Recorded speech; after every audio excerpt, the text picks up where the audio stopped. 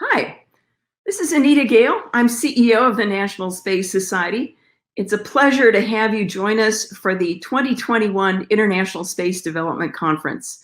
All virtual this year, at least we have content for you and programming for you. We hope you enjoy it, and we'll see you next year in Arlington, Virginia. Thank you.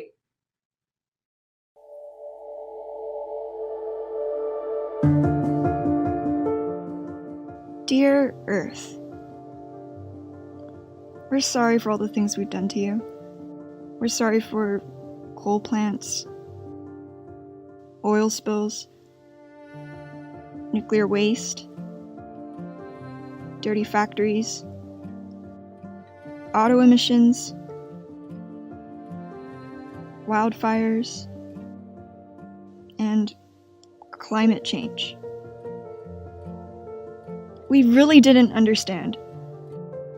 We didn't mean to hurt you, but our needs got the best of us.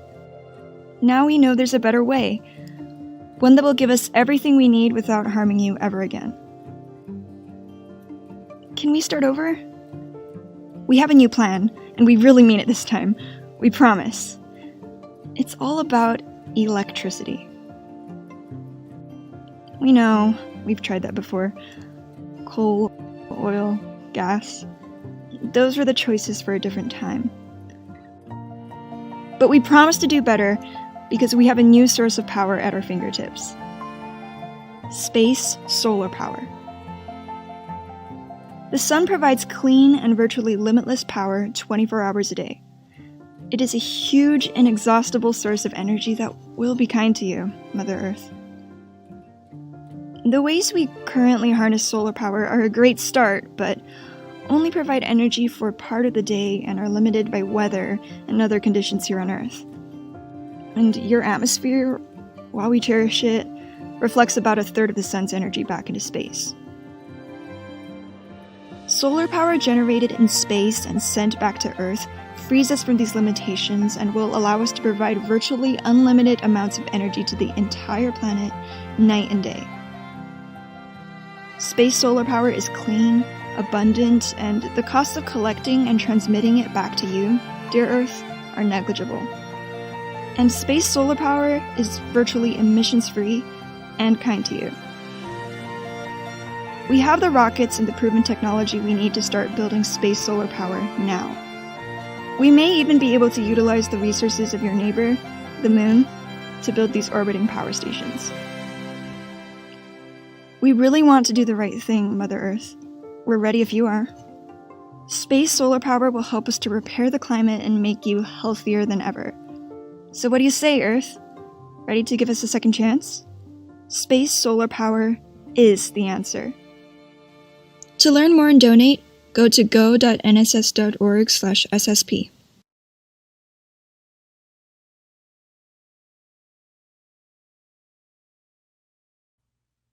Welcome, everyone, to the National Space Society's International Space Development Conference 2021. We are virtual this year and are delighted that you are joining us today. We look forward to seeing you in person in 2022 in National Landing, Virginia, near Washington, D.C. The National Space Society is committed to bringing together the best and most brilliant minds who are not only envisioning humanity's migration into space, but making it a reality. Today, I am honored to be presenting the National Space Society's Space Pioneer Award for Historic Space Achievement. The annual Space Pioneer Awards recognize those who have helped to open the space frontier and who have made significant contributions in different fields of endeavor to develop a spacefaring civilization that will establish communities beyond the Earth. Allow me to introduce you to the incomparable Dr. Peggy Whitson, groundbreaking, record-setting, trailblazing, space-blazing, space ninja, and female role model astronaut Peggy Whitson. Hailing from Mount Ayr, Iowa, Peggy has her doctorate in biochemistry, has worked as a NASA research biochemist was a member of the U.S. and USSR Joint Working Group in Space Medicine and Biology. In 2003, she served as commander of the 5th NASA Extreme Environment Mission Operations, or NEMO mission, and was the first female commander of the International Space Station. Astronaut Whitson holds the record among all, and I mean all, American astronauts for spending the most cumulative time, 665 days in space, and has conducted 10 spacewalks, which has earned her a place on the Space Endurance List. Her list of awards and accolades is long and impressive, so here are just a few highlights. Astronaut Whitson is the recipient of the American Astronautical Society's Randall Lovelace II Award, a NASA Outstanding Leadership Medal, a NASA Spaceflight Medal, a Distinguished Alumni Award from Rice University, a Russian Medal of Merit for Space, and has been inducted into the Iowa Aviation Hall of Fame. Today, the National Space Society would like to bestow the honor of the Space Pioneer Award for Historic Space Achievement to you, Dr. Peggy Whitson. Thank you for your legacy. What you have achieved is etched into the fabric of space history, and all that you have done will inspire for decades to come. You have gone before, pioneer that you are, and proved that there is indeed a place for not only women, but anyone who dares to dream of being in space and living among the stars. So to the moon and Mars, future space explorers will surely go. We thank you for pushing us ever onward and upward. Welcome, astronaut Peggy Whitson. How are you? I'm fantastic. I am so honored to get this award. It means so much to me. It's very special. And, you know, lots of impressive folks have received this before. And so I feel very humbled by that. And thank you very much for your very, very kind words. Oh, you know what? I have been a fan of yours for a super long time. So the privilege to just meet you is all mine today. And I want to tell you about, there was a moment several years ago, and it was early morning. The news is playing, and here comes astronaut Peggy Whitson with a note to herself. And it was about 5 minutes long.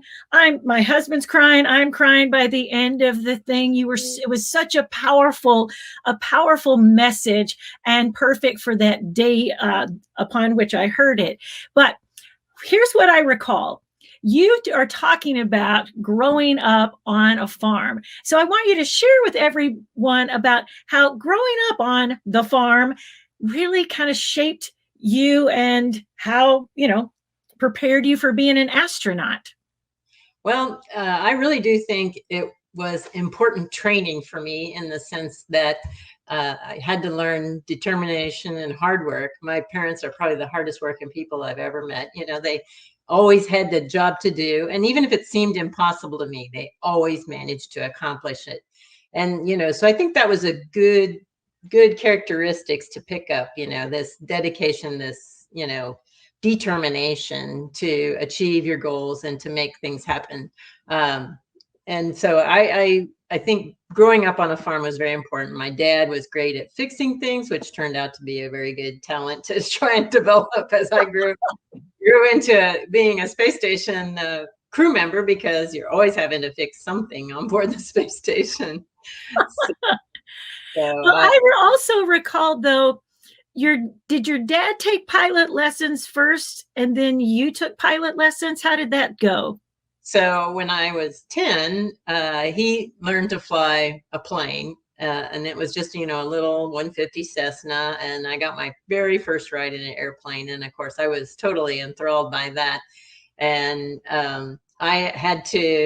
I wanted to learn to fly too, but of course, you know, we lived on a farm. We didn't have a lot of extra money. And so I sold chickens until I could make enough money to get my own flying lessons. So it was 10 years later. It took a little while, a lot of chickens. So anybody out there listening, if you want it badly enough, you can always sell chickens or something to make that dream a reality. I just love the story. And I guess another reason that I know that the farm had profound effects on you, you also said in that same broadcast that it wasn't lost on you that while you were growing plants on the ISS, your dad was below growing vegetables on the farm.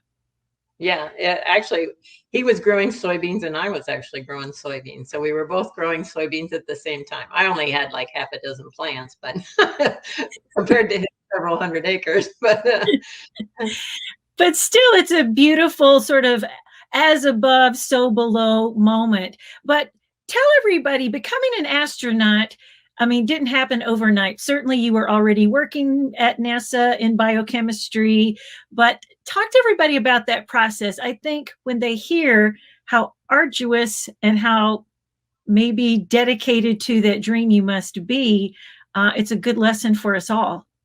Yes, so I had wanted to be an astronaut since I was 9 years old.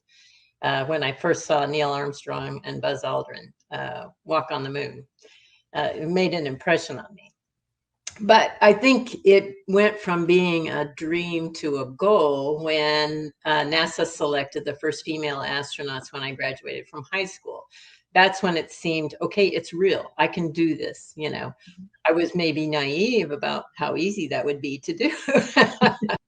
Very naive, as it turns out. After I got my PhD in biochemistry, I started applying to become an astronaut, and I was working at NASA at the same time. And I just was not, you know, I didn't even get a call for an interview or anything for 10 years of applying. So every couple of years, they'd have a new application cycle, and I would apply over and over again. But in retrospect, I can look back now and say those 10 years are the 10 years where I learned a lot about teamwork, working together in small teams, leadership, international relations. Those are all the things that I think made me suited to be selected to be a commander on the International Space Station, and then later selected to be the chief of the astronaut office. Both happened to be first for women. And as chief of the astronaut office, I thought it was even more impressive that I was the first non-military person to serve in that role. I think that was kind of more of a shocker factor for most of the folks in the office. The astronaut office is about 50% civilian versus military, and so they had never had the experience of what's a civilian gonna, you know, be like. The military guys were all worried about it, I think, but it worked out fine. But those 10 years, in other words, ended up being the right thing for me, even though I was very impatient at the time and wanted to be an astronaut. If I had become an astronaut immediately, as I wanted to, I would never have had the right training and experience and to demonstrate that I was capable of those leadership roles. And so in retrospect, I think it all happened for a reason, and it took more time as it should have. And I took advantage of it. That's something I think everybody has to remember, is sometimes your path is not always direct, but you need to be learning the lessons along the way for whatever that opportunity might be that's next in front of you. Well, I think too is that it's like that path to those goals or dreams or passion, it's not exactly linear, or those delays are not exactly a no. It's just kind of a not yet. And then when that moment does happen, your tool belt is full of everything that you need. I do have a question about being chief astronaut. So my dear friend, astronaut Hoot Gibson and astronaut Ray Seddon, they just live up the road 30 minutes, as we say here in Tennessee. And he told me one time, I happened to ask him, I was like, all right, Hootie. He likes that I call him Hootie. He allows me to do that. I just have to say that to everybody. And I'm like, Hootie, tell me, is there anybody that you would not choose? Are there qualities you're looking for, or is there ever one quality that you go, nah, this is a no-go for me? Did you ever have those moments? And I'll tell you his answer here in a moment. I do think that, you know, selecting an astronaut is always something that you have to really think about, I've been on 3 selection boards, chaired one and co-chaired another one. And it's really important to pick the right characteristic. You want to pick somebody that you can fly with. And nowadays it has to be a long duration person, you know, somebody that you can get along with for a long period of time. You don't get to pick who your crew is going to be, but when you select an astronaut, you want it to be somebody that, if you happen to fly with them, they would be someone that you would want to hang out with, and for a long period of time. So from his perspective, he said the person he would not choose was the perfectionist. He said that there was a candidate that was near perfect in the simulator, like near perfect, like every time, just nailing it, nailing the docking maneuver, until one day they weren't perfect and it fell apart. And this person couldn't pull it back together. And he thought, wow, I'm so sorry that I can't advance, but I need somebody who can stay cool, calm, and collected no matter the situation. So, you know, I always think too, there's a beautiful story that astronaut Leland Melvin tells of you and his time with you on the International Space Station. Apparently, you and the Russian crewmates, you guys were all sharing a meal, and you kind of like, as commander, were inviting everybody to take part. And it's very touching. I've heard Leland speak several times, and he mentions this almost every time, that it was that moment around that table, you know, so many hundred miles up above the Earth, that he felt a true belonging to, you know, the human family. And I just want to ask you, is that, I think I already know the answer, is that who you are? Was that what you are as a commander? Was that just trying to make sure and generate that energy that you need when you're working that long in space? Well, I think it's really important to maintain crew cohesion all the time. And the best way to do that, I think, is around food. So, everybody come over and join in on a meal and contribute different things, and just laugh and tell stories and find out how alike everyone is, even though we might be from different countries or different origins and different life experiences. It's a unique way, I think, to remember that we're all the same. Well, I love hearing that story. And you know what also struck me, again, it was a powerful video for anyone who hasn't seen this CBS note to self that astronaut Peggy did. But what struck me was a bit of your reticence to accept that you are indeed a role model, and kind of coming to terms with that and embodying it nevertheless. Is it hard for you to accept that moniker of role model? You know, it's something I'm growing into. You know, it's hard to think of it just as, you know, I am a role model. I don't think of that per se, but then I remember somebody, you know, the Ellen Bakers and the Shannon Lucids, those first female astronauts, they were role models to me, even just by being there. And yes, I think I have been a role model as a leader and as an astronaut. And I really want young people to see themselves, young ladies, you know, minorities. I want everybody to see themselves in my spot and visualize that they too can be that. And, you know, you're touching on something too, because of all the females who've, you know, gone before, and certainly you created a lot of firsts in your field, there seems to be this recurring thing that you weren't exactly thinking about your gender when you were doing all these things. All you were thinking about was being the best human or doing the best job you could. Is that true for you as well? Absolutely. I think that's well stated. I feel like gender wasn't what I was worried about. I was always concerned about doing the absolute best that I could, and hopefully, you know, not that it's a competition, but be better than anybody else. I don't think your name gets to be first in a lot of these things without being slightly competitive and super, super talented at what you're doing. I always love to ask this question. I know it sounds like your parents were huge supporters of your dream and your goal. Was there anybody else along your astronaut journey that played a specific role in you becoming who you are?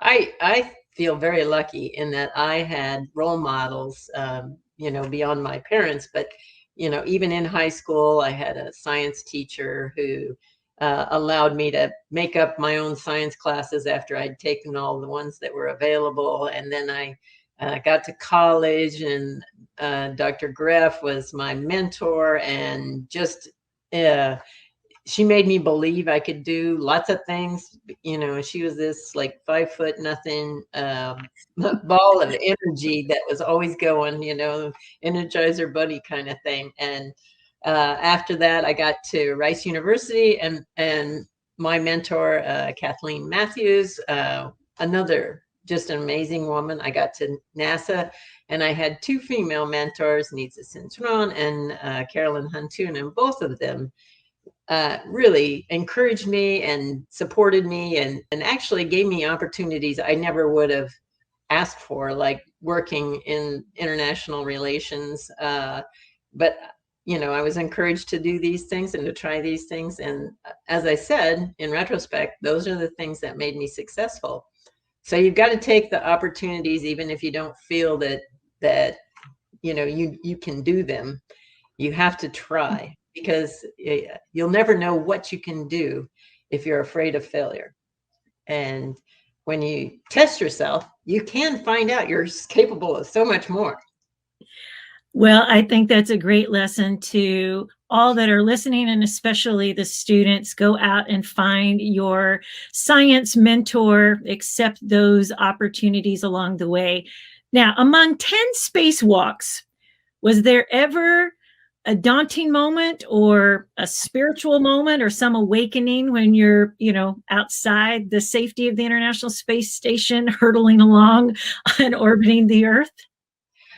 I think there's a special part of just being able to do a spacewalk, and the perspective that you get from being in space, not just during a spacewalk, but that perspective, seeing our planet below, is impressive. You see this blue glow, and it means life to us. And we see this very thin atmosphere. And as we're trying to construct an artificial environment beyond that atmosphere that protects us from radiation like our planet does, that provides oxygen like our planet does, removes carbon dioxide, and controls the temperature, and all these things that our planet does, it gives me the sense that, Earth is our spaceship, and we need to make sure that we take very good care of it, because it's taking care of us.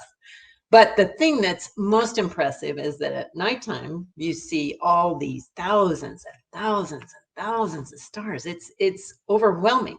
And then you realize that's just our galaxy. And there are billions and billions of galaxies. And we are not even a speck of sand in the beach of the cosmos. It is so impressive. This huge range of perspective that you feel. And how did that change you? I mean, you've spent an incredible amount in space, but how did that overview effect change you or mold you? Well, I just think it gives me an appreciation for this place that we come from, and an appreciation for exploration and what the future holds. With the more we will understand as we explore further away, will help us understand why we're here, where did we come from, and what is, kind of the meaning of our place in this cosmos. So I'm excited about it. That I feel that spiritual pull to continue exploration and keep searching for more and more answers. Well, what now? What are your hopes for the first woman and the next humans that are going to put boot prints on the moon? And then what about those humans that will eventually venture on out to Mars? What now for you, and what are your hopes for the future? Well, my biggest hope for the future is that we will do our exploration on the lunar surface in such a way that it's sustainable, that it becomes, something that is not just a visit and leave. I want it to be a sustainable thing that will draw commercial entities out further and further, because as we're seeing now, commercial industry is expanding into space, and if we continue and provide this infrastructure, that's provided, then people will come to it and use it as commercial ventures for, fuel depots, for missions to Mars or other things. And I mean, it sounds like science fiction, but you have to have that infrastructure to build out in order to take those next big steps and to allow the commercial industry to gain access. So I think it's a very optimistic, very positive future we have in space exploration, and I love the fact that the commercial entities are getting more and more involved and are going to help us expand the exploration of space. Well, you certainly had your very formative Apollo moment, and the generation presently will soon have their Artemis moment. And I was talking with third graders this morning, and we were building our own lunar lander. It's a little less tall than the SpaceX design, but one of the things, it's like they are the age that they're going to have that moment when they see that happen. And do you have any words of wisdom for the Artemis generation? Maybe somebody who's 9 or 10 years old, just like yourself, when you maybe first saw, Neil and Buzz on the surface of the moon. What would you say to them? Anything is possible, and you have to go after it. All right. You heard astronaut Peggy Whitson say that. Any last words of wisdom? I mean, are you planning to write a book? I mean, what else is going on? Or you're going to go skiing? It's like, now that we can maybe finally move about, are there exciting things going on for you? Actually, I'm consulting with Axiom Space. They are going to develop a commercial space station. It will initially be attached to the International Space Station, and I'm looking forward to that happening. Their first module will go up to the space station in 2024. So it's soon. Any idea or any desire to go to space yet again? Yes, definitely. That's what every astronaut I talk to says. Awesome. Awesome. Well, we can only wish you the best. And again, congratulations on the National Space Society Space Pioneer Award. Personally, I am in awe. I've played that CBS video to students all over the place going, listen to this lady. She sold chickens. You got to do what you got to do to get there. So thank you for all that you have done and that you are continuing to do. It's so very obvious that you are one very fine crewmate in space, as well as here on Spaceship Earth. So congratulations again. Thank you so much. It means very much to me that to have this honor. And thanks to all of you for attending this session. ISDC 2021 has multiple opportunities for you to connect with the National Space Society. So if you aren't a member, please join and become part of our organization. We are attempting to push humanity outward into space. And as you can see, there are multiple ways for you to connect with the National Space Society, and we would love to have you become a part of our organization. Ad Astra, everyone.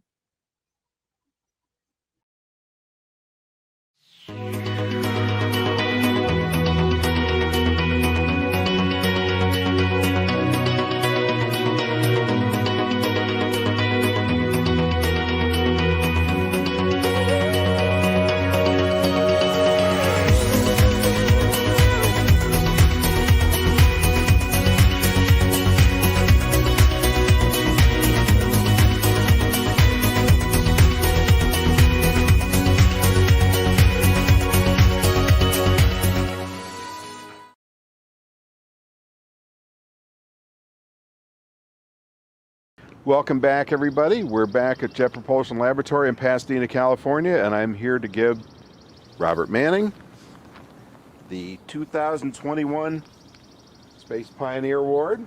This year's very special award reads, 2021 Space Pioneer Award for Science and Engineering, presented by the National Space Society to Robert Manning, Chief Engineer, NASA JPL, for discovery and solution for the Mars EDL problem.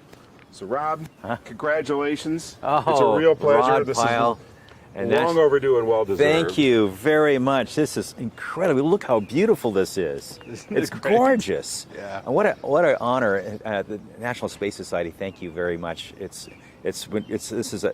I'm deeply humbled and honored by this, and I'm not sure I deserve it, but I love it. We're sure. I really love it. This is really, really cool. This is amazing. It's the best ever. It's such a pleasure to give it to you. Look how beautiful it is. As I said, I felt like it was long overdue.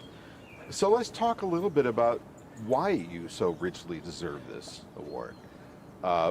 You were integral to solving one of robotic spaceflight's biggest challenges of the 20th and 21st century. Well, we were not the first. We had wonderful teachers. The engineers who developed the Viking Mars landers, and including the engineers who developed the human Apollo and Mercury entry systems, were our tutors. They told us the mechanics. They explained how the technology worked, what it needed to be able to do. We understood the equations. In fact, in those days, when they were developing their work, they did most of their work with a pencil and paper. Yeah. And we were on the cusp of using computers to help us solve these problems, but we had to figure out from first fundamental principles. But the most amazing thing is that it took us a while to realize that landing on Mars was really hard. Mars was very different than Earth. If you try to land, the great thing about landing on Earth is we have this thick soup of an atmosphere that we can land on. And landing on the moon, which is very different, has no atmosphere. It's an incredible contrast. Mars is smaller than Earth, only 1/3 Earth's gravity. And it's a thin atmosphere, but should be plenty to land. But it turns out Mars has too much atmosphere to land like we do on the moon, and not enough atmosphere to land like we do on Earth. Right. And that combination makes Mars really difficult. So the atmosphere is just enough to be a pesky problem, but not enough to do you any favors. Exactly. It's very pesky. I have to say, it's strange because it's really equivalent. If you had, imagine a mountain that was 130,000 feet tall, many times higher than Mount Everest, and your job was to enter Earth's atmosphere and try to land at the top of that mountain, you'd have a hard time. Why? Because you haven't had time to slow down yet. Well, what if you fire rockets backwards? Well, we didn't know how to fire rockets backwards while screaming through the atmosphere with thousands of degrees heating of that atmosphere as you're going hypersonically through the atmosphere. We didn't have that ability. You have to be able to slow down very much like we do on Earth with a heat shield. But by the time you're slow enough in the atmosphere to open a supersonic parachute, you're getting pretty close to the ground, and you're still screaming at 1,000 miles an hour when you open your parachute. 1,000 miles. Who on Earth, in their right mind, would open a parachute moving at 1,000 miles an hour on Earth? Well, the only place you can get away with that is 130,000 feet above the ground, or 190,000 feet, way up there.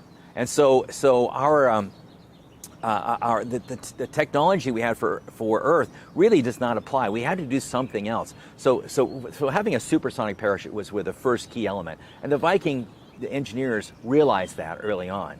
And they tested parachutes early on at high altitude, way above the desert, above New Mexico, many years ago, in the early 1970s. And really taught us what the dynamics would look like for parachute inflation, how that really works, and what you need to do to build a parachute. At least that's what we thought. And as we went further through design, you realize even with the parachute open, because the air is so thin, you're still screaming toward the ground at over 200 miles an hour. You're going with a big parachute. You're falling toward the Earth faster with a parachute than a skydiver without a parachute falls on this planet. So a parachute really doesn't do the job, does it? You know, you need to somehow convert yourself, once you slow down, convert yourself from being an Earth lander to a lunar lander, and use rocket propulsion to slow you down as you get closer to the ground. So our vehicles have to be transformers. They go from interplanetary travelers to hypersonic decelerators to supersonic parachutists, and then subsonic parachutists, and eventually to the point where you have to separate from your parachute and use rockets to slow you down. And that formula was something that was discovered in the 1960s and 70s with the Viking missions to Mars. That's what we stole, and that's what we took those ideas and we ran with it. The thing was, back in the early 90s, we didn't have money. We didn't have the budget to pay for the rockets. It turns out the rocket technology that the Viking engineers had developed in the early 1970s was no longer around. It was gone. You couldn't get an engine where you can throttle up and down and control the force in order to control your vehicle as you landed. Think about it. How many applications are there on Earth for that sort of thing, or even the moon? We're not sending people to the moon anymore either. So things have changed. We had to come up with a new way. We couldn't use liquid rockets.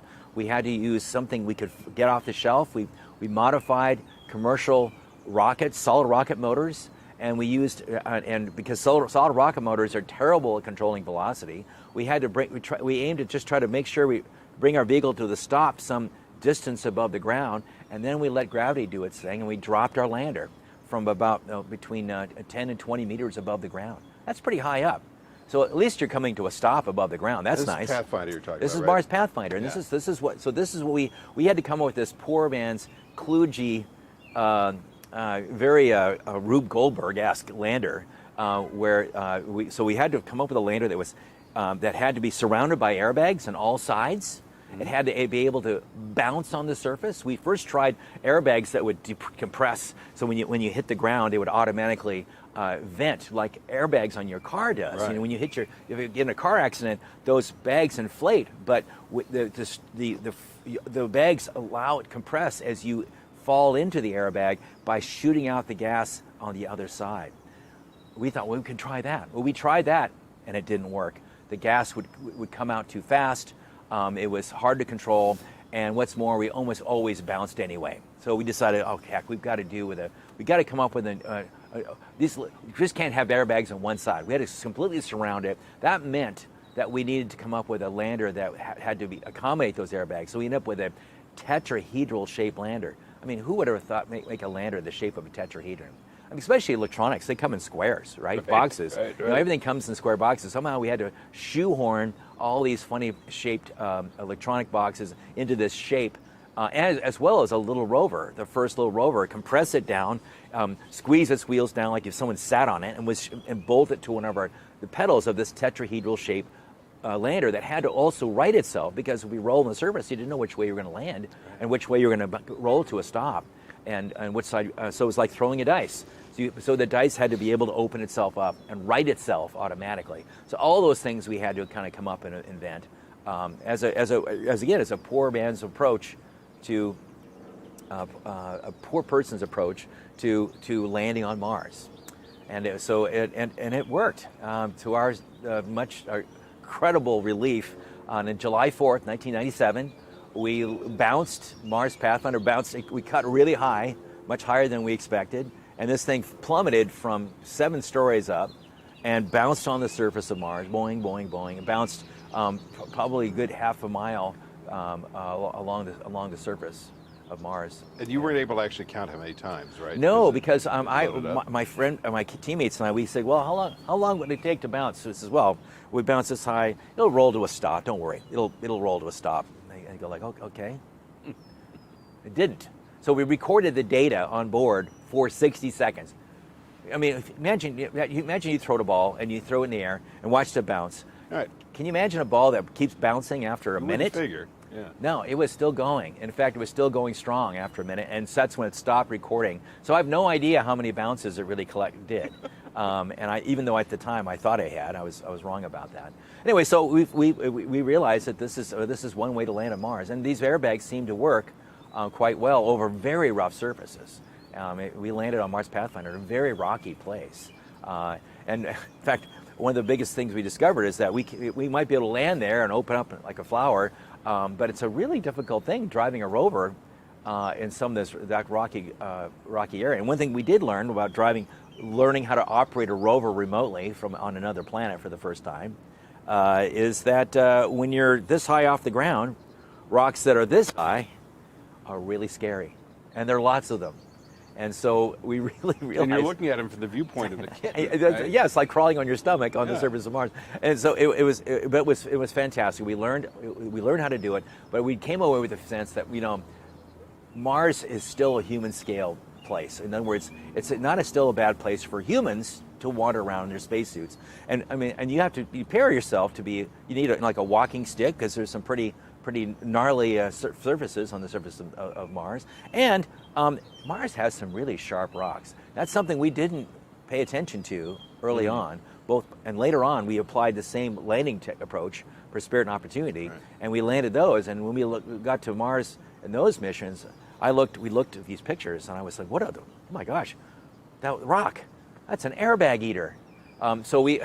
These are rocks that have been sharpened by millions of years, tens or hundreds of millions of years of the air is very thin on Mars. The dust does bounce on the surface. Little grains of sand march on the surface. They bounce on. They call it saltation, or bounce, and it bumps into these rocks, and it just ever so slightly chips it away and forms these sharp-edged surfaces called ventifacts, which occur here on Earth naturally, but they're very rare here. But they're ubiquitous on Mars, so it made me realize that.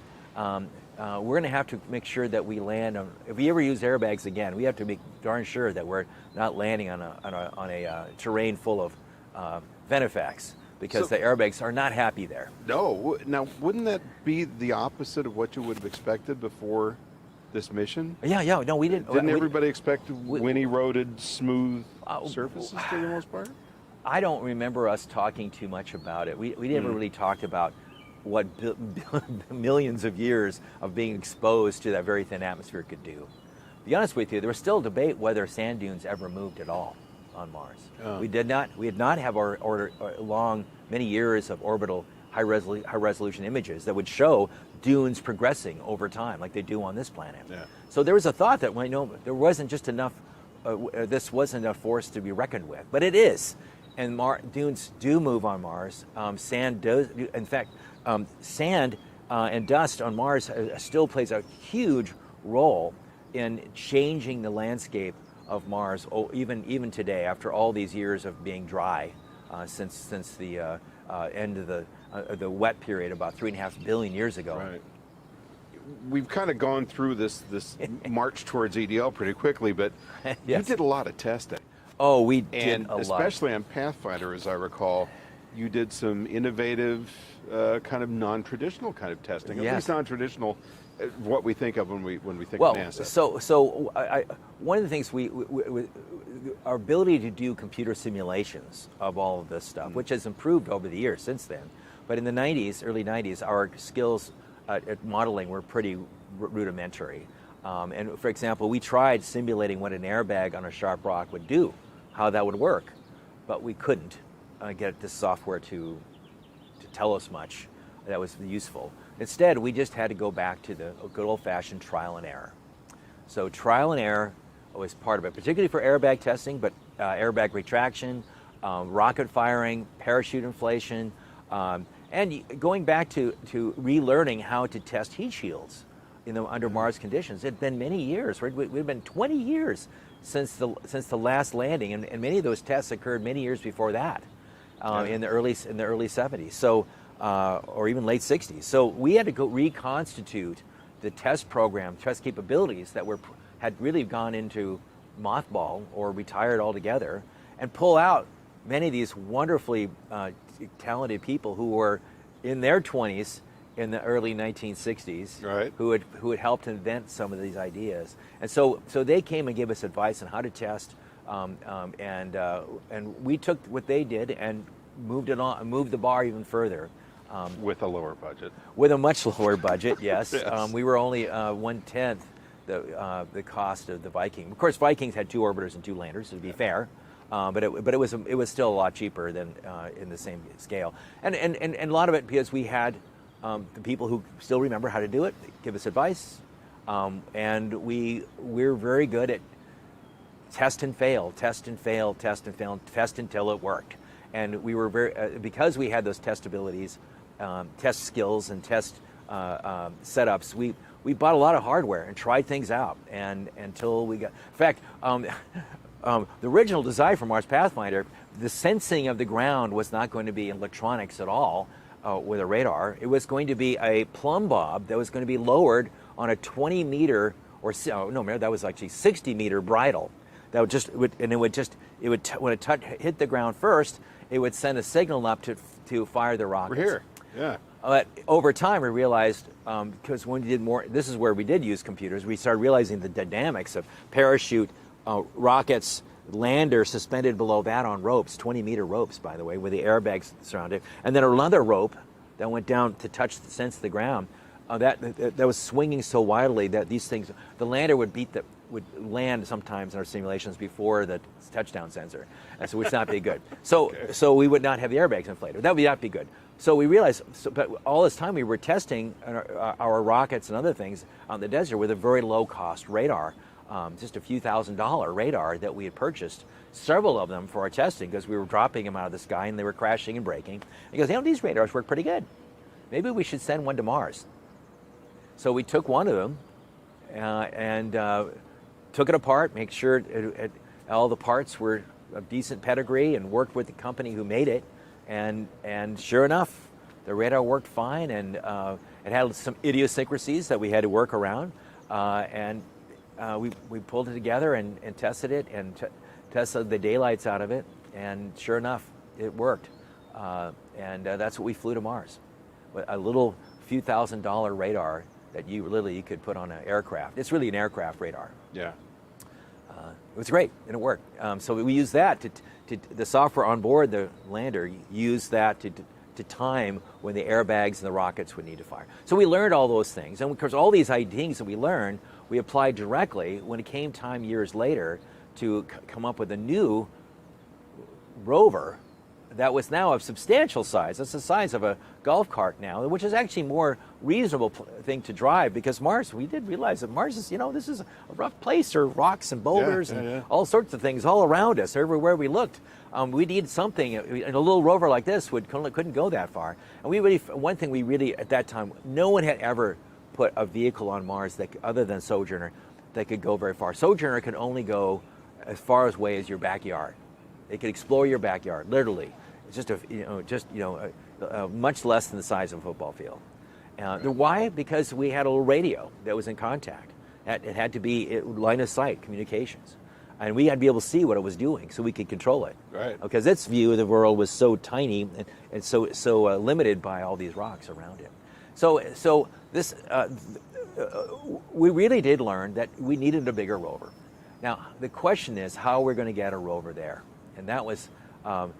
We had tried ideas of landing a bigger rover on a lander, like with legs, very much like you see that the Chinese have used. Mm-hmm. But because we had very little understanding of where to land, and we didn't have the technology for onboard hazard detection or even localization to figure out where you were, as our current rovers do, we need to make sure that we had to be able to make a design vehicle that a rover can escape and drive off.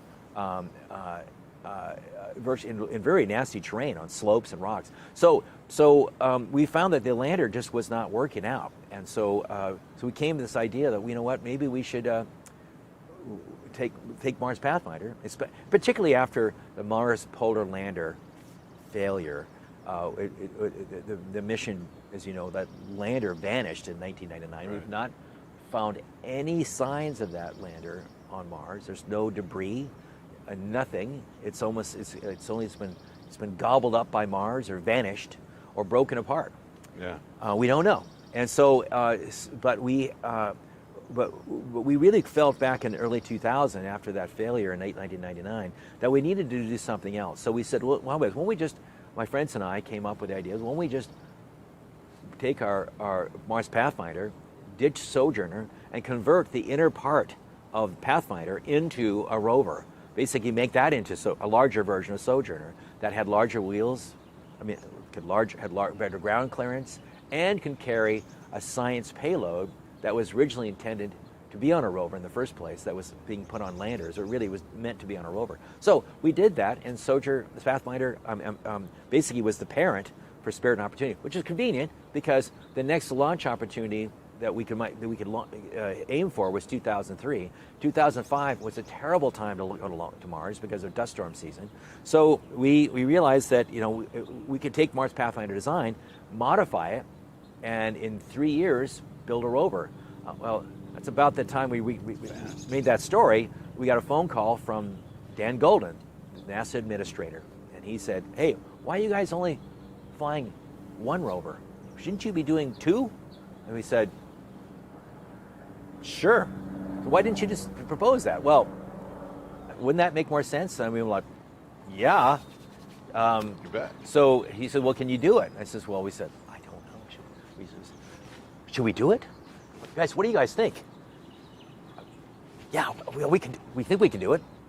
We have no reason not to. We have enough chambers. Yeah, we think we do." "Okay, yes, we can do it." We didn't know we could do it or not. But it turns out we were very glad we did, because not just did we send two more rovers to Mars, we could not have launched one by itself, because the two rovers complemented each other in their testing, allowed us to double up the testing and get twice the testing done in half the time. It's really great, cut the time in half.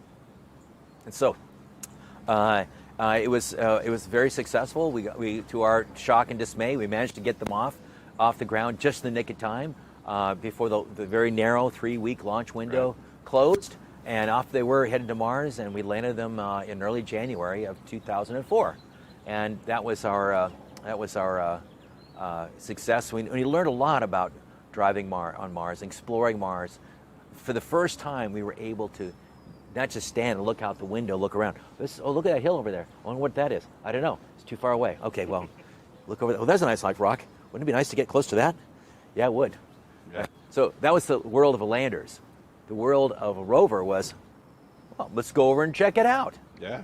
And we did. We would go over and check it out. I remember our first drive on Spirit, we took a drive north because there's a big crater, Bonneville crater, just a few football fields away.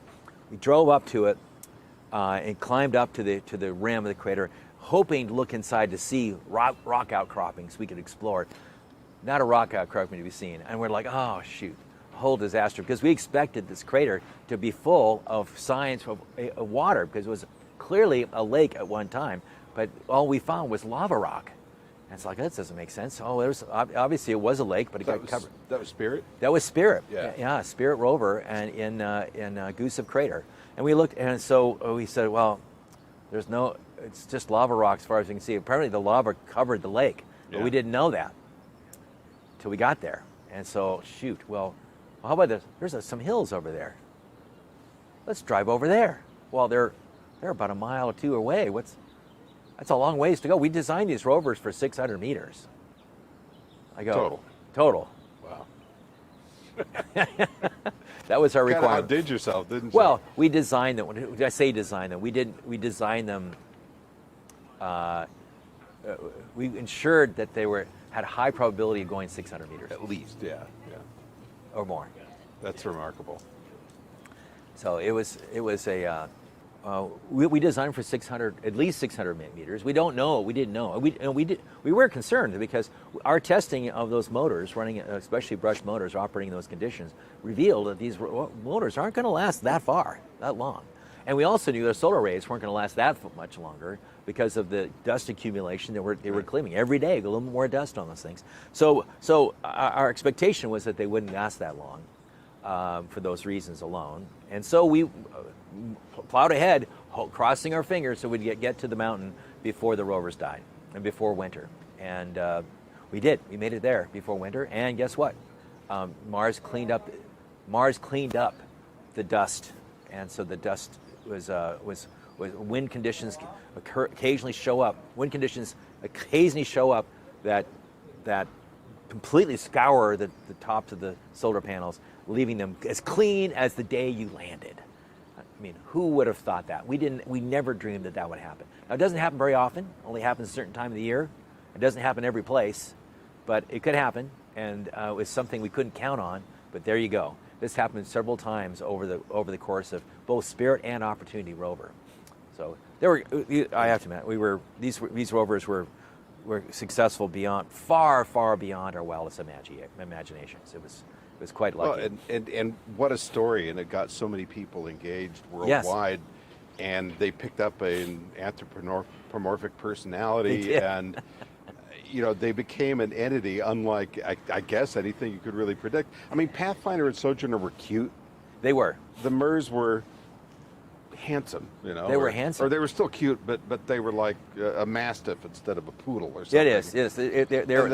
There was some substance to them. They had that kind of like, housefly-like wings. Yeah. But they had this, which when I first saw that, we were first designing different ideas for so we needed larger solar panels, and I talked to my friend Dara Sabai and a few others in the team. They said, hey, we need larger solar. Says, well, can we? So a few engineers brainstormed various ideas, and a design popped out, and I go, and you look at it and you go like, yeah, that's it. That's it. Certain designs, you just look and you go, yeah, that'll work. You don't even have to think in deep, like, well, I'm not sure that's going to work. No, that's the way to do it. You've got it. And so it really saved the day. And but in the process, all this time I'm wondering, we're building these things and we're struggling to land these things because the timeline is very tight with that parachute. Our rover, this vehicle is turning out to be heavier than Pathfinder, quite a bit heavier, and even it's the same volume, same airbag design, and everything else. How are they?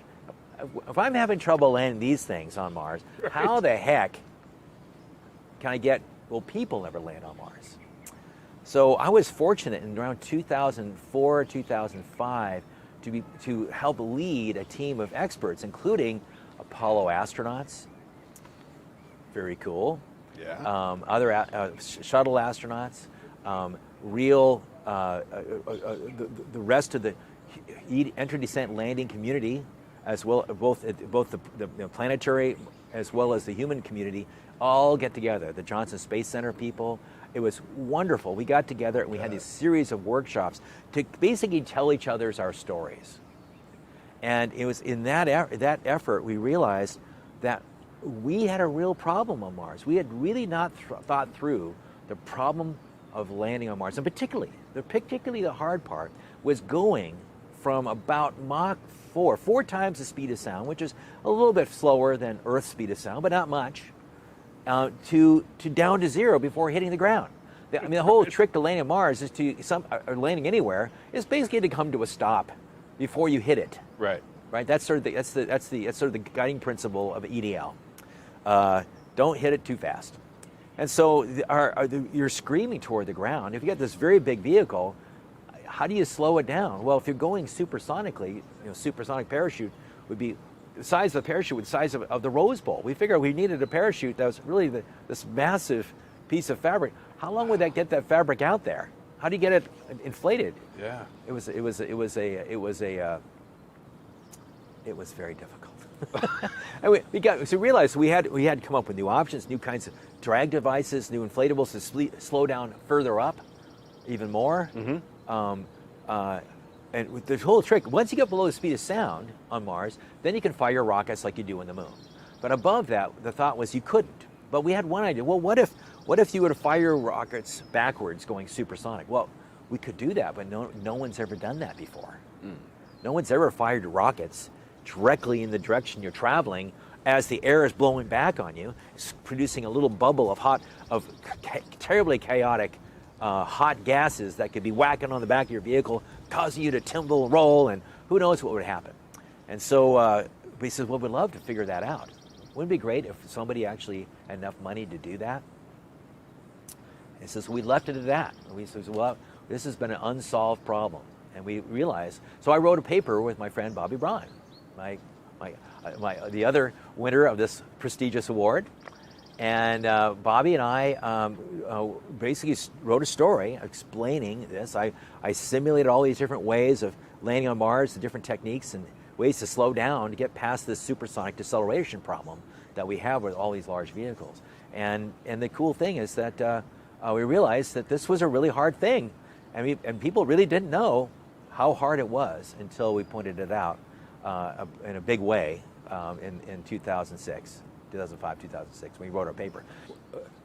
So the most amazing thing is that we said, well, in 2005, we said, listen, if we want to send people to Mars, say by the 2030s or 2040s, we're going to have to learn these things. We're going to have to solve these problems. We'll need to figure out how to do relatively large, full-scale testing on Earth, way high up, to check these technologies out and try them out. So we did. We launched on a bunch of parallel efforts to try to come up with new ways to land. One is a hypersonic decelerator that my friends at Langley worked on. My friends and I worked on these new large supersonic parachutes, new large supersonic inflatable devices, Ballots, a device that pulls out that helps you slow down at, say, at Mach 4, Mach 5 before you can open a parachute, to help aid on all this deceleration problem. Meanwhile, my friends over at SpaceX have realized that they need to return their boosters back. They want to land their boosters, but these rocket boosters are going way up high and they're going way supersonic, so they have to somehow turn their rocket boosters around and then slow them down to come back and land back on a barge somewhere. And that so we realized that people like Bobby and I realized, hey, they're doing the tests that we wanted to do in 2005. They have a reason to make this work. Hey, can we collaborate with you guys and learn about how to land, learn how the dynamics work? When you fire a rocket back into the atmosphere, what happens? What does the air do? How hot does it get? How does it affect your vehicle? Do you get bumped and buffeted around? And the answer was, no, you don't. It's not that bad. And so, oh, this is great. So essentially, they helped us solve the Mars lander for human scale landing. Now, we still haven't done it at Mars. Someday we will, but now we're building a new after. Of course, with Curiosity, we realized that we could still use the Viking technology if you make the aeroshell bigger. Right. But now you had a problem, is that how do you touch it down? We could go back to the Viking throttle engines, and we did.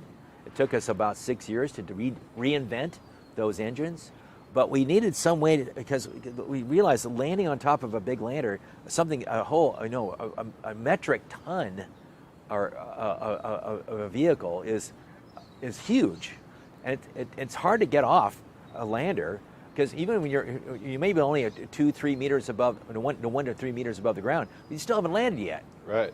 You need to drive off, and how do you get the thing off? It's so big, it's so top heavy too.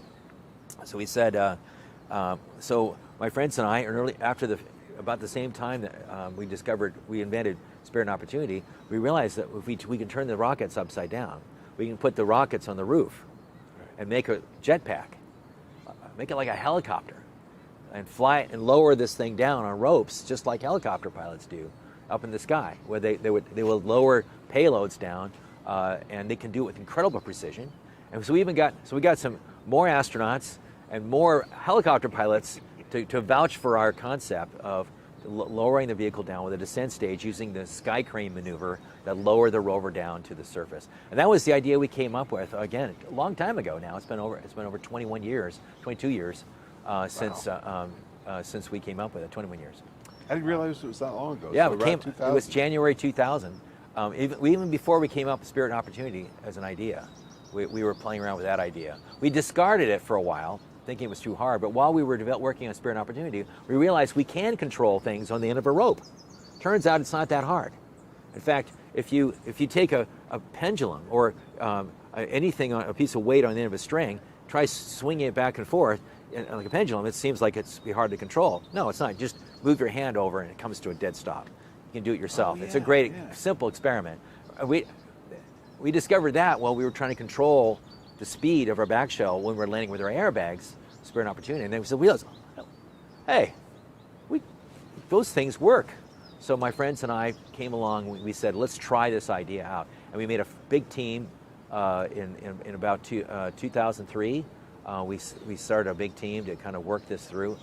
2002 and 2003, we started working this out, and the idea finally got accepted as the way to land on Mars in 2006, years later, when we took it to the new NASA administrator at the time, and it was a wonderful success. So, and that, as you've seen, it's worked twice. Yeah. It was a great way to land a rover, both Curiosity and now Perseverance, and now we have video to prove it really happened. Right. We can actually see the descent stage flying up away, and that most amazing video of really just kind of realization of our mental. You hold these things in your head, and you visualize it all in your brain, but sometimes you have to come to a stop. So just to kind of wrap it up, do you see using Sky Crane again, or will you be graduating to something else next time? I think Sky Crane has its purposes and useful uses. I mean, if you have a vehicle that's smart enough to be able to find a perfectly safe place to land, right, you can land with legs. The great thing about Sky Crane, it is the slowest landing you'll find anywhere. I mean, even the rocket landers, they can't go infinitely slow. Why? Because the rocket's so close to the ground, they build holes. Unless you land on a pavement, right, like a landing pad, like SpaceX does. It's really hard to land on unprepared surfaces. So the Sky Crane architecture separates that, decouples the landing from the control in a way that's very convenient for vehicles that have landing gear already, such as the wheels of Curiosity rover or Perseverance rover. So right. So I think Sky Crane will be a thing going forward. It won't be the thing. So I think there's going to be many ways of doing it, and there is no one right way to land on Mars. There is no the best. In fact, even our Sky Crane architecture is the least unsatisfactory engineering solution right. for landing a big rover. But it wins on that score all by itself. Yeah, that's an incredible story. Thank you so much. You're welcome. And a real pleasure to be able to bestow this. And thank you and the National Space Society and for this wonderfully prestigious and humbling award with so many amazing, illustrious engineers and scientists and in the past. I feel I am not worthy to be part of this great group, but it's a great honor, and I really thank you very much for this award. More than worthy. So thanks again. You're welcome.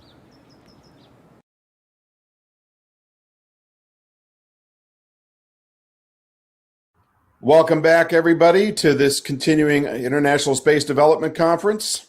I'm very pleased to bring you Tariq Malik, who is the editor-in-chief at space.com, among his many other stellar credits. And I'm Rod Pyle, the editor-in-chief of Astra Magazine. Now, where I have to put together a quarterly magazine for the National Space Society, which I enjoy doing very much, Tariq has the dubious honor of putting together space news every hour of every day. And we have some interesting space news today coming down from Ganymede. Why don't you talk about that a little bit? Well, it's just an amazing time for us to be exploring the solar system. NASA's Juno spacecraft has made the closest flyby of Ganymede, the largest moon, not just around Jupiter, but in our own solar system. And it's bigger than our own moon, if you can believe that. And so, and it's just beamed back these amazing images of this giant icy landscape that is Ganymede, which I know that I kind of really got close to home with from Farmer in the Sky, that iconic Robert Heinlein book. But it's just an amazing kind of new view, our closest views yet to know what these icy satellites really look like, and hopefully maybe even to set some of the groundwork for future missions to Jupiter. Yeah, and I remember reading there was some hope that they might be able to get a little more data on the possibility of subsurface ocean there as well, which would make it, if they do that, if they're able to do that, that would be the third confirmed oceanic moon. Is that correct? Yeah, well, you've got around Jupiter just a lot of great targets. You've got Callisto, you've got Europa, moons that have been known to have water below the surface. Ganymede has a really hard rocky crust, but the past observations do suggest that it also is just an icy kind of terrain, making it kind of a nice target for a mission, maybe a future mission like the Jupiter Icy Moons Explorer JUICE that's coming up, and this kind of flyby, getting these closest looks, in over 20 years, just over 20 years or so.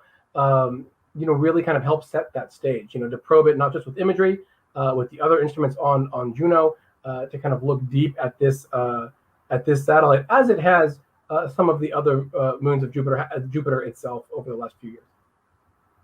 So moving a little closer to Earth and what's going on here with human spaceflight, we've been getting a lot of news lately about private spaceflight, private space stations. We've got Inspiration 4 coming up, which is a private buyout of a SpaceX Dragon 2 capsule. We've got the Axiom node going up to the space station, module, not node, and a bunch of other stuff in planning. At the same time, we have the Russians saying, hey, we want our main module back from the ISS. We're going to take our toys and go somewhere else. What do you see in the next few years of human movement off Earth?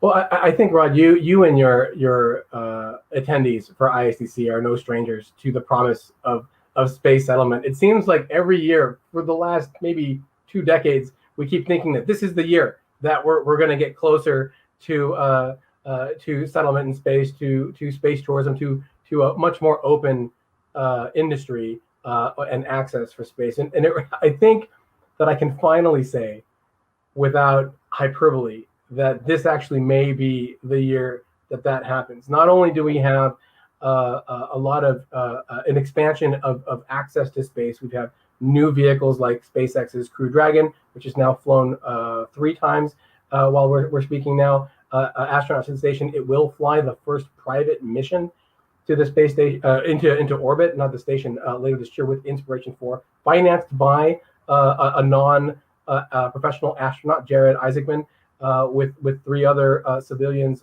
along for the ride. And then you have Jeff Bezos on the other side with Blue Origin auctioning off a trip to space with himself and his brother. But all of these things are happening, it seems, kind of chock-a-block. We talked about Blue Origin, but Virgin Galactic also has been flying people to suborbital space. Sir Richard Branson, had hoped to be first on that, and it seems like he might be vying with Jeff Bezos for that honor.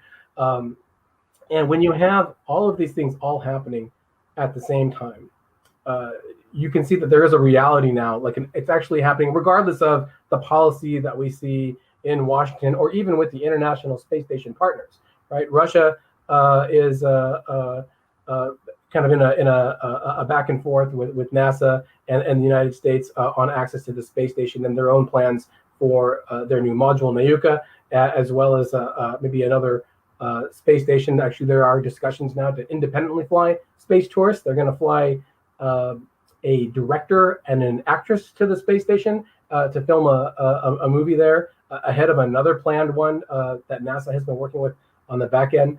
So you have all of these different kind of outreach efforts that are not just purely science exploration by professionals. And it does seem to be leading up to a watershed moment of this true expansion for access to space. It's not just all of these kind of high-end, Air Force pilots or test pilots. It is a good mix of everyone. These are people on Inspiration 4 won contests to be able to go to space.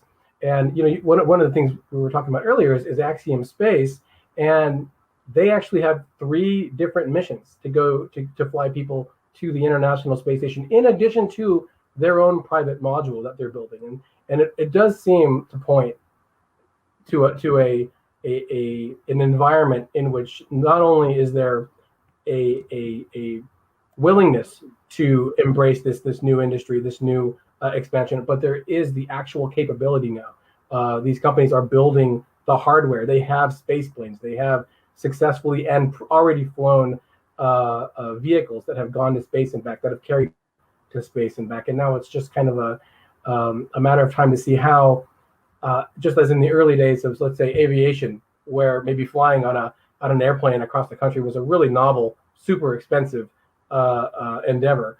When will we get to where we are now with that industry, where you can kind of get online and book yourself a Priceline trip for a fairly affordable price? So that, I think we're still pretty far away from that. I don't see the a trip to a space station, a private space station, being below a few $1 million, if not more than that, for the foreseeable decade, perhaps. But I see a willingness of people to gather their resources together to fly someone that is not maybe a singular billionaire to go to space, or companies to finance their own trips or their own contests. There are reality shows that are actually going to fly people to space that do seem like they're not pipe dreams anymore. The Discovery Channel is doing one, which is not a small name. So it does suggest that that's actually going to happen. And I do feel like what we're going to see just this summer alone is a massive sea change in that access to space. What is an astronaut? What is a destination to go to? China has their own outpost in space.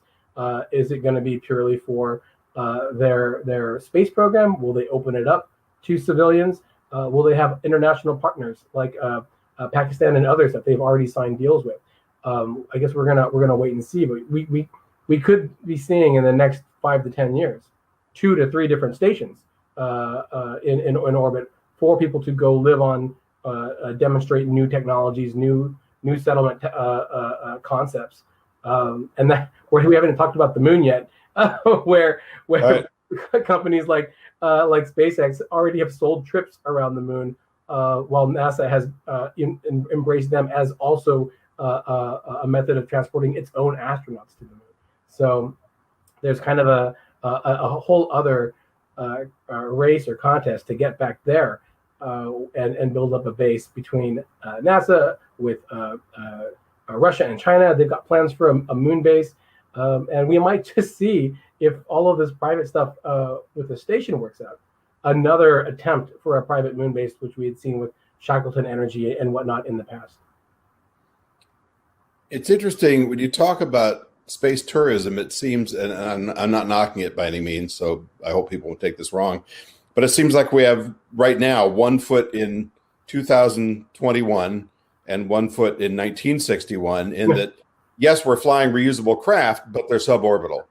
So it's a little bit better than a Redstone lob, but it's kind of the same general idea, right? You go up, you skim the edge of space, you say, yay, I got my wings, I'm a citizen astronaut. And then you come back and either land under parachutes or on a runway, which is great. And it's affordable for some of us, probably not for most magazine editors, but for some of us, we can, take out a second mortgage and drop $200,000 or whatever it's going to cost. And you kind of touched on this, but maybe a little more detail. If you look in your crystal ball, since you're on the hot end of the news fire hose every day, I just kind of let the tap dribble over here.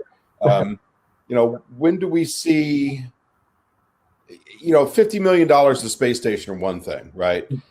There have been proposals, some of which appear more serious than others, about truly tourist-oriented orbital stations and about tourist flights to the moon and the lunar surface. Are we talking 2030s, you think? I normally I would really hedge my bets and say I'll believe it when I see it. And I have to say, and I think this, Rod, I did have to eat my hat when I said that about SpaceX landing rockets back on the ground, and here we are, something like 87 landings later. Where you use ketchup on your hat? I think I can say, if I have to look into a crystal ball, where I personally would expect to see our capabilities as a species, with either a private space station. I would expect by the end of that decade, by 2030, at least a provisional private outpost in space. And let me tell you why. Because what we saw during the Bridenstine years at NASA was a big expansion on commercial partnerships in terms of supplying all of the individual elements for the Lunar Gateway, as an example, that space station around the moon, where you have Maxar providing a propulsion bus and Northrop Grumman providing a habitat.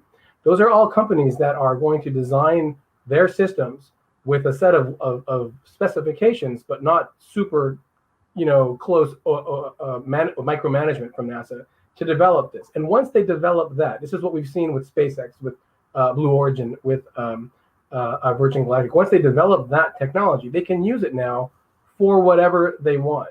Northrop Grumman has been talking in the past about, United Launch Alliance has been talking in the past with private companies to fly private modules. I think that was with Bigelow Aerospace, and sadly they're not around anymore. But the feasibility now seems much more accessible on an industry standpoint to set those destinations up.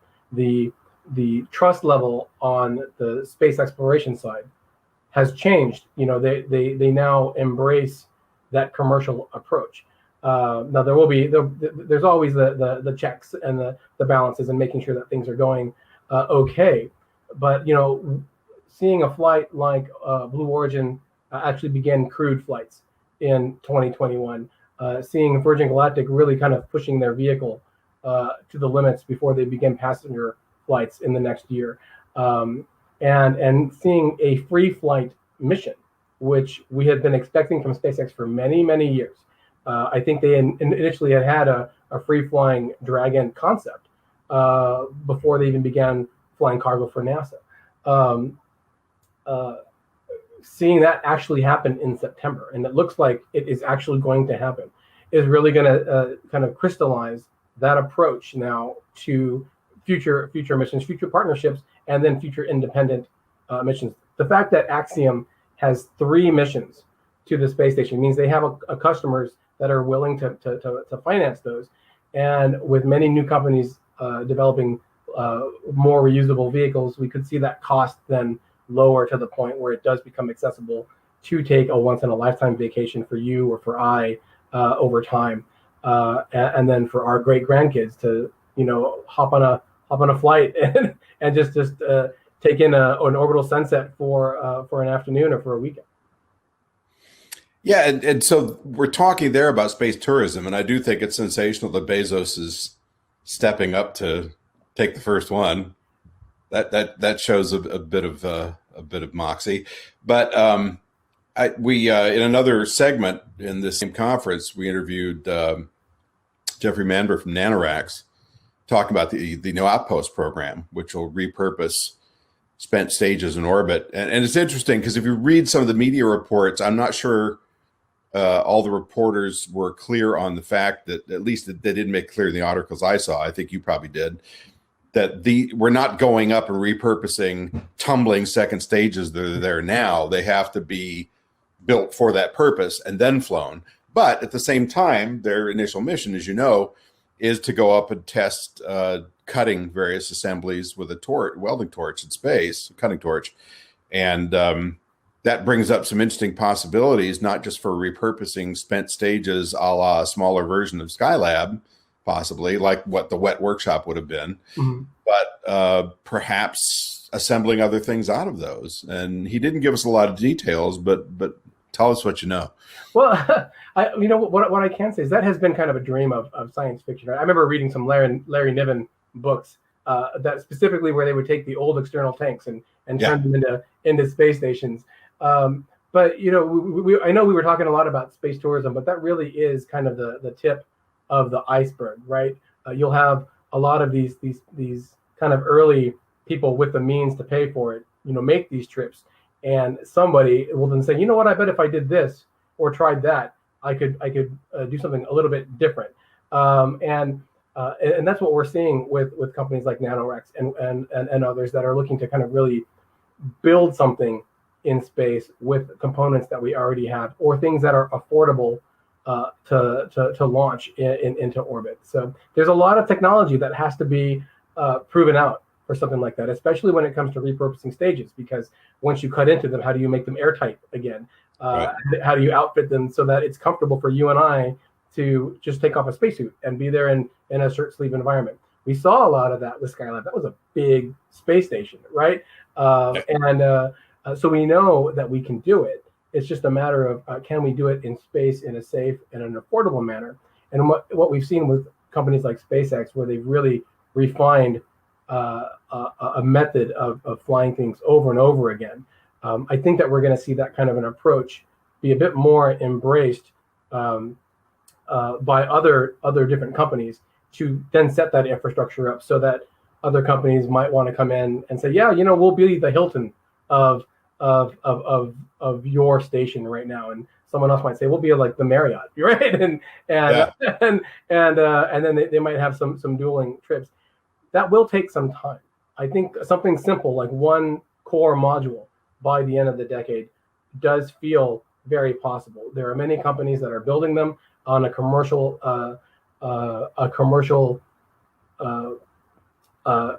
approach for actual agencies, for the Lunar Gateway, an international program for the station.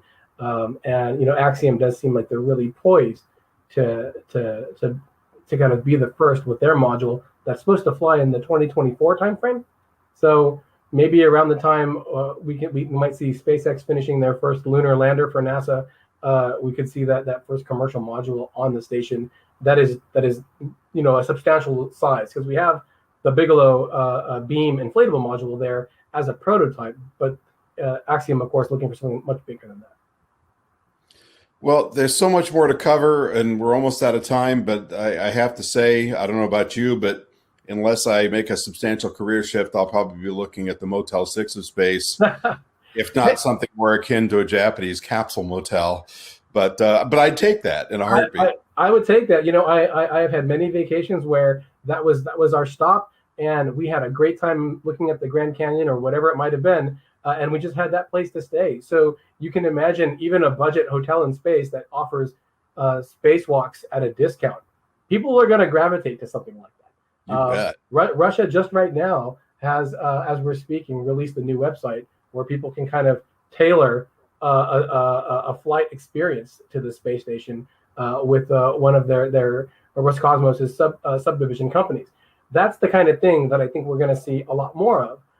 And then as that progresses to these private modules going up, tailoring that to what do you want to bring? Do you want to do experiments? Do you want a special camera that'll fly around and record everything, so you don't got to worry about taking your own selfies? We're going to see a lot of that, I think, come up, and we're going to see it tested on these earlier missions with these private companies. Well, I seem to recall a couple of years ago, I don't know that your company paid for it, but I think you and I and Mike Wall were all kind of looking at a zero-G flight that you ended that's up. right. I went on that flight, actually. Yes, I know. I was a little toasted about that, because I thought, oh man, I mean, of course you should go, but a guy can wish. But anything coming up in the near future similar? We had the great honor to shadow the University of California, San Diego's microgravity team, and you'll remember they were testing. That I did the story on before you went. Yes, that's right.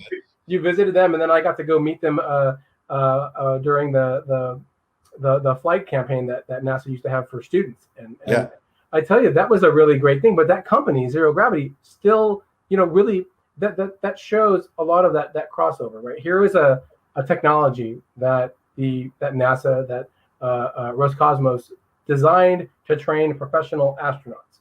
And now here is a company doing the same thing, but flying students and flying tourists at $5,000 a pop, and doing that on a regular basis. So it is a kind of a niche market, but it is a market now, and I'm fairly certain that they don't really hurt for customers. And $5,000 is not that much for a vacation, right? For some people who are saving for an annual trip or a once in a lifetime trip, it's a goal that can be attainable for some. And so I feel like we're going to see that kind of a model really be adopted on a larger scale for these orbital flights, for these trips to maybe to Ganymede, where you have a base that is tapped into that icy soil or that icy ground and is looking for what is the Ganymede equivalent of geothermal power, so that farmer in the sky book is a reality that people can take a trip out there in the future. Well, thanks very much for joining us, and I hope we can do this again soon. Yes, hopefully in space one time, Rob. Well, yeah, that'll be the day. Keep up the good work, and we'll see you again. Well, you too, and thanks a lot to you, to the National Space Society, and to the folks at ISDC that are really kind of making it all happen.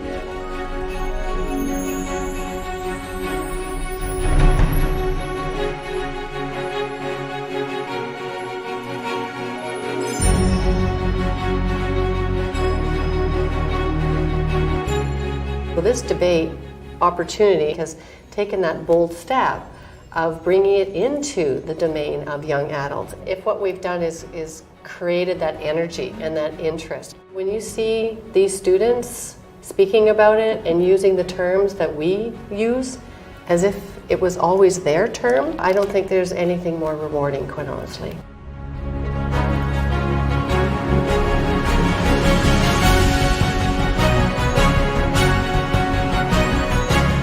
Universalization is the act of all the nations on Earth, all the people coming together to tackle problems that affect us all. Universalization, in my point of view, will change the world to a better place and a whole new league of problem solving together.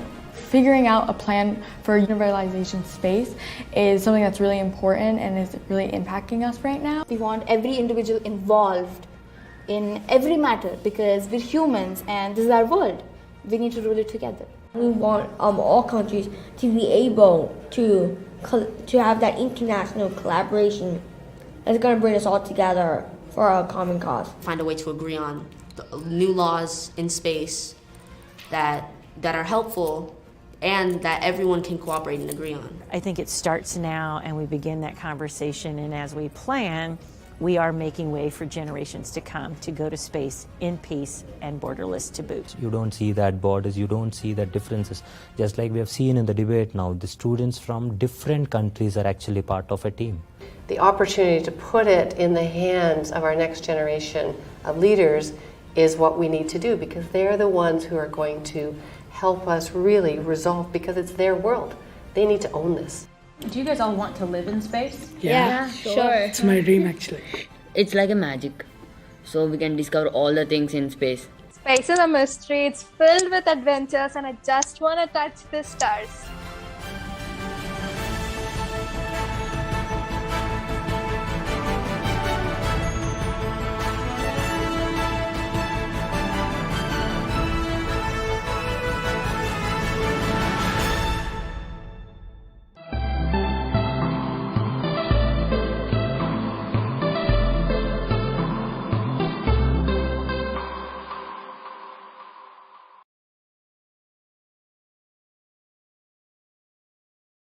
Well, Gwynne, thanks so much for making time for us today.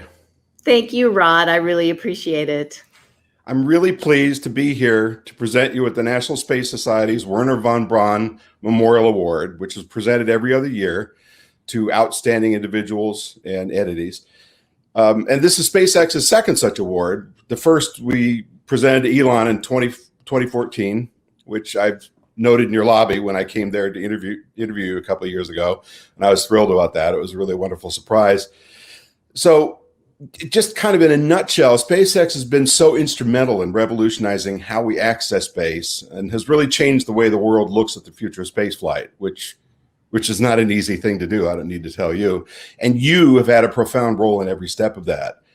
And it really seems like we see something new, exciting, and transformative occurring every couple of weeks, which, I mean, that didn't even happen in the Apollo program. So this is just, I mean, it's thrilling. I can't even find the words. A few years ago, when you flew the Falcon Heavy for the first time, I felt like after all the talking that journalists like myself and others have been saying about the new space age, that at that moment it had finally arrived, and it was just incredibly inspiring to everyone around the world. And as a space writer, I'm continually amazed at how both the company, as you and a leader, have completely reinvented the conversation around spaceflight. Could you talk a little bit about what we should be expecting in the near term for both SpaceX and Starship in particular? Yeah, absolutely. And by the way, I want to thank you profoundly for the award. It's obviously, I always accept awards on behalf of the men and women of SpaceX because, you know, frankly, compared to the work that they do, I feel like my effort is so tiny. And so thank you for the acknowledgement. I accept this award on behalf of I'm pretty sure nearly 10,000 men and women at SpaceX we have right now. I'm thrilled that we were able to achieve what we were last year during the crazy, you know, really kind of a crazy global time frame, and really pleased with the team. They did extraordinary work. But as far as what to look into in the future, we've got a number of major developments that are ongoing. I think the one that people are the most excited about from a visionary space perspective, of course, is the Starship program. From a practical perspective, I think many people are very excited about the Starlink program, and we will have just talk very briefly about that. We will have full continuous global coverage based on the last launch that we had of the Starlink satellites, and once they get to their operational position. So roughly 6 or so weeks from now, we will have full global continuous coverage of the Starlink constellation, which should really help people that are under or unserved get broadband internet where they can really participate in a digital economy. And digital schooling and digital medicine. There's so many applications for that capability on the practical side. On the visionary, like total space nut, geek out side, of course, is the Starship program. I don't think that people really have even comprehended what that system is going to do for the use of live in, fly through use of enterprise in space. It will be the first fully reusable, operational reusable system, upper stage booster. And when I say operational, we're aiming for aircraft-like operational reusability. And I'm not trying to take anything away from the Falcon and the Dragon team. Those are amazing machines, but this is a leap forward from that capability. It will take people to space. It will take people to other planets, the moon and Mars, of course. We will deploy capability and satellites with that vehicle. The global market for leveraging Starship in point-to-point, just long-haul space traffic, that's going to change. That'll change the world for everybody, having that capability. And I'm sure we'll see good competition, stiff competition there, which we look forward to, of course. And one of the applications, and I know this is hard, and people that know orbital mechanics make fun of me when I talk about this, but I do think Starship is going to be a capability where we can go and pull space junk out of orbit. I know it's hard, I get that, but we've done lots of hard things in the past. And so I'm really looking forward to leveraging the Starship system to go clean up, some of the old carcasses of space debris that are really in the way of a lot of operational orbits, especially those that'll be kind of on the highway for human travel. So yeah, I'm very excited about Starship. So we are headed for our first orbital attempt in the not too distant future. We're shooting for July. I'm hoping we make it, but we all know that this is difficult. But we are really on the cusp of flying that system, at least attempting the first orbital flight of that system. Really, in the very near term. Well, it was just incredible to see your first landing of that machine, and again, just so inspiring, and something that, had I seen that in the science fiction movie 30 years ago, I would have thought, nobody's ever going to be able to do that. Right. And you guys almost make the impossible seem easy, but your processes and your fast forward movement are just incredible. What do you think will be the primary driver for SpaceX in meeting some of these big ambitious goals you've set for yourself? So, there's no question that Elon sets the agenda for the company, and the technological agenda for the company. And there is almost not a force of nature that is as strong as Elon's vision.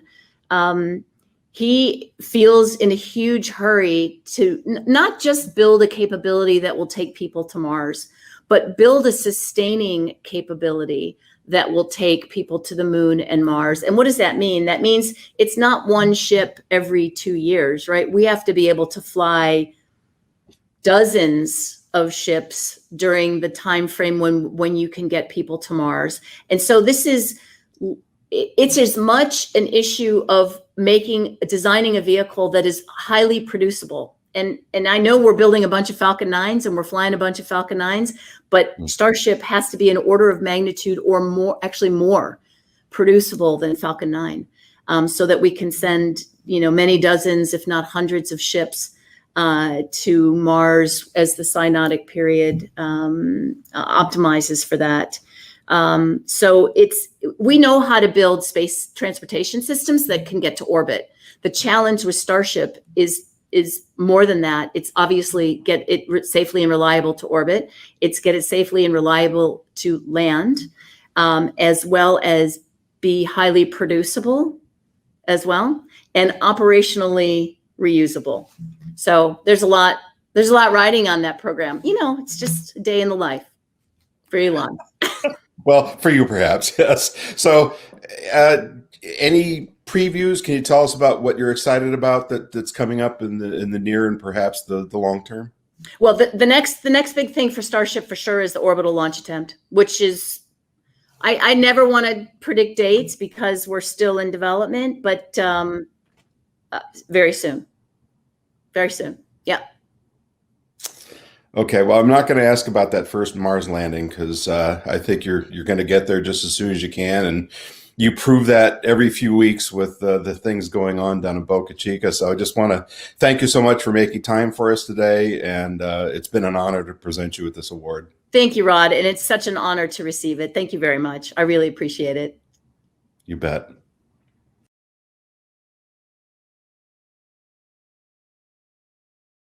Hello, my name is Tony DiTora. I am the Vice President of Policy Coherence and a co-founder of the Beyond Earth Institute. Our mission at Beyond Earth is to create and sustain a legal and policy framework to enable economically vibrant communities of people living and working beyond planet Earth. We generally refer to these economically vibrant self-governing groups as communities beyond Earth. I'd like to introduce my Beyond Earth co-panelists, Steve Wolf, President and also a co-founder, Brett Jones, Vice President for Communications and Digital Media, and Tyler Bender, Research Associate. Steve, Brett, Tyler, welcome. Thank you. Thanks, Tony. All right. Thank you. Our topic for this session is Artemis, helpful, harmful, or immaterial to communities beyond Earth. As we look to the Artemis missions and the Artemis Coalition of Nations that has recently expanded, we ask the question, is Artemis going to help enable communities beyond Earth? As we look back at the Apollo program, we can acknowledge that it fulfilled the mission of landing a man on the moon and returning him safely to Earth. And there were plenty of spin-off benefits to American society and to people around the world. But I think it is also clear that Apollo did not enable communities beyond Earth. I have some very strong thoughts about that, but we're here to look forward, not backwards. So let's start with Tyler. Tyler, you've been taking a closer look at the Artemis Base Camp plan. Can you give us a quick summary of that and then follow up with your thoughts on whether the plan, if carried out, is helpful, harmful, or immaterial to communities beyond Earth and why? Sure. So the Artemis Base Camp is composed of three components. There's a lunar terrain vehicle, which is a non-pressurized rover to get astronauts around the moon. There's also the habitable mobility platform, which is a pressurized rover. And then there's the foundational service habitat, which is essentially what becomes the base camp. But the foundational service habitat is basically a pressurized tin can. So it's good for holding 2 astronauts for 1 to 2 months time, which is a good start because we have I think 16 days total of time on the moon. So it's a good start, but in my opinion, NASA doesn't have much planned as far as what comes after we have the surface habitat. So we don't have much plan after we land it? Not really detailed. So Artemis 3, of course, is the mission to return humans to the moon. And that's going to be 1 week on the surface without using the base camp.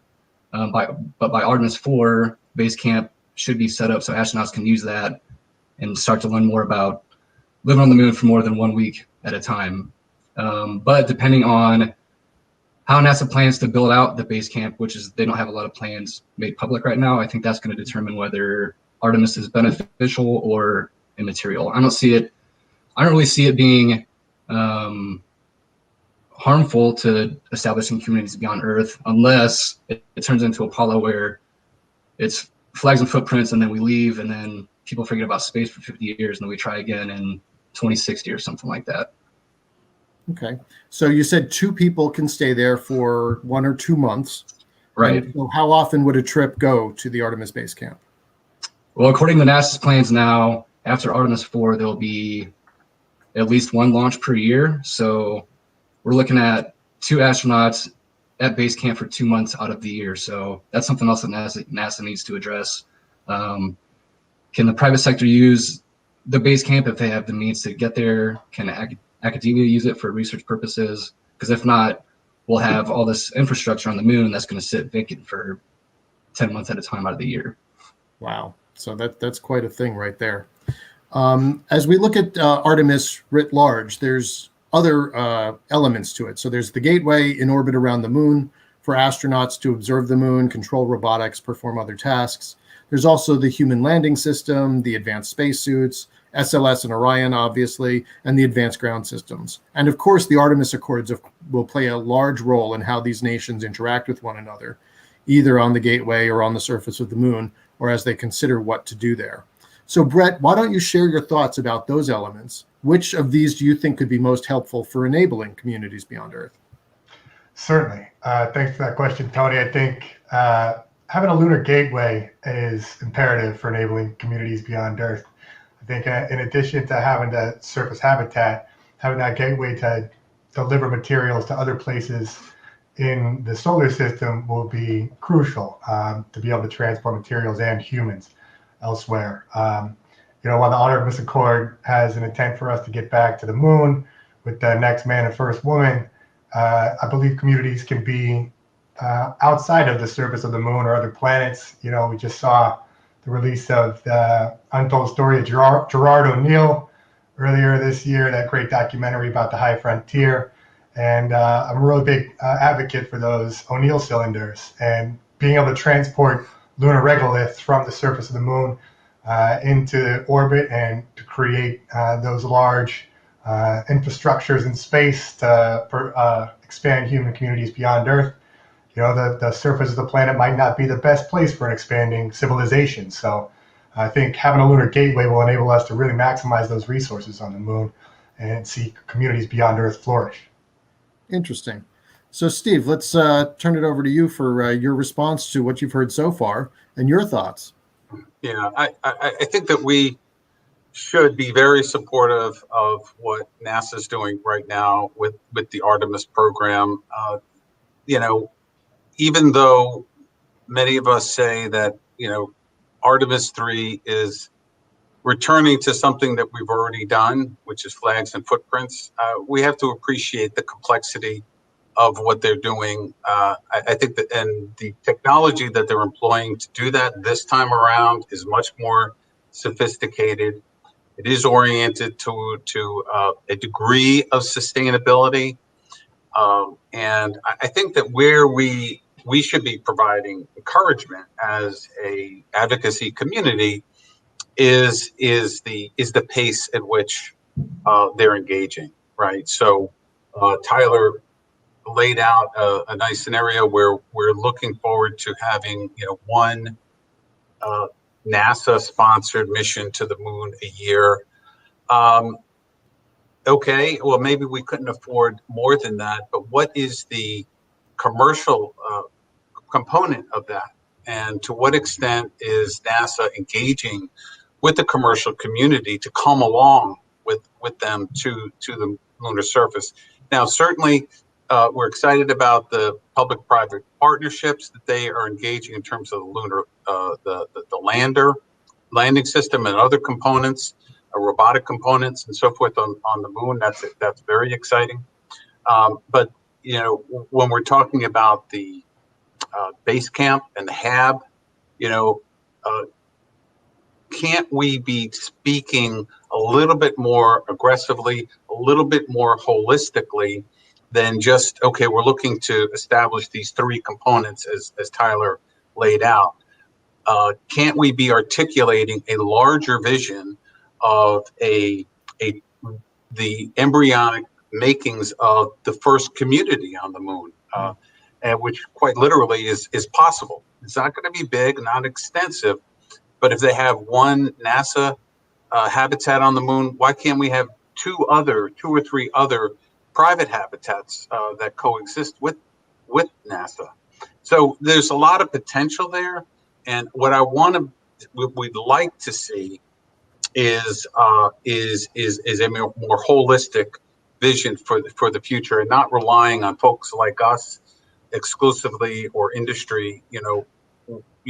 What are we doing? How are we engaging? How how can we, how can we see that fuller picture as we move forward? Sure. So, personally, I take a look at what at SLS, and I, see the space shuttle, and the space shuttle was an incredibly capable machine, but it was also incredibly expensive. It was also not open for other people. If, say, somebody wanted to purchase a space shuttle to operate on their own, that wasn't available.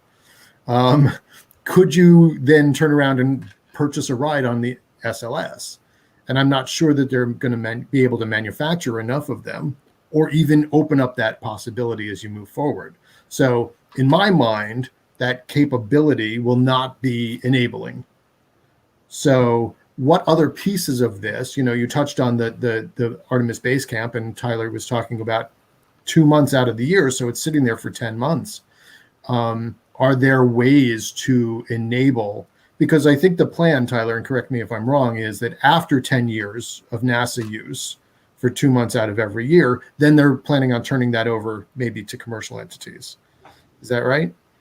I don't think they have really made anything public about what happens to base camp after Artemis is complete. Gotcha. But they're planning on transitioning to Mars after that, right? Right, yeah.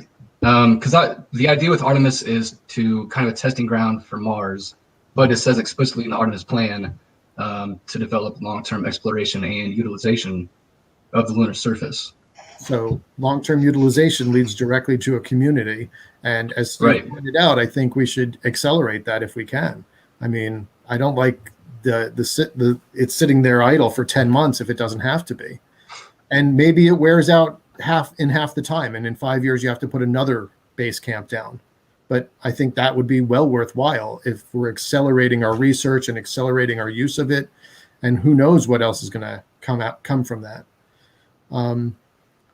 So Brett, as we look at the all of these elements, you talked about the gateway, and robotics is going to be a huge thing as we move forward on the moon over the next decade or so. Can you talk a little bit about your thoughts on the robotics and cybersecurity, about controlling them and those sorts of things? 100%. Yeah, the cyber domain is the space domain. As we saw with the recent launch of the Dragon capsule, it was about this time last year that Bob and Doug flew the test capsule up into orbit to the space station. And then, recently we had the first commercial crew go on the Dragon capsule. It's basically like a giant, Tesla operating system up there. It's got the, iPad surface, tablet surface rather, and, it's touch operated. And behind all of that, you've got the ones and zeros, the bits and bytes operating it all. So, cybersecurity is crucial, not only, here on Earth, but as we expand outward to the stars. And the robotic component is also imperative. I believe the robotic element will accelerate the timeline for us to be able to get human communities built beyond Earth, sending, robots to assemble habitats, 3D printing, base camp before we get there, or other elements. I think that's going to be not only from the physical standpoint of doing the dirty work. I think, it's going to be interesting to see what robotics do with companionship for long-term duration missions. Having a chat bot that is advanced enough to hold meaningful conversations to keep you sane out there. There's so many different ways that we as humans interact with our robots, and I think it will only continue to get more robust and exciting as we continue to expand. That's a really interesting point. So I was talking to a legal expert about personal cell phones, and I said it's only a matter of time until people start having these things embedded into their skull, medically stuck in there, and then what does that mean for humanity and for everything else, right? Yeah. So it's just a really interesting topic there. Ali Modisette, if you don't mind me expanding on this one, wrote a great book called The Diamante, where he kind of explores the future where there's the regular humans like we are now, the cyborgs that implant, the internet into their brains as the neural link may be possible fairly soon. And then another kind of biologically tuned, spiritual species that figures out how to make the human body like almost like a computer in of itself and just tap into the totality of it. And what those three different parts of humanity, how they work together, and it's a great book. I highly recommend it. Okay, very good. We've gotten a little off topic now, and Tyler, that's in the Artemis plan, I think. Yeah, I think the Artemis, you could say, is the start of this transhumanist future that Brett's talking about. Sure. I mean, if it takes the right steps and it doesn't go the way of Apollo, too big, too heavy, too expensive, good for that specific goal of getting people to the moon and back. And if the goal is to put a woman on the moon and then come back, and then you can do that. But I'd like to shift a little bit, Steve, to the Artemis Accords, because that's also a key component of Artemis. And that sort of interaction between nations. I mean, we obviously have the Outer Space Treaty, which is, developed in a Cold War mindset where nation states are the only actors. But Artemis Accords sort of open up that and expand the understanding of what that Outer Space Treaty means. Can you talk a little bit about that and how that's going to play out towards communities beyond Earth? Sure. So the Artemis Accords are a set of principles that it was initiated by the U.S. government through NASA and has been offered to the international community as a multilateral agreement. So it's not a treaty. It's not going through the United Nations, but it is definitely a natural extension of the Outer Space Treaty and other space laws. And it's a set of agreed upon principles that the signatory nations agree to abide by, right? And this is what's exciting about this. It means that we're moving forward into space. All nations are moving forward into space, and it's not necessarily a lockstep partnership like the ISS, right? So the ISS was a good experience for sure in terms of international partnership, but we're recognizing that nations may have different ideas about what they want to do or where they want to go or what how they want to develop space, and these principles are a set of agreed upon principles that basically rules of the road, rules of behavior that help to it helps to smooth out the activities. So it might be, such as agreeing to rescue an astronaut that might be in trouble, and so forth. So so that's that's an exciting component. That's an exciting dimension of how space law is evolving. Gotcha. And then obviously we want standards across the board. Even if people don't sign on to the Artemis Accords like China and Russia, we would like them to engage in similar behaviors. That's right. So there are about still less than 10 co-signers to the Artemis Accord. So it has a ways to go for broad adoption. But I think whether it is these accords or some other variation of that, as we increase activity in space, especially the human dimension, right? So the accords do cover robotic activities and so forth. That's very, very important. But it's the human dimension, I think, that is going to be particularly important. And we'll need to resolve that. We'll need to have agreements with Russia, particularly with China. Right now China is a bit of a risk. I wouldn't, maybe not an out and out threat, but it's a risk right now that we have to keep a close eye on. So we want to, they deserve to be on the moon as much as we do, and therefore, we need to reach an amicable agreement for accessing those resources and that real estate. So I think that's important.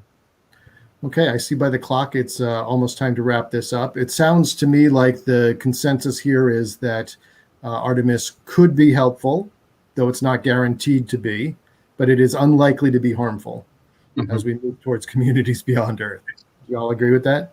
Forward progress is paramount. Yeah. I mean, a couple of things I would say that they need to step up their.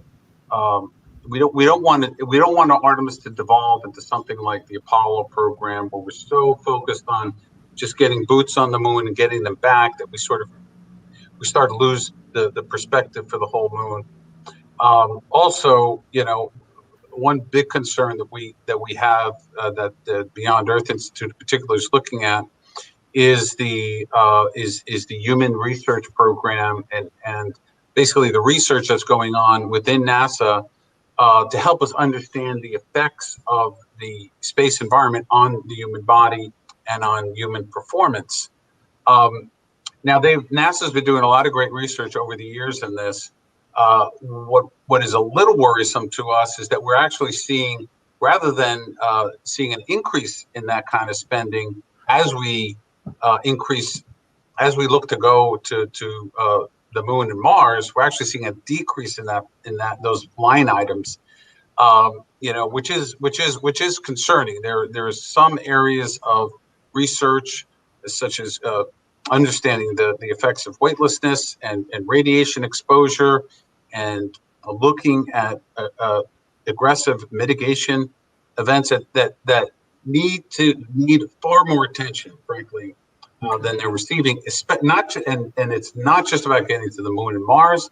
It is about a survivability and thrivability of humans for long duration stays, not weeks, not days or weeks, but months and years. And that because that's right where our mission is, and we feel that NASA should have that in mind as they conduct this kind of research. Great. So as we move beyond flags and footprints to factories and families. So, all right. Exactly. Great line, Tony. I'll have to remember that one. All right. So it's time to wrap this up. Steve, Brett, Tyler, thank you for taking the time and providing your insights into Artemis. I hope we're able to approach the Artemis goals in such a way as to enable and accelerate communities beyond Earth. All right. Thank you all. Be beyond. Thank you. Thanks, Tony.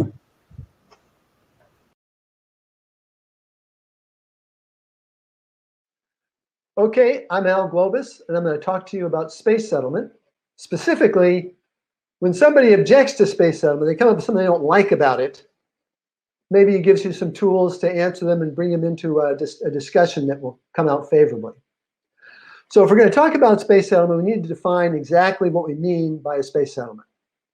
And this definition will last for the length of this session, and then it will go away, and you don't have to use it anymore if you don't want to. Basically, a space settlement is a place outside of the Earth's atmosphere where people work, play, and this is a big one, raise a family. And that puts all kinds of very heavy requirements on the settlement. It has to be suitable for raising children. Okay. Now, one might ask the question, why settle space? Why bother? It seems like a lot of work, which it is. And the reasons are to survive and thrive. Survive, something is going to happen to the Earth sooner or later, hopefully much, much later, but sooner or later, which will make it uninhabitable. And when that happens, we need to have an alternative, be it Mars or free space settlements or on the moon or Alpha Centauri or wherever it may happen to be. Okay? And that's the survive part. The thrive bit is we don't want to just hang on by our fingernails and just barely sort of get by in some awful place. We want to be able to live full lives and have a good time and move around and get and expand and grow and all those sorts of things that mean thrive. Okay? So let's take a look at some of the objections to our survive and thrive strategy. The first objection I'm going to say is space settlement is impossible. You can't do it. Here's talking point one. Space settlement is a massive engineering task, very difficult, but there are no new physics needed. And after decades of study, no showstoppers have been identified. The necessary capabilities are within our grasp. Talking point 2, it is high risk, high payoff. There's a lot, the early settlements may be as bad as Jamestown was in the Americas, where 90% of the population died off in the first year. We don't really anticipate anything anywhere near that dramatic. I think we can avoid that. We know more about where we're going, but there's a lot of risk and people may die. Right? There will be volunteers. Space settlement will be difficult, but the rewards can be enormous. The amount of resources available are absolutely astounding. The resources available are truly enormous. The total amount of energy, the energy budget for this solar system alone, is 2 billion times the energy budget of Earth. Then consider materials. If you take the materials in the asteroids, just the asteroids, no planets, no moons, no comets, no Oort cloud objects, just the asteroids, and you convert them to free space settlements, settlements that are in orbit around planets or moons, you get a surface area equal to hundreds, possibly even thousands of times the surface area of the Earth. Enormous amounts of land, beyond you can even possibly imagine. Next objection. Earth problems must be solved on Earth. Talking point. This is simply untrue. Right? There's just no way this can be right. Let's consider the problem of global warming. We need to understand global warming in order to stop it and retract it and get back to a place where we're confident that the Earth is in good shape. Okay? How are you going to know what the conditions of the Earth are?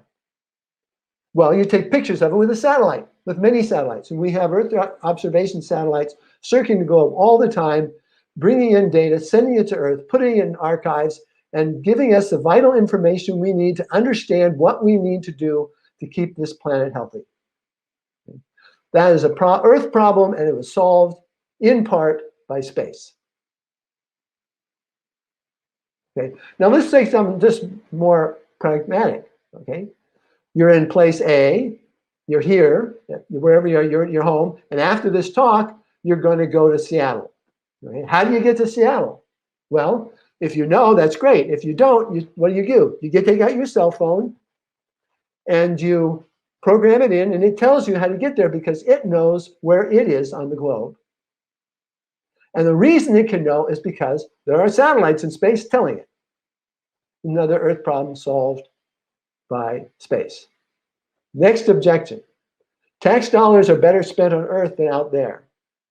But here's the talking point. Most resources should and do go to human needs. But a small fraction should go to be our seed corn, to be spent on the future. Consider a farmer, a subsistence farmer. Every year, after they bring the crop in, they have to choose the seed that's going to be used for next year. That's the seed corn. And you take it, usually you want the best corn, okay? That's where you want to take your seed from. So you put that aside and you don't eat it. Even if you're hungry, you don't eat it. Because if you do eat it, there will be nothing to plant. And if there's nothing to plant, there will be nothing to eat. And that will be the end of our farmer and their offspring, okay? That's one issue. The second issue is mature space capabilities often pay for themselves and then some. Consider communication satellites. There was a time when the government spent money to subsidize to get them going. They don't do that anymore. Now those satellites produce more tax revenue than was used to support them in the first place. Okay. And this is because research and development are the seed corn of our civilization. Okay. That's why we take a small fraction of our resources. Consider NASA has got a $24 billion budget, but it's part of the federal budget, which is $5 trillion. Okay? So 24 billion is a lot of money, but it's not a very big piece of 5 trillion. Okay? That's the sort of resources we want to put into R&D. That's our seed corn, to make sure that we'll have something to eat next year. People will damage space as they have Earth. Talking point, that's going to be difficult. Space is mostly rock, radiation, and plasma. Very difficult to damage. Even if you blow it up, it's still rock, radiation, and plasma. Look at, in space, there are no local societies, to oppress. There are no living environments to damage. Okay?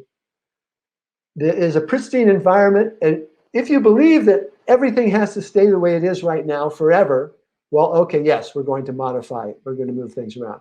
But if you observe that life inevitably changes what is around it, a forest changes the temperature of the ground. A wheat field changes the soil that it's in, that it's used. It's a property of life. We change things around. We want to save some things and so forth, but it's a general rule. The rock, the radiation, and the plasma, we can modify, and that's okay. Okay, next objection. Having an alternative devalues Earth. Here's the talking point. Earth is by far the best planet. Hands down, no question about it. The notion that Earth could be devalued by Mars or by a moon or something is ridiculous. Consider, there is no place else in this solar system where you can breathe the air.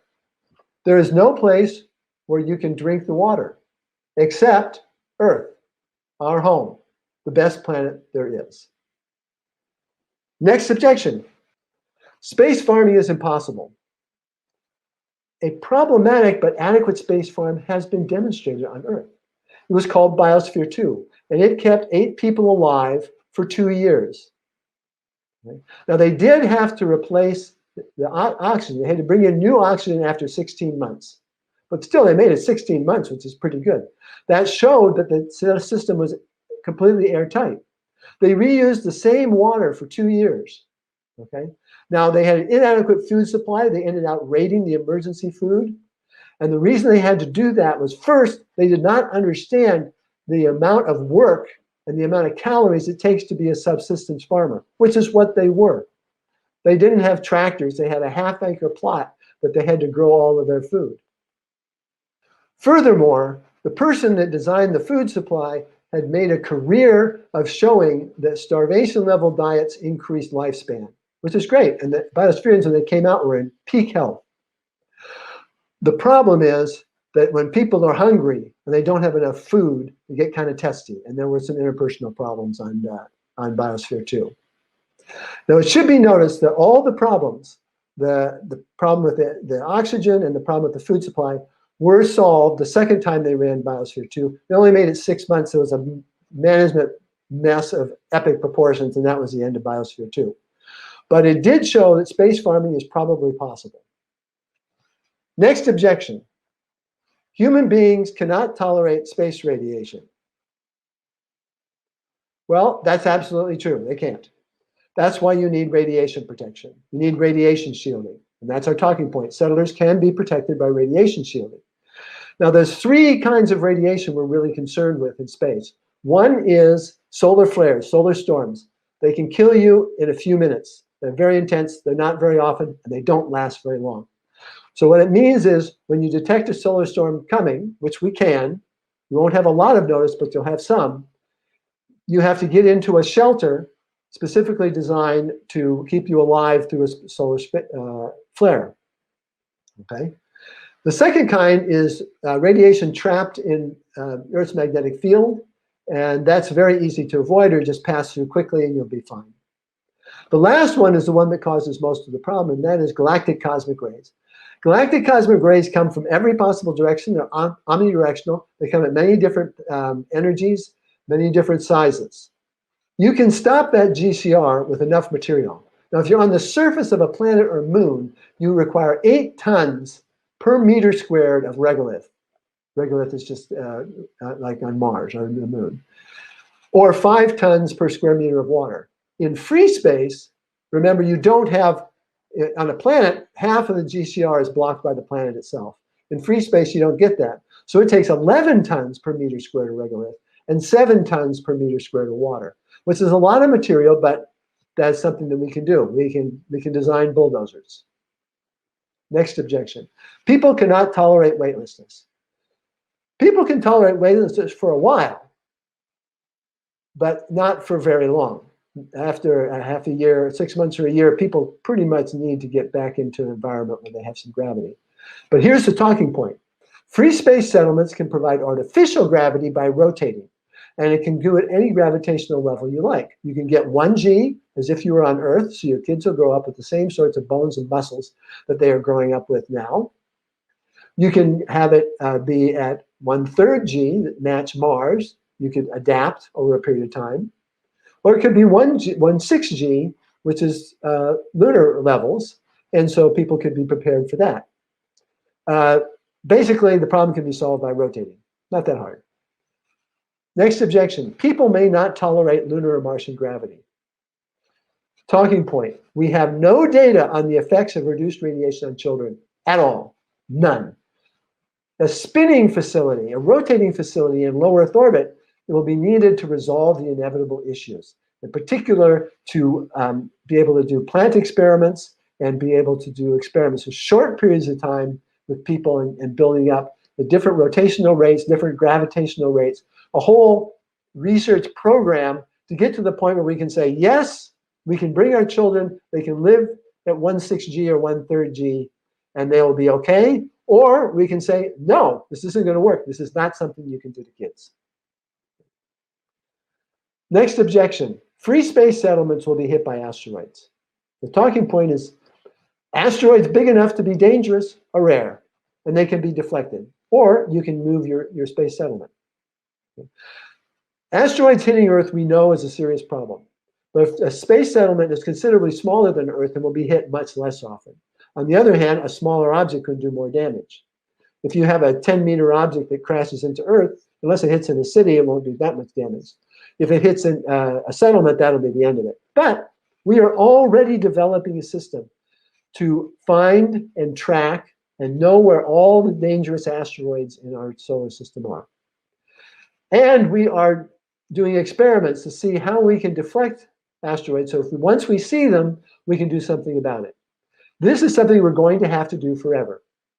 There will always be one more asteroid that we have to keep track of.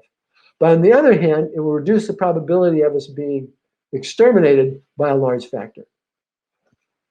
Next objection, there will be war in space. Well, I'm not willing to give up on the notion that that's inevitable, but it's likely. There are certain classes of wars that won't happen or shouldn't happen very much.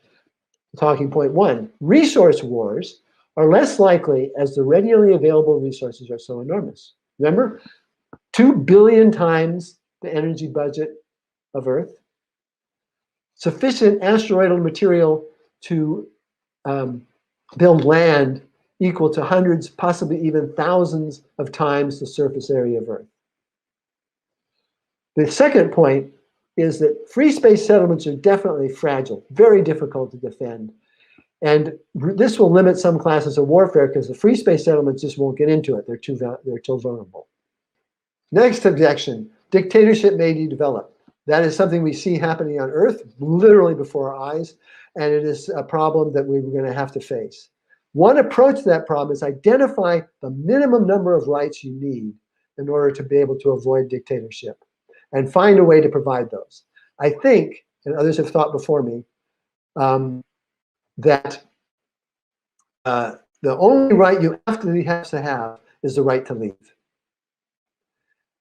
A problem with that is you really need it, and it's very difficult to guarantee. So we'll keep looking into this. Next objection, rebel space settlements may attack the Earth. Talking point, the Earth needs to know when to let go. By far the most likely reason for the space settlements to attack Earth would be to gain their freedom. And so if we provide it, the English didn't provide that in the Americas, and there was a bloody war that went on for years, made a total mess of things. Okay? But since then, Canada, New Zealand, Australia, South Africa, they all became independent peacefully. So that's the model we want to follow.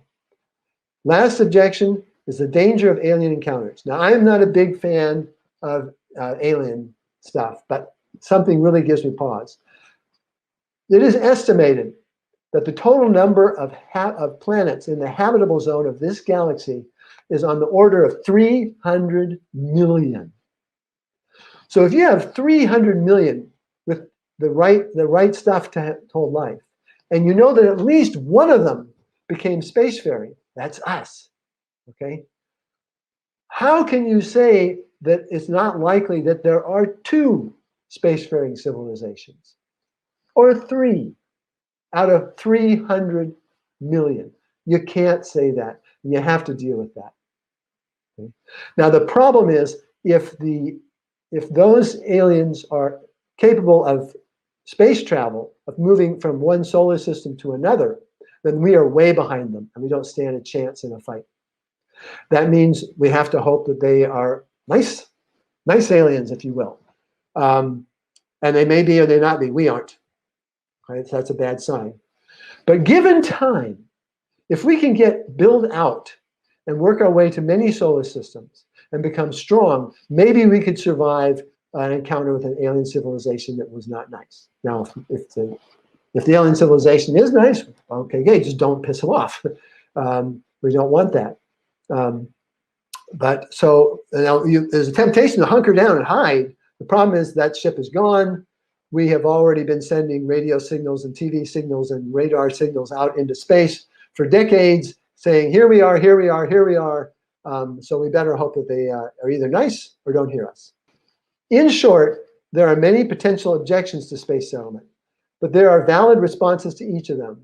While some responses are more robust than others, the evidence points to vast benefits from our expansion into space. Talk openly and intelligently to the doubters, for it's time to begin our greatest journey yet, our expansion beyond the home planet. Those are the words of Rod Pyle that he added as editor, and they are very true and very good. Thank you.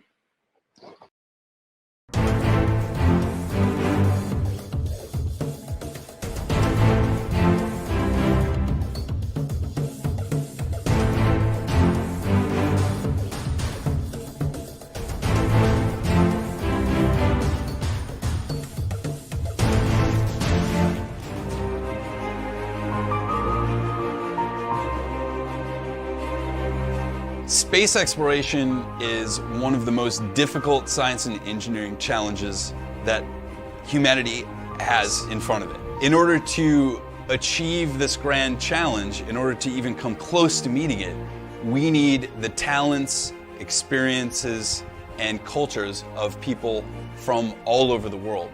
There are now starting to be a lot of careers for young people who are going into college or graduate school. If space tourism takes hold, it's the hotel industry, but in a unique environment. There is a great need for young people coming into these fields because that has not been happening actually for a couple decades now. Space exploration is more viable today than at any time in history, and the private sector is showing us how to get into space. SpaceX has really shaken up the industry in the past 2-3 years or so, and by bringing this intense competitive edge that they have. We need more scientists. We need more people who see science as an inherently vital part of our success as a species on this earth, of our ability to overcome any challenge that nature, that the universe might throw at us. I would encourage all young people who are interested in being part of this renaissance in space exploration to follow their hearts. There are all kinds of jobs that are going to be available in aerospace in the coming years, in the near future.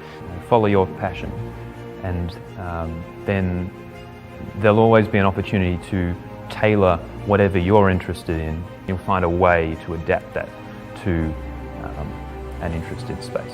It's much more likely these days that if you have a specialty in biology or pharmacology, you could become an astronaut payload specialist or a mission specialist, actually fly on the space station, or fly with a commercial company to develop new stem cells or new protein crystals that could cure cancer. Follow your dreams, dream big. Don't worry about what people think about your dreams or what they say, because if you are passionate about it and you are committed to them, you can make big things happen.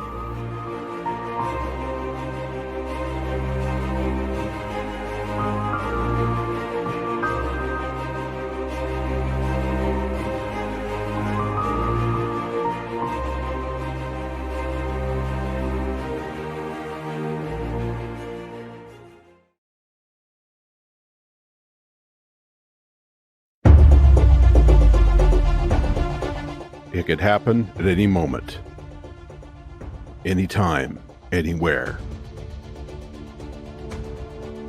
And the results could be devastating to all life on our planet.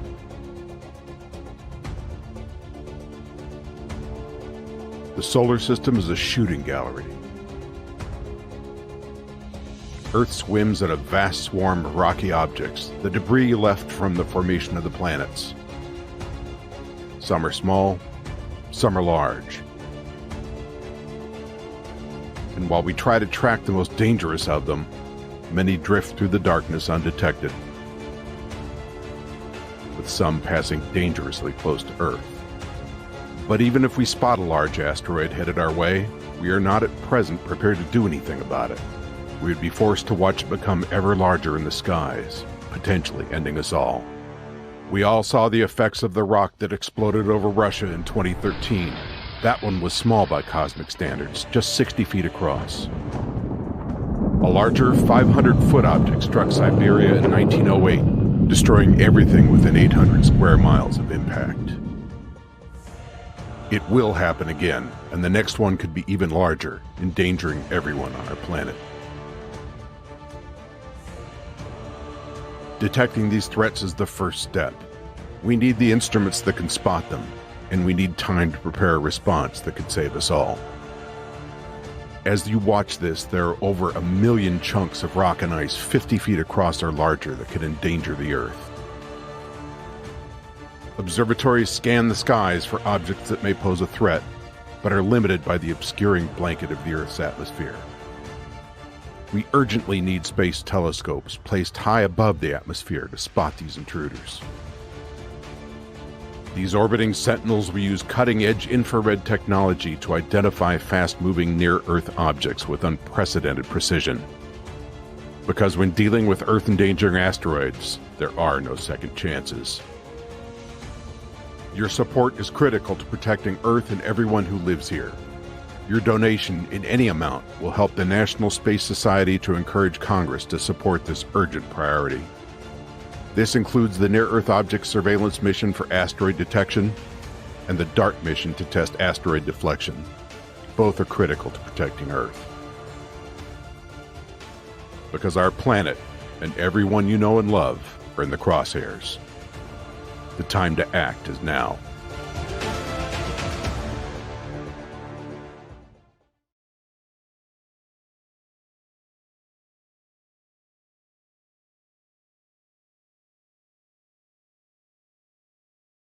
We are starting the straighten up and fly right maneuver, where the spacecraft will jettison the entry balance masses in preparation for parachute deploy and to roll over to give the radar a better look at the ground.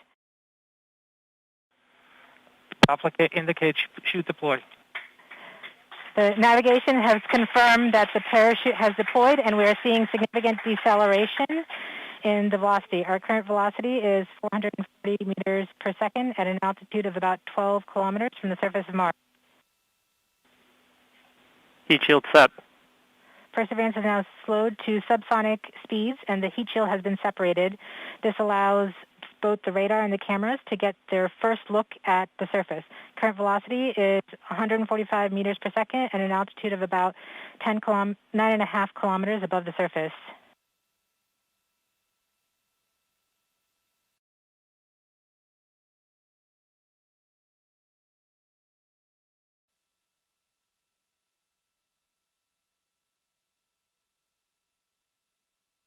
Nav filter converge. Velocity solution 3.3 meters per second.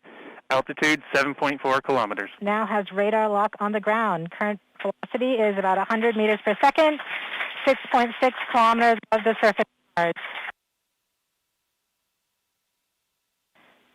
Perseverance is continuing to descend on the parachute. We are coming up on the initialization of terrain relative navigation and subsequently the priming of the landing engines. Our current velocity is about 90 meters per second at an altitude of 4.2 kilometers. LVS valid. We have confirmation that the lander vision system has produced a valid solution and part of terrain relative navigation. Priming. TBA is nominal. We have priming of the landing engines.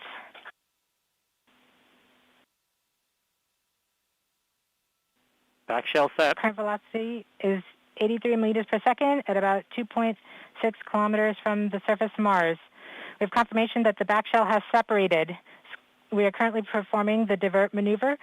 Current velocity is about 75 meters per second at an altitude of about a kilometer off the surface of Mars. TRN Safety Bravo. We have completed our terrain relative navigation. Current speed is about 30 meters per second, altitude of about 300 meters off the surface of Mars. We have started our constant velocity accordion, which means we are conducting the sky crane, about to conduct the sky crane maneuver. Sky crane maneuver has started, about 20 meters off the surface.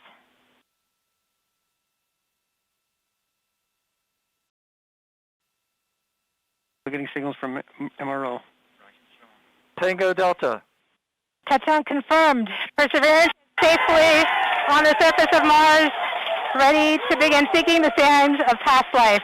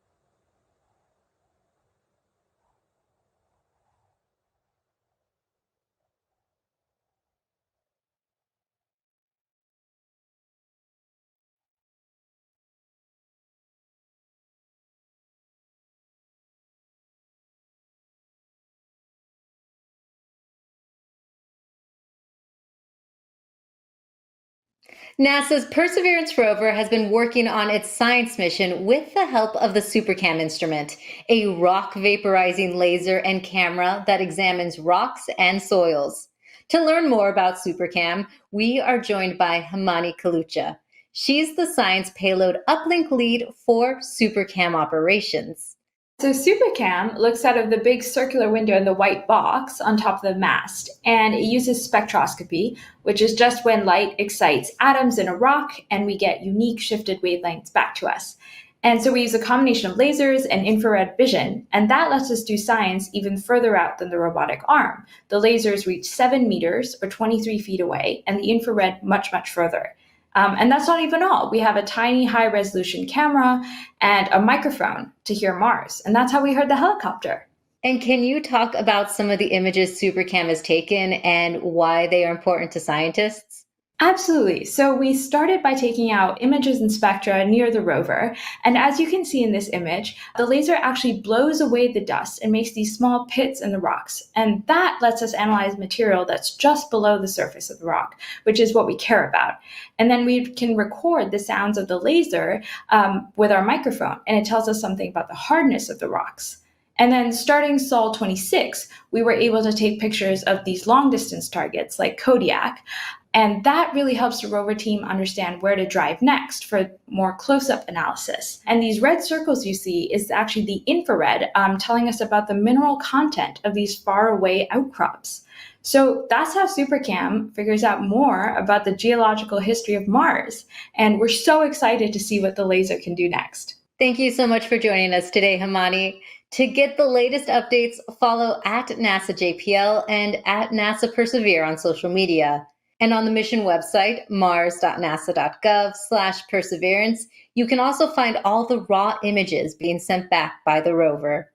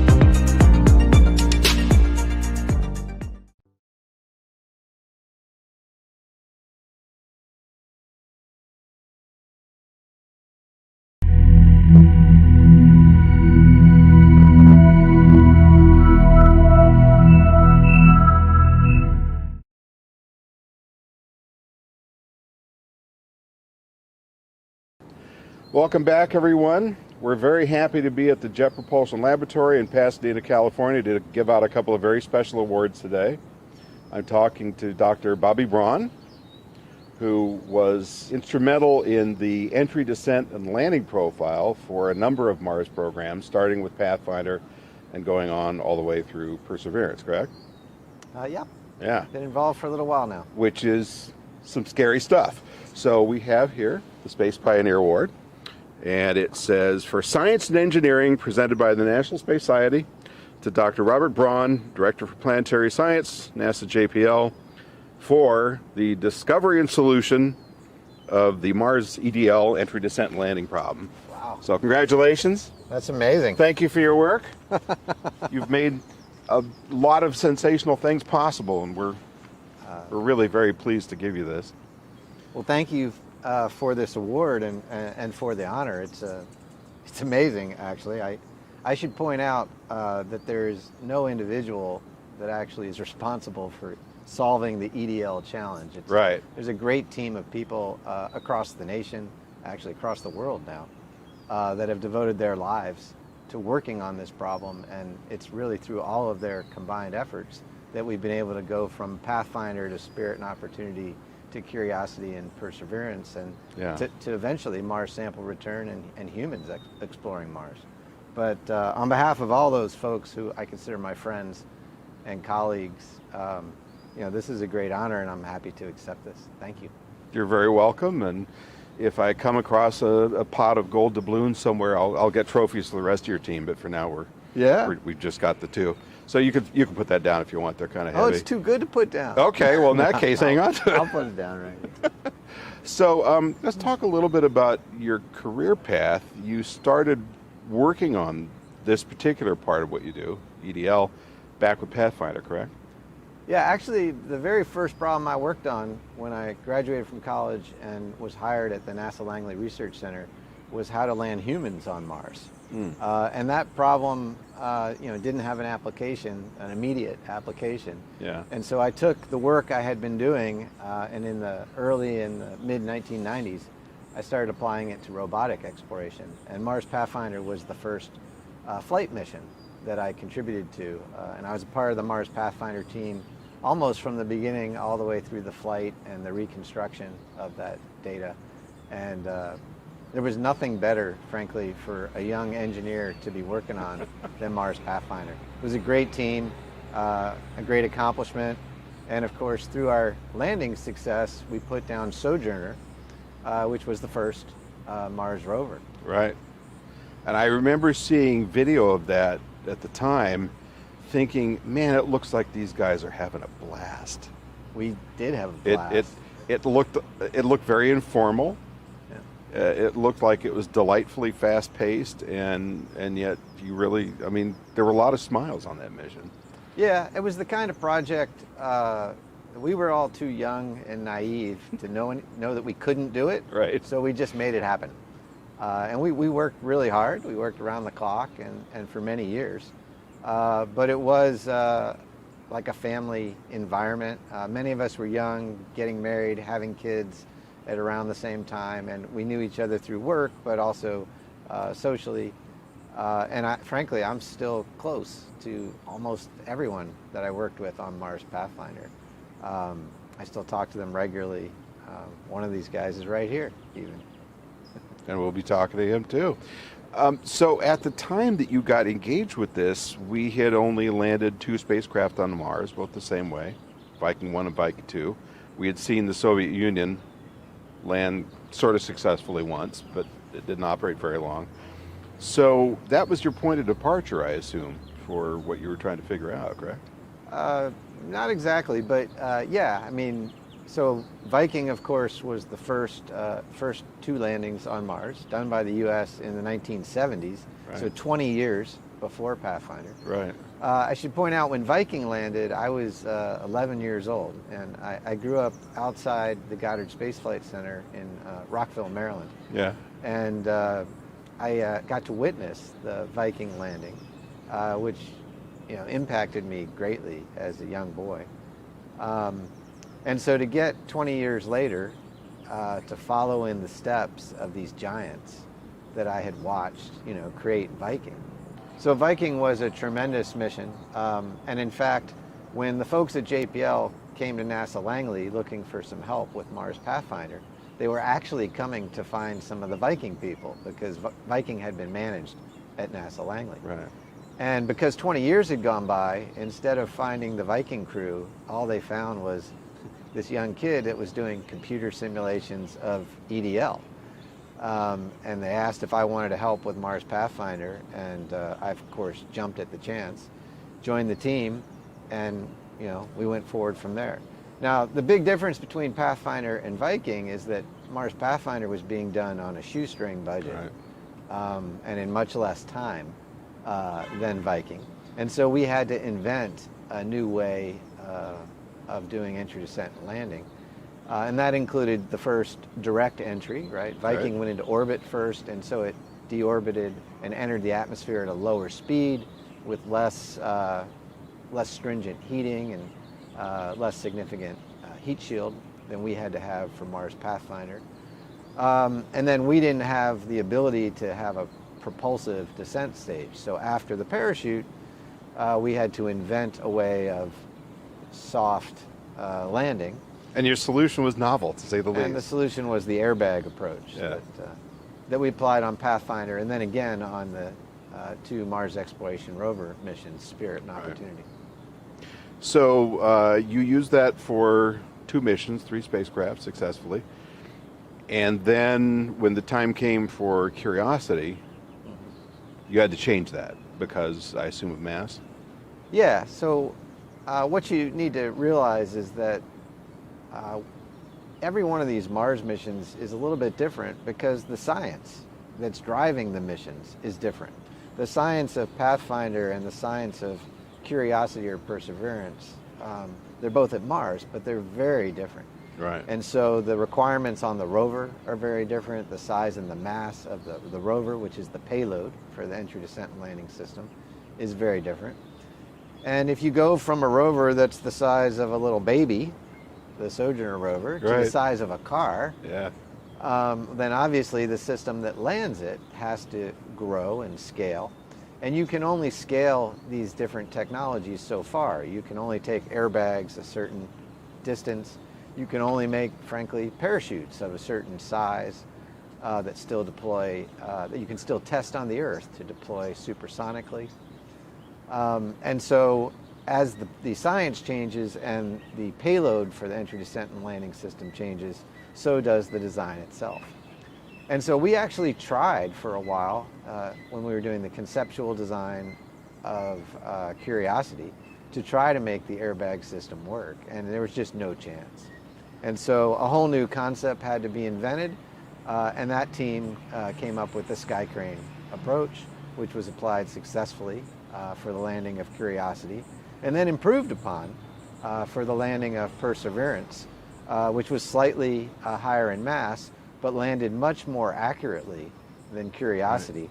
In fact, without the improvements that we made between Curiosity and Perseverance, Perseverance couldn't have been targeted for the spot that it is now, which is, you know, the science sweet spot where we're interested in caching samples and one day bringing them back to Earth.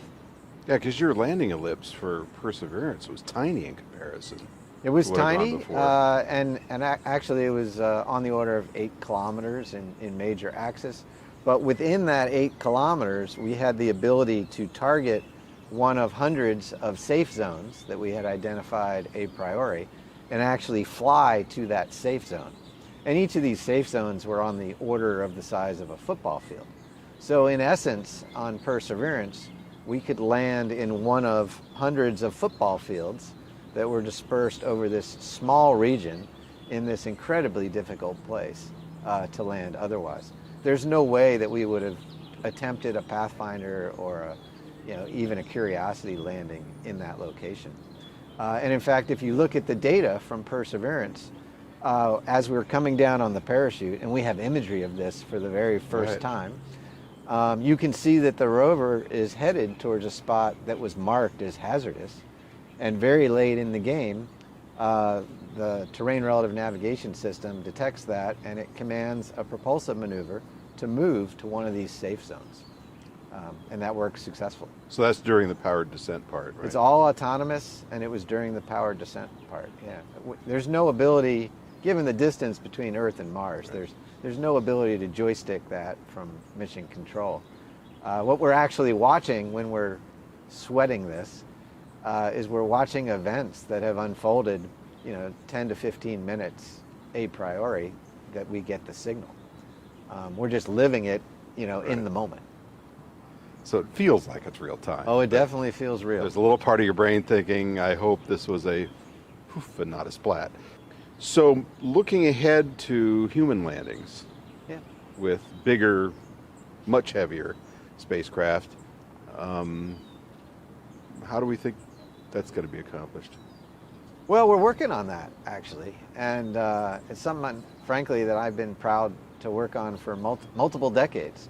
And I'd like well, I'm happy to report that if you had asked me that question a couple of decades ago, I would have said, I have no clue. Right.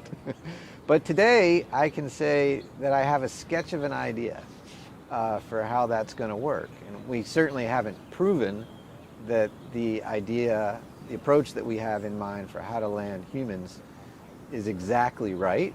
We have a long way to go to prove all the requisite technologies and get them ready for spaceflight. But I would say that the laws of physics actually, we've proven, permit landing humans on Mars. And so we know how to do it now. We just have to prove the technologies, get them ready for flight, and go. The other thing I'll say is that the way we're going to land humans on Mars is going to look nothing like the way Perseverance or Curiosity was landed, just like Curiosity and Perseverance looked nothing like Pathfinder, and Pathfinder looked nothing like Viking, right. Before it. And that's because technologies are advancing all the time, and we frankly need these new technologies as the landed mass goes up, as the need for accuracy improves. Right? When we land humans on Mars, we want to land them in a specific spot that's probably been prepared in advance by robots, packed down. You know, think of it maybe not a runway, but think of it as a zone that will be cleared of debris for that landing.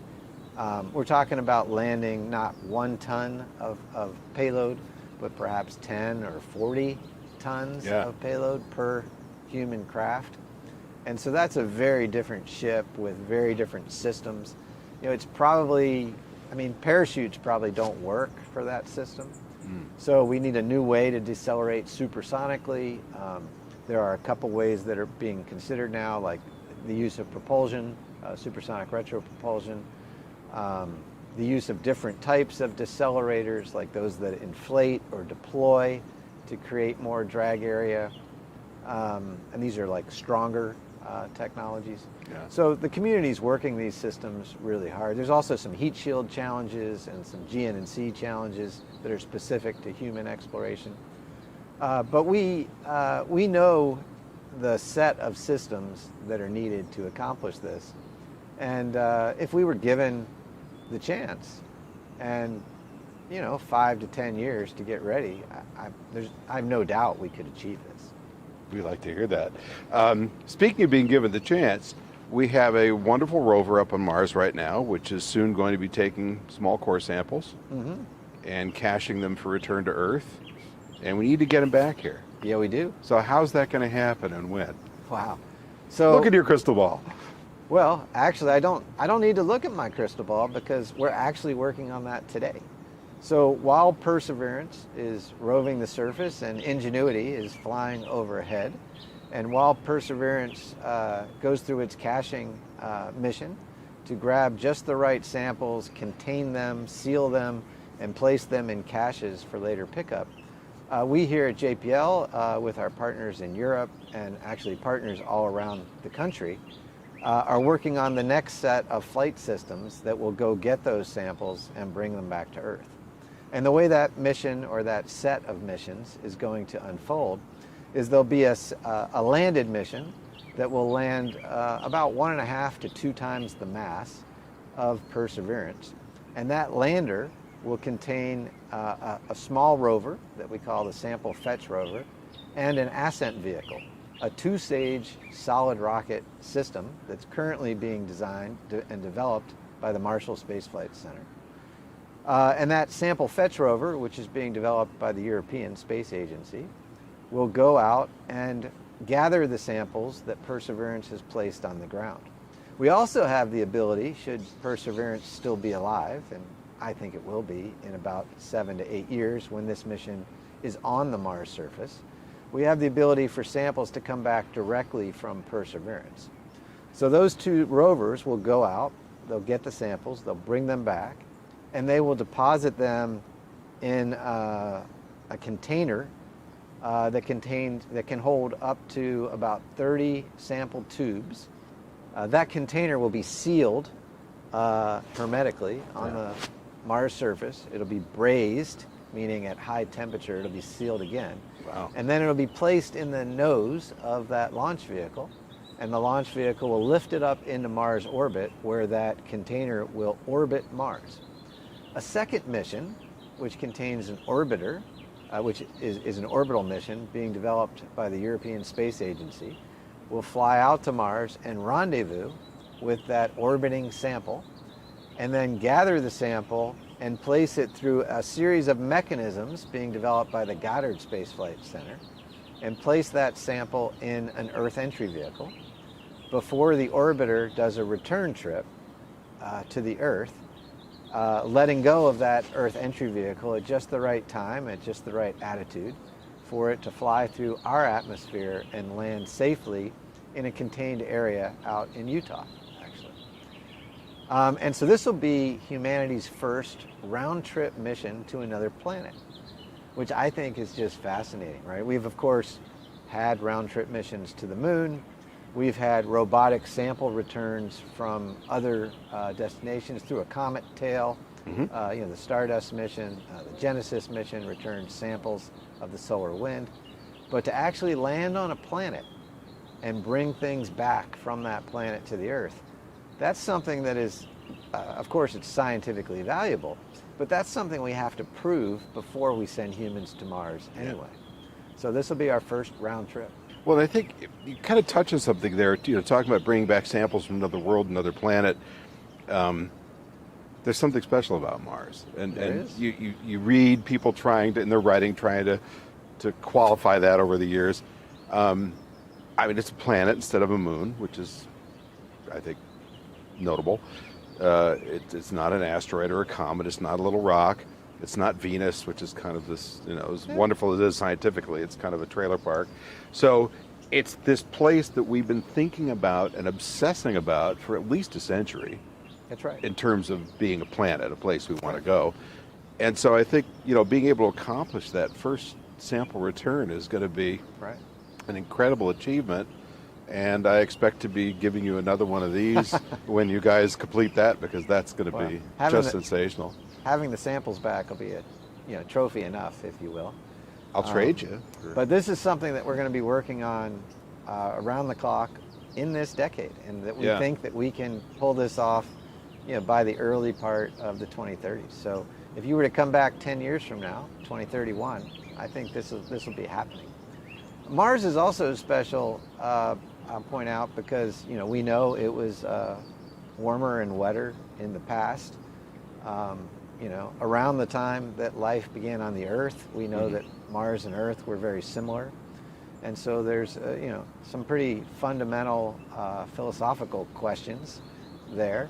And Mars is also a place that we know is in, humanity's destiny. It is a place that you can imagine one day, very far in the future, you can imagine living off the land in a place like Mars. And over time, transforming it into a place that is suitable for human explorers. And so bringing samples back robotically that not just tell us about science, but inform us about that future is incredibly important. And I'm just thrilled to be a part of that endeavor. Well, we're obviously thrilled that you're a part of it too, and thank you very much for your work and your contributions.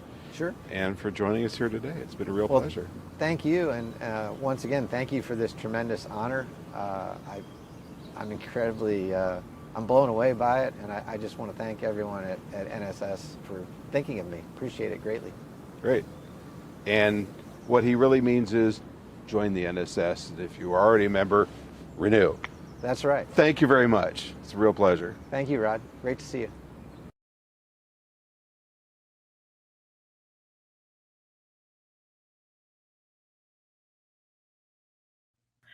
Welcome, everyone. I am Janet Ivey, and I am a proud member of the Board of Governors for the National Space Society since 2014. Also, currently, I am serving as president of Explore Mars, and it is my pleasure and privilege to be here and talk with you guys a little bit about what we're doing at Explore Mars, how we are hoping to partner more with the National Space Society. I hope some of you got a chance to watch our Three Presidents Town Hall. Jeff Notkin interviewed myself. Jeff and I actually became a member of Board of Governors at the very same time. And then as Michelle Hanlon was coming on and becoming the president of National Space Society, she and I have exchanged several emails, and we're not quite sure what we're going to do, but we have made a vow that we are going to work together in collaboration with Explore Mars and National Space Society, something I'm very, very delighted about.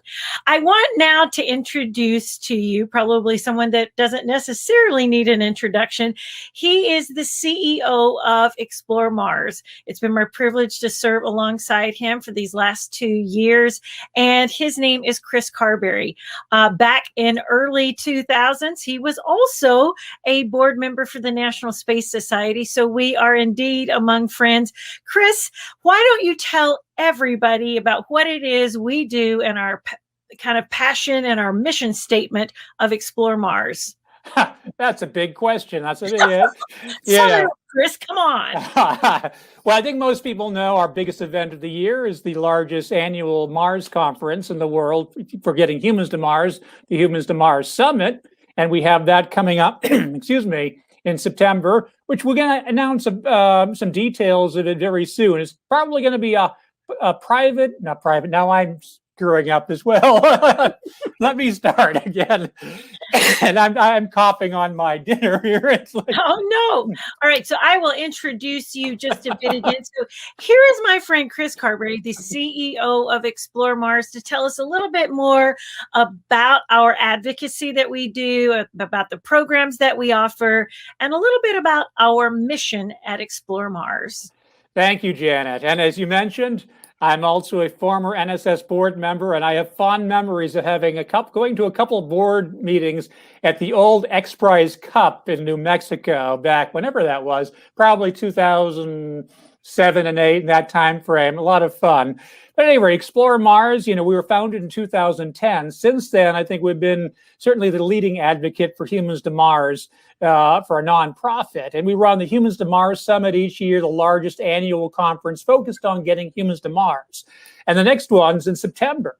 And this one's going to be kind of a hybrid event. We're going to be partially virtual, but we're also planning an in-person element. We're going to announce details of this very soon. So we're hoping that the National Space Society will be able to partner with us in some way or another. We hope to have some NSS speakers there as well. So it'll be fun to do that and then work with NSS moving forward when we get back to our conference in Washington, D.C. in 2022. But one of the events that we just got finished with, which I thought was really exciting, was last week. We completed our Mars Innovation Forum. This was an event where we didn't necessarily focus on the big rocket companies, but all these companies around the world, they're trying to find ways to create sustainability on Mars. How do you eat? How do you breathe? How do you communicate? How do you remain sane? And the things that don't necessarily cost billions or hundreds of millions of dollars and aren't necessarily the big aerospace companies. So that was a really interesting event. And that's going to be an ongoing series for the next few years. But of course, we also do a lot of STEM education work. So why don't you tell us about some of the STEM education work that you've been leading? You know what? It is, everyone knows that's my heart and passion. And, certainly what we've seen in the last 15 months is a lot of flexibility and shifting. So even education has gone virtual. So partnering with Explore Mars, we have, reached over 8,000 kids in Zoom. That's been me and kids in Zoom over the last 15 months. We've reached over 200,000 kids asynchronously. And Aggie and Aaron are due in large part to a lot of that outreach through E360 television. So I'm indeed grateful for that. But our whole idea was how do we take and do this and get it to as many kids as possible. I was operating with the NASA Next Gen STEM grant, Explore Mars. Anytime I said, hey, let's go do something outreach, and it's like they were right there alongside. But our big mission is just simply to get this generation thinking about, what kinds of jobs they're going to be when we realize that the space industry by 2040 is going to be $1 trillion or trillions of dollar business, that for kids today, we need to start prepping them that learning how to think about feeding Mars or AI and 3D printing habitats is, perhaps even the name of the business they'll be in. That title hasn't even been created yet. So, this is a very exciting time for kids to be growing up. Very exciting time for adults to be growing up as well. I mean, it looks like we're probably going to have probably the golden age of space exploration starting basically now. The 2020s look like they're going to be extraordinary, probably surpassing the achievements of Apollo, probably by a lot, with all the different activities going on and hopefully getting to Mars by the 2030s. So a lot going on. As you mentioned, it's not just, you don't have to just be scientists or engineers anymore. Those are important, but pretty much every sphere of society has something to contribute. So it's a really interesting time to try to tell students this, that show that they can be part of this, even if they're not studying, mathematics or engineering. If they go into law, well, there's an awful space law is turning into a huge business, and so many other areas of civilization are going to come into play within the space realm. And it's quite exciting. And that's, to have Michelle Hanlon, who herself that is her whole work is about space law, and to see how we're going to behave as humans going out there, and hopefully we can do so peacefully and collaboratively. And hearing last week some of the amazing innovations. It's like, Vint Cerf, the father of the internet, basically gives our audience this sort of dictum to go out and can you guys solve that faster than light problem that we have? Wouldn't that be nice? So kids, if you can solve that one. And hearing from people from around the globe going, I don't want to go to Mars if I can't have chocolate. Or how do we keep our bodies healthy and safe as we do long-term missions? And so it's no longer fiction or science fiction. It's not the future. The future is now. And space certainly isn't the final frontier. It is the next frontier. And that's why we're so excited to just say hello to everyone here at ISDC. And we just want you to dive deep, become part of the community. If you're a first time, perhaps this is the first space conference that you're tuning into, or if it happens to be, hey, I've gotten really used to joining all of these great offerings that happen virtually. Welcome. I think whether it's Explore Mars or National Space Society, our big thing is we invite you to become a part of this fantastic adventure. And, so many people have said that it's like it was the Apollo moment that made them want to explore, or made them think about space and the moon and Mars. And pretty soon, this generation is going to have their Artemis moment. And as Chris was saying, I believe it will be kind of the golden age of space, the biggest space renaissance we've ever seen. And I'm just waiting for my flying car, Chris. Can you It is just the beginning. And absolutely. So thank you for having us speak at ISDC. If you want to learn more about Explore Mars, pretty easy. Just go to exploremars.org. And we would love for you to attend one of our events. And just like ISDC, we love to have volunteers. So if you want to get involved with the space community, yeah, absolutely. We're welcome to, would love to have you, as I'm sure NSS would love to have you as well. Thank you guys so much. And again, consider becoming a part of the NSS and Explore Mars.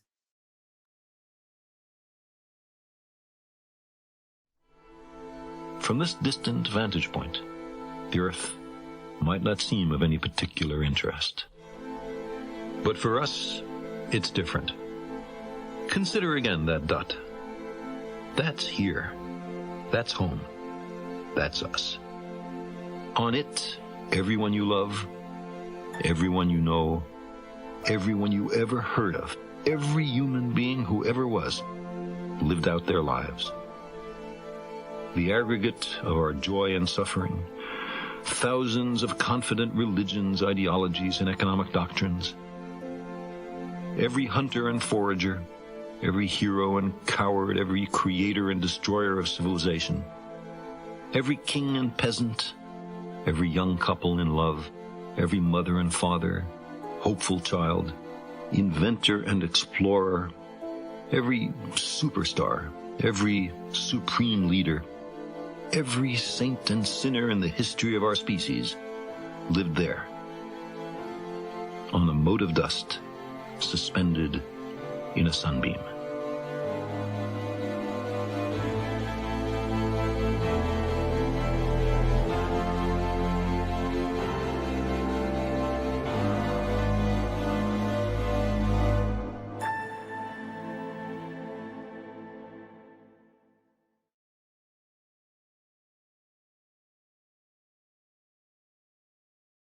All right. Good day, everybody. My name is Lorna Edmonds, and I'm a National Space Society board member and one of the co-founders of the space policy and universalization debates that are hosted by the NSS over the past couple of years. And it's about promoting students around the world to be engaged in the future of outer space and its impact on the world. As you know, the National Space Society is an organization committed to bringing social change, technological development, excitement to the development and expansion and settlement of outer space. And part of that is our curiosity of how we go about that and what are the things that we need to be thinking about in terms of the future of our world within the universe. Part of NSS, which is also an exciting part of today, is to celebrate the leaders who are evolving and growing our understanding of this next frontier, one of the fastest growing frontiers in the world at this time. And it is my pleasure today to speak about this individual, Mr. Isaac Arthur, who I have the pleasure of granting him the Space Pioneer Award that was awarded to him in 2020. This award is about individuals and teams who have opened the space frontier in everything from business, science, art, education, service, and government. But Isaac, if I can use his first name, is the founder and producer of one of the fastest growing YouTube channels in the area of science and futurism.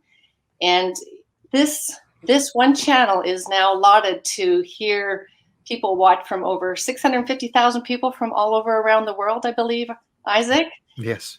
It's a channel that offers us one of the most impactful and, might I say, accurate perspectives on science and the future of our world, extending to space, ranging from astronomy and aliens to biomedicine and basic science to the Fermi paradox, which I might ask you to define for us at some point, and most importantly, the future of spacefaring civilizations.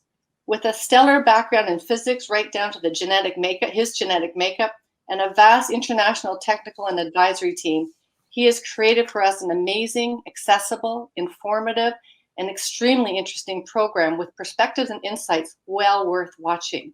So over to you, Isaac, to shed some light on the story behind the making of your production, of your vision of the science and futurism as you see it today. So why don't you give us a bit of context?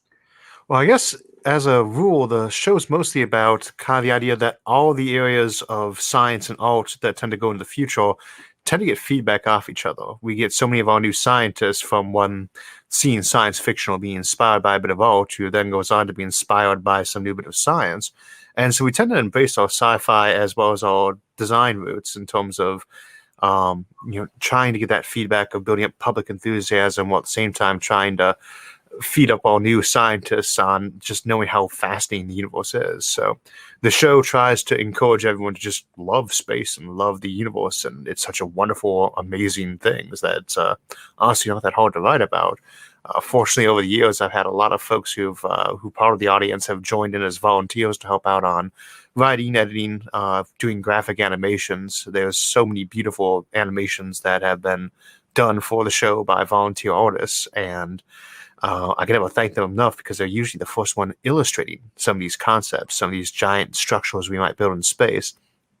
And it's just wonderful to get to work with those folks. They inspire me, and apparently I'm lucky enough to inspire them and others. And it's just been an amazing 7-year ride so far. So why don't you tell me a little bit about your team? Because I know it's pretty vast and pretty global and pretty dynamic, and it's kind of everybody's engaged from what I can understand. It's very fluid. I mean, at some level, we have, I think, 50 or so moderators just for our social media who come and go with time. And we've got other folks like Jacob Greiger, who's out of Poland. He is used to work for Marvel movies in the cinematic universe, and he does our covers right now. He's been doing them since, I think, episode 20, and we'll approaching episode 300 very shortly, and he just does beautiful designs, and he's the first member of our team. And then we've had so many folks who have come and gone over the years as time permitted. Mark Warburton, Jerry Gorn, Tiffany Penner. There are so many people I couldn't think I could even name them all. Naomi Cohen, I'll give it a try real quick. Keith Blockus, and there's just so many, and it's such a great honor to work with them all. So Alex, Jason, all the other ones, thank you so much for all your help. This award is a lot more you guys than mine, to be honest. And it's been a great pleasure to work with you, and it's been such a great time to get to learn along with you and to make these episodes with the public. And it's been so great to get that feedback from the public. So it's a very different than the old school of writing or doing show production, where you might get to run into your audience and hear feedback, years down the road from when you made something. Nowadays, you can get it pretty much live, and it's quite staggering sometimes, but also quite it's a wonderful feedback process. It's quite inspiring. So here, why don't you just give us back your award so we can all have a look at it for a moment, because this is the first occasion where I feel like I'm handing it to you virtually, because we had to send it before, but it's pretty impressive. And again, your program is incredibly impressive. What do people say about your program? What kind of feedback do you get? Well, feedback comes in every type of form. Sometimes we're very lucky. We get very little bad feedback, to be honest, compared to a lot of other shows, even the sciences. A lot of my peers who do science shows in YouTube and the other formats still get fairly vicious remarks compared to what I do, and yet it's still generally a lot cleaner than we expect from the internet. But I would say 99% of our feedback is positive, and it is a good way to start the day sometimes, just to read those comments and say, what's happened with them. I think my favorite ones this day are always when someone says, I watched this with my kids, or watched your show and it inspired me to go into the field and study. It's not always physics. Sometimes it inspired me to go into the field of biology or geology, but it inspired me going to astronomy, inspired me going to rocket engineering. And sometimes the best ones are someone you hear back from 4 years afterwards and say, I just finished getting my degree and you encouraged me to go into the field. And there's other folks who have written books and said, we got plot ideas from the thing, or we, so much of the setting or world building we did for this fictional story, or this TV spot, this book was inspired by the show. And those can really give you a bounce. That sort of thing that puts a spring in your step the whole day.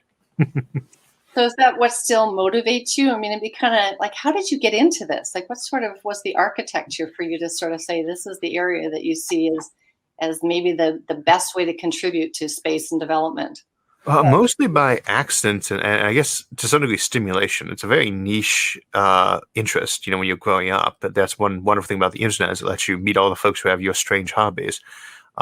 When I left college, I was in grad school at Kent State, and I left to go to join the military during Operation Iraqi Freedom.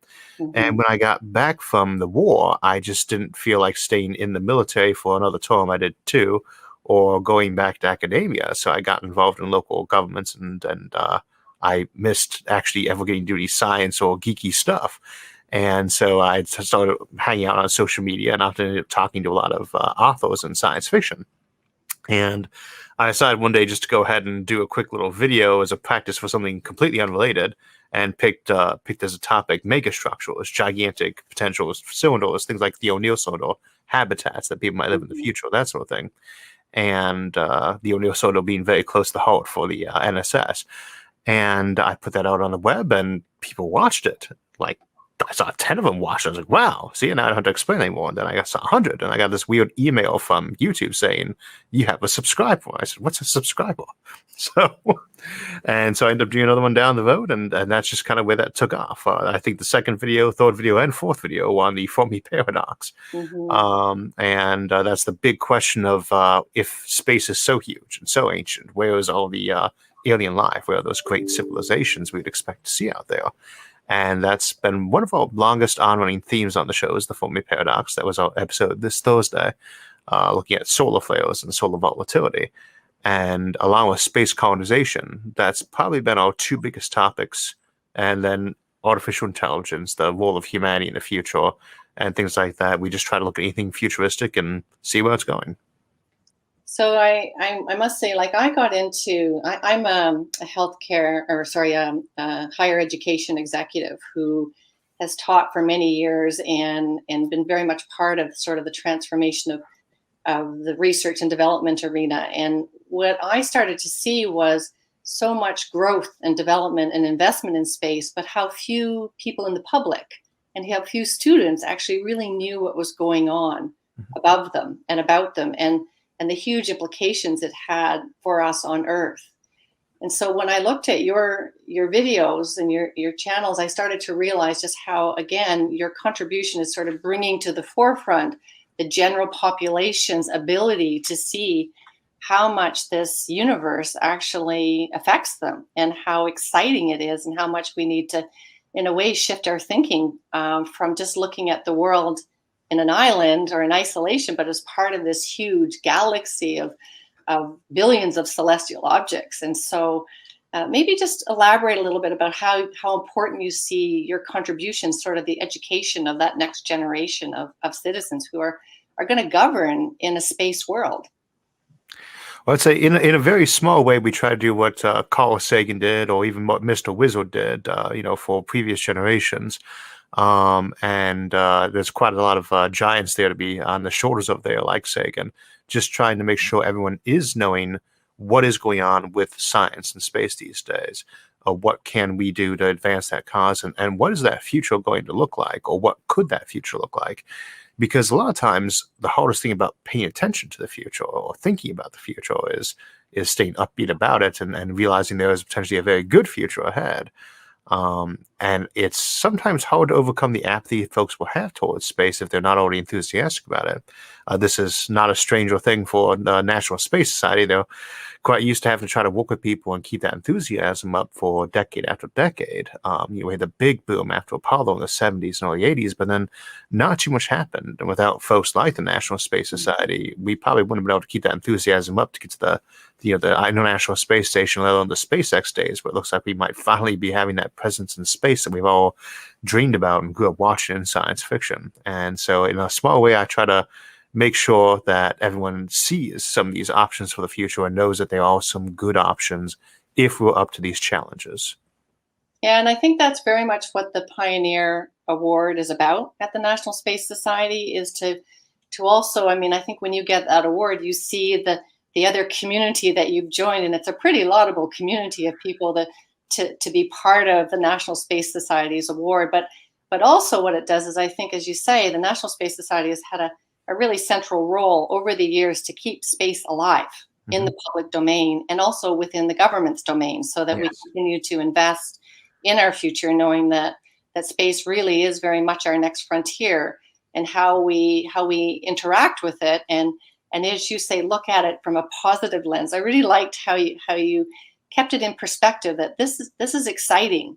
This is where we want to go, and we need to invest, and we all need to be engaged and see it as part of our growth and development. And I think that's really at the heart of the Pioneer Award. It's very much being at the forefront of that frontier, but then seeing it move into the mainstream of today's science, but also art and culture and our life. We live a spacefaring world in many respects today on Earth. Mm-hmm. Oh, yeah.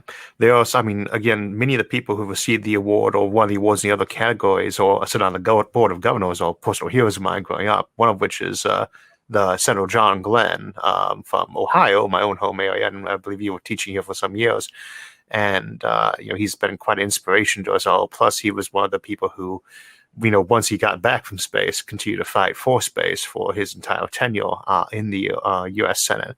And that is very important to keep not just that enthusiasm of the people up, because they're who the government looks to and says, hey, should we be funding this? What should we be doing with this? But also to keep that very active roll up with not just educators, but people in government, because they usually are very enthusiastic about technological development, but you have to be able to talk to them and show them what, where is the inspiration here for the public? Where can we do this to help out our state, our country, our world? And, there are so many influential people in government who actually have been awarded this or parallel awards from the NSS. And, it is very easy to forget how important it actually is to keep fighting for that day to day to day to day, not just in educating people, but, fighting for the funding, fighting for the engineering, and getting people who want to be enthusiastically in these fields to make a career out of them. And I'm very glad to get to play a little role in that. Yeah, well, I think your role is actually pretty big. Now, maybe just in terms of a little bit of data, do you know who's listening and watching your show around the world? Do you have any kind of information to kind of get a sense of? Sure. The single biggest chunk of our audience is the United States at about 40%. It varies from time to time. But after that, English-speaking countries make up about another fifth of it in Canada and England and Australia. And then about another third is Europe, and then spread out the rest of the world. A lot of impact into Eastern Europe. It's actually one of our biggest audiences in the old Iron Curtain states. And that is such a developing community for science and science fiction these days. That's actually kind of proud to get to know some of the folks who've been, getting up in those areas, writing more fiction. In an area that sadly has been underrepresented in that genre, with the exception of folks like Stanislaw Lem. There was just such a building science fiction, and I hate to say geeky community there, that is always the base, foundation for where we start getting our next generation of STEM researchers in the sciences and medicine. Yeah, fabulous. Just fabulous. So maybe we should end on you just saying, what does this award mean to you going forward? It's probably a reminder to redouble efforts. It's a great award for the folks who have helped out on our team too, to be taken, and given this award by such a prestigious group, and to, get an award that, again, so many of our heroes, at least, for those of us who kind of grew up in this community in the 80s and the 90s, moving towards space. I put it up one more time. I just want to thank everybody for that, because at the end of the day, it's anytime you get an award, it's a reminder not just to say, oh, look, you accomplished something good, but a reminder to kind of redouble your efforts going forward, and to make sure you're doing more work towards just getting more people inspired to move on to it for the future. Well, I couldn't agree with you more. And I think and I hope that by giving you this award not only inspires you, but also continues to raise your profile and get that global community watching your shows, because they really are fantastic. And congratulations, Isaac, and your team from all over the world for an incredibly inspiring and fantastic channel that we're all benefiting from. And certainly, I think the future of humanity, in some ways, maybe in the small ways, in a better place because of the science and the knowledge and the creativity that you've brought to our world through the YouTube channel you've created. So congratulations again on behalf of the National Space Society, and we look forward to seeing all that you'll accomplish in the next phase following receiving this award. Thank you. Thank you.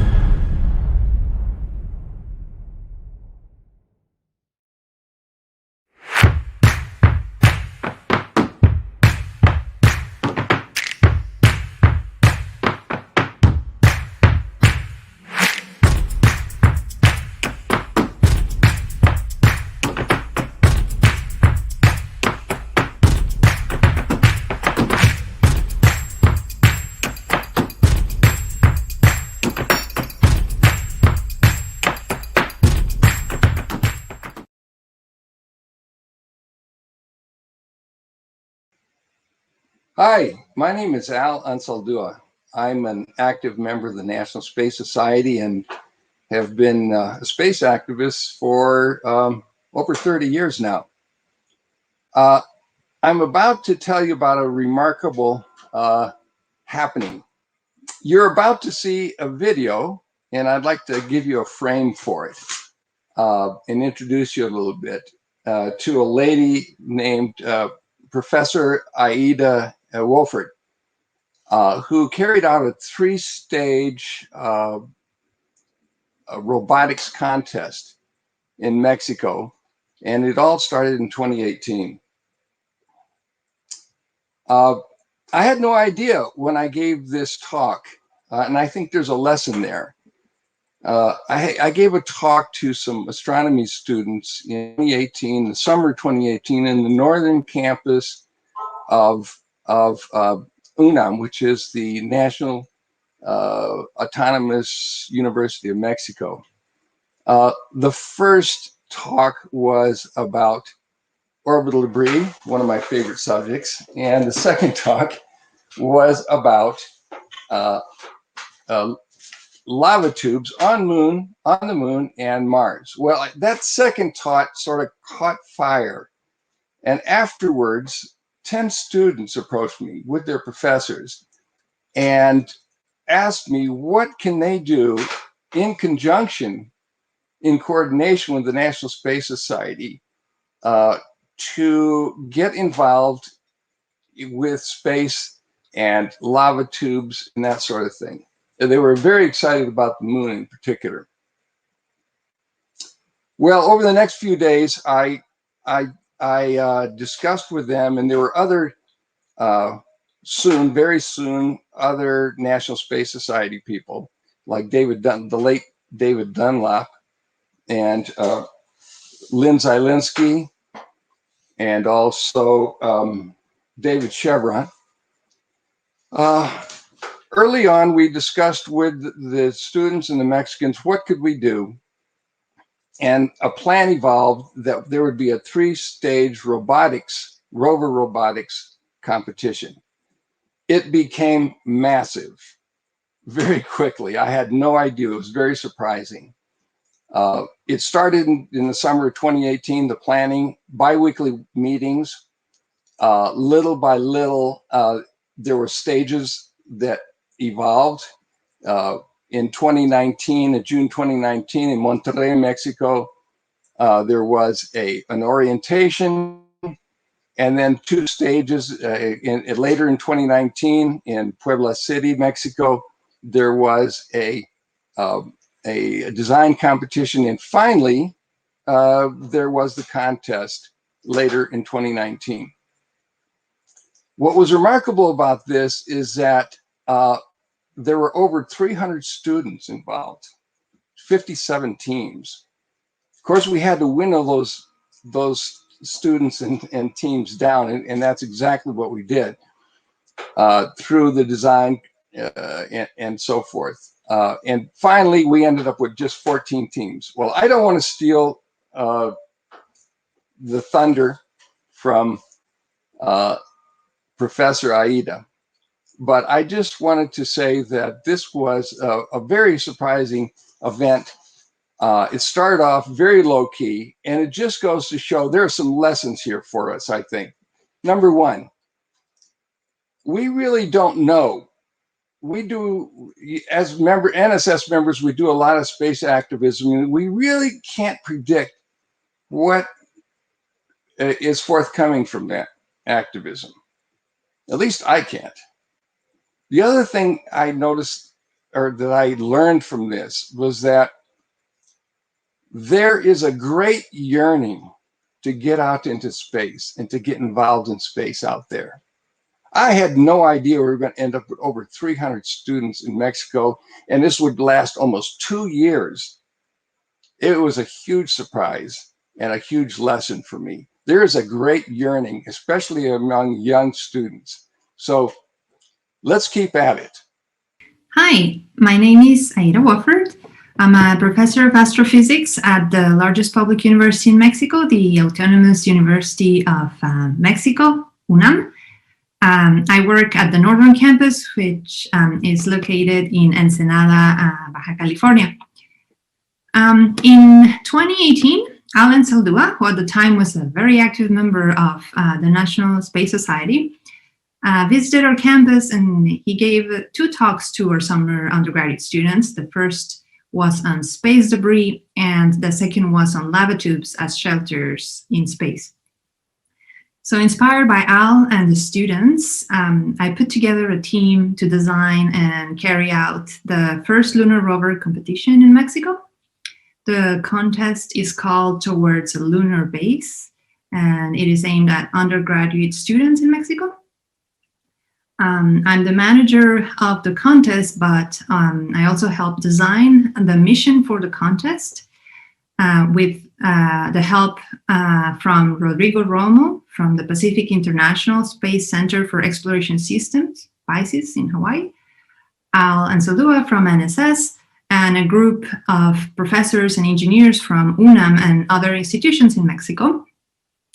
For the contest, we also received help from the Mexican Space Agency, the Aerospace Cluster of Baja California, and the municipality of Ensenada, Baja California, where my campus is located. The mission was to build a rover capable of picking up and storing rocks of up to 1 kilogram. The rover also had to visit 4 different areas of terrain. One was sandy, the other one had a slope, 30 degrees with a crater at the top. The rocks were either on the surface or semi-buried or completely buried. And so the mission was to visit the 4 areas of the terrain, pick up as many rocks as possible in 15 minutes and come back. And then the rover was controlled from a room without a direct view to the rover. So the rovers had cameras, and the contestant had a map of the terrain, and some markings were available on the terrain.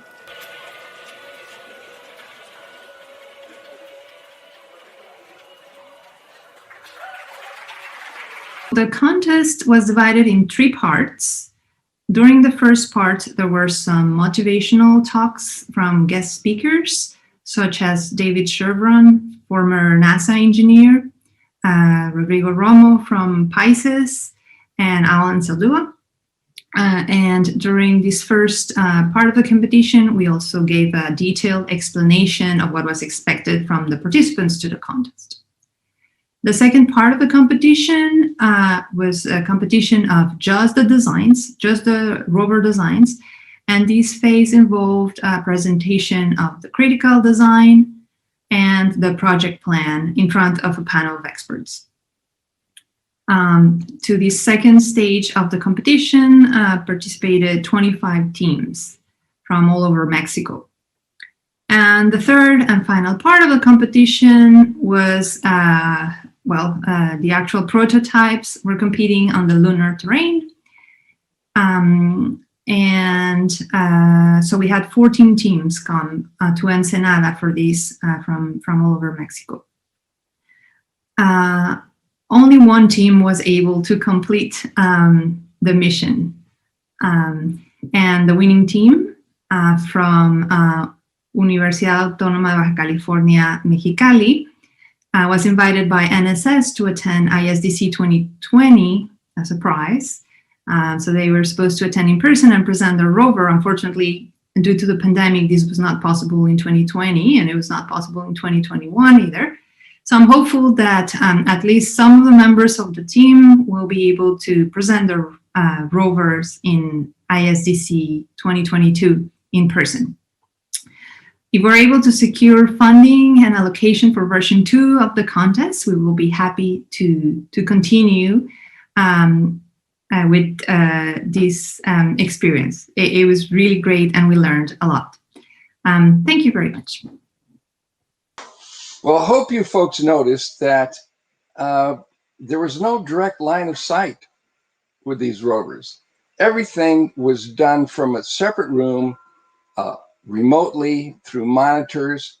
All the directions were given through telerobotically. So it was quite a feat. And I wonder if you also noticed, I hope you noticed, that some of the rocks were either buried or semi-buried. So each rover had to actually dig out some of those rocks and contain them and transport them to a deposit where everything would be weighed. And the winning rover did exactly that, did it much better than the others, and deservedly won.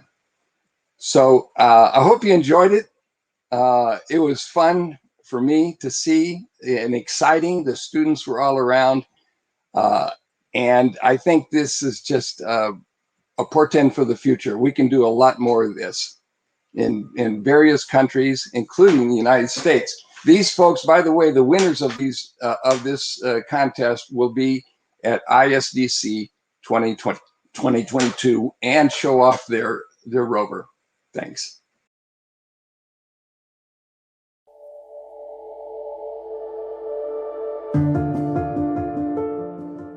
Dear Earth,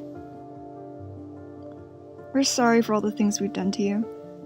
We're sorry for coal plants, oil spills, nuclear waste, dirty factories, auto emissions, wildfires, and climate change. We really didn't understand. We didn't mean to hurt you, but our needs got the best of us. Now we know there's a better way, one that will give us everything we need without harming you ever again. Can we start over? We have a new plan, and we really mean it this time. We promise. It's all about electricity. We know, we've tried that before. Coal, oil, gas. Those were the choices for a different time. But we promise to do better because we have a new source of power at our fingertips. Space solar power. The sun provides clean and virtually limitless power 24 hours a day. It is a huge, inexhaustible source of energy that will be kind to you, Mother Earth. The ways we currently harness solar power are a great start, but only provide energy for part of the day and are limited by weather and other conditions here on Earth. And your atmosphere, while we cherish it, reflects about a third of the sun's energy back into space. Solar power generated in space and sent back to Earth frees us from these limitations and will allow us to provide virtually unlimited amounts of energy to the entire planet, night and day. Space solar power is clean, abundant, and the costs of collecting and transmitting it back to you, dear Earth, are negligible. And space solar power is virtually emissions-free and kind to you. We have the rockets and the proven technology we need to start building space solar power now. We may even be able to utilize the resources of your neighbor, the Moon, to build these orbiting power stations. We really want to do the right thing, Mother Earth. We're ready if you are. Space solar power will help us to repair the climate and make you healthier than ever. So what do you say, Earth? Ready to give us a second chance? Space solar power is the answer. To learn more and donate, go to go.nss.org/SSP.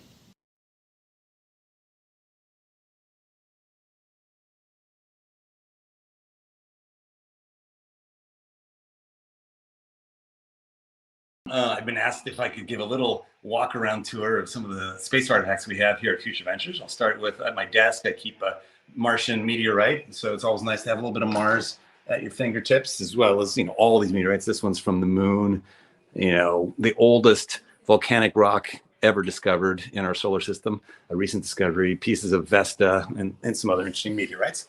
But let's go walk around and look at some of, look at some of the bigger artifacts out in the main area.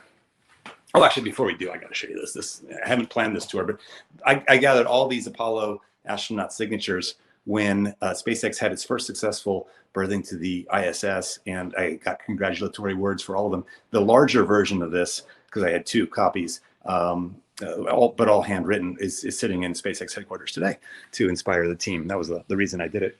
I specifically wanted to get Gene Cernan to say some nice things, and I did. That was my goal. Soyuz flight deck, some other amazing stuff, like that headset was used in the first lunar module, rover ride on Apollo 15, docking hatch.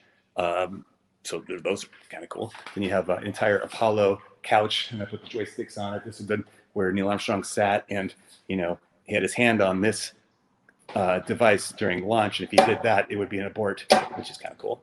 Then you have a complete RL-10, which is amazing, right? Proving that regenerative cooling and liquid fuels makes sense. That's what got Werner von Braun excited about that for Apollo.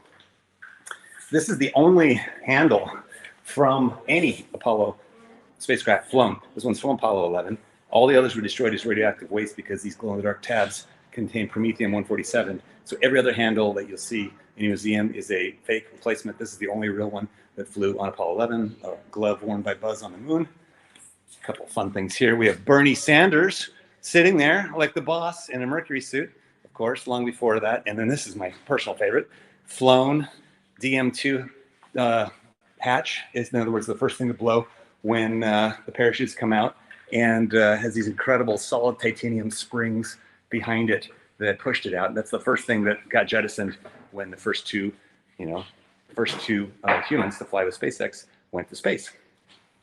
Back here, I'll just show you one interesting thing: a complete lunar module guidance computer. So this is the whole thing, the IMU, all the computer boards, and I have it tucked in the corner here because it's actually mildly radioactive. It has thoriated magnesium in it, and I just discovered that this week. But it is also kind of special in that it is from LM2, meaning this is the one that was removed from the lunar module that's sitting in the Smithsonian, and it was used for some subsequent testing at an Air Force base. Here's a spare Skylab exercise bike, and what I love about this, I'll zoom in to the controls, is that of course you'd use a lunar module, switches and buttons, but of course it's heart rate and the usual stuff that you'd have on an exercise bike that's on there. So that's kind of wild. So let's go. Let me take a look at some other. Well, this is some amazing stuff in here behind glass on purpose. My favorite artifact, the cuff checklist that was on John Young's wrist when he did that famous 3-foot jump salute. Literally there on his wrist is this particular artifact, the eyepiece that was used in the lunar module of Apollo 13 on the AOT for getting back and doing the star sighting. Soon, there'll be, in the next couple of weeks, will come out a detailed analysis showing this was actually the first Hasselblad ever flown in space, personal possession of Wally Schirra. The reason that's somewhat controversial is someone else paid a lot of money for something claiming to be that. The radio that sunk to the bottom of the ocean with, the first, when Gus Grissom's hatch blew and it sank, but it's been recovered. Pretty archaic looking thing. This is part of the lunar module of Apollo 17, the armrest that was used for vertical takeoff and landing of the lunar module. In fact, I own a piece of every lunar module that's been on the moon. So a registered piece of the spacecraft, because in every single mission, lunar module pilot or commander brought back souvenirs, contrary to protocol, snuck them through the hatch, and have kept them all these years. Unbelievably, a flown Planet Lab satellite. Now, flown in quote marks because that's how far it got. It was an Antares launch that blew up at night, which is the best time to blow up for photography. And it landed on the beach unharmed and tweeted, yo, because the antenna, basically when the solar panels saw sun, it tweeted its existence. Lunar module descent engine, X-15 engine, lunar traverse gravimeter, fuel cell 1 and 3 that were literally used to test all of the lunar module, the command module electronics during development. And then maybe I'll end with something really cool over here. Actually, no, there's a couple more things I want to show you. Actually, a couple of really amazing things I want to show you. This is the actual, hand-painted Wally Schirra Cygnus 7 from Mercury, logoed, part of the spacecraft, which is kind of amazing. Mirror hatch, mission control, console. This is pretty amazing. It's the only biological instrument from the Viking program still on Earth. There's 2 on Mars, of course. Then in 1976, did a variety of experiments. 3 of those experiments were in here to try to see whether life existed on Mars. And, they dropped the soil into that flower petal. This auger, sort of stirred it up, and it went to labeled release, the gas exchange, and the pyrolytic release experiment here. And then in this, I have the actual GCMS as well. So I currently have it covered, but that was amazing. And Luna 9 pedal, that was, the first lander on the moon that sent back a panoramic image that was first published in a British tabloid. This is kind of a fun room. I call it the Lunar Orbiter room, in that solar panel, which is gorgeous, is a spare of the Lunar Orbiter, which, this model reminds you what it looked like. So this is one of those solar panels. And up on the ceiling, I have spares of, where is it? That's gonna be hard to see. The high gain antenna, some images that it brought back, the low gain antenna as well. And that's amazing that there was an analog film development lab, and then, raster scan and beaming the data back to Earth. A GINA engine, I've never seen one of those before, but, this is kind of a fun one. A spare observation system from a Salyut militarized space station, the one that fired a machine gun in space, where someone would be looking through these eyepieces to take photos of US military bases. As the satellite passed over, the film was developed up in Salyut, dropped over Russia, and captured by plane before it hit land. So that is my rapid fire tour. There's more to see. Actually flown sextant from AS202. Oh gosh, I keep going on. Braun air handling system, which you could compare to the shuttle. Excuse me, not to the shuttle, to Apollo's environmental control unit. The entire environmental control unit. That you put the lithium hydroxide canisters in, and such. And then my first artifact, maybe we'll just end with that. The crewman's optical alignment sight from the Apollo 16 lunar module. That was the first item I collected. And that's what made me, my eyes were like, you can actually own something that's been on the moon for 3 days? Legally? Wow, how does that work? And then all this followed. So maybe I'll end it with that. That was the, breathtaking, for me at least, brief tour of the space artifacts here at Future Ventures. Thank you.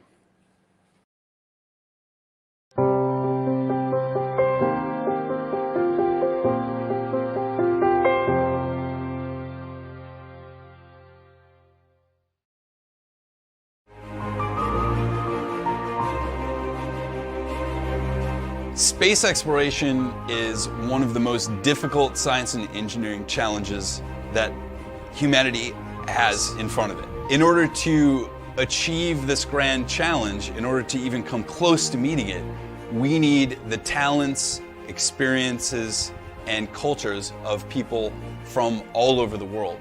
There are now starting to be a lot of careers for young people who are going into college or graduate school. If space tourism takes hold, it's the hotel industry, but in a unique environment. There is a great need for young people coming into these fields because that has not been happening actually for a couple decades now. Space exploration is more viable today than at any time in history, and the private sector is showing us how to get into space. SpaceX has really shaken up the industry in the past 2-3 years or so, and by bringing this intense competitive edge that they have. We need more scientists. We need more people who see science as an inherently vital part of our success as a species on this earth, of our ability to overcome any challenge that nature, that the universe might throw at us. I would encourage all young people who are interested in being part of this renaissance in space exploration to follow their hearts. There are all kinds of jobs that are going to be available in aerospace in the coming years, in the near future. Follow your passion, and then there'll always be an opportunity to tailor whatever you're interested in. You'll find a way to adapt that to an interest in space. It's much more likely these days that if you have a specialty in biology or pharmacology, you could become an astronaut payload specialist or a mission specialist, actually fly on the space station, or fly with a commercial company to develop new stem cells or new protein crystals that could cure cancer. Follow your dreams, dream big. Don't worry about what people think about your dreams or what they say, because if you are passionate about it and you are committed to them, you can make big things happen.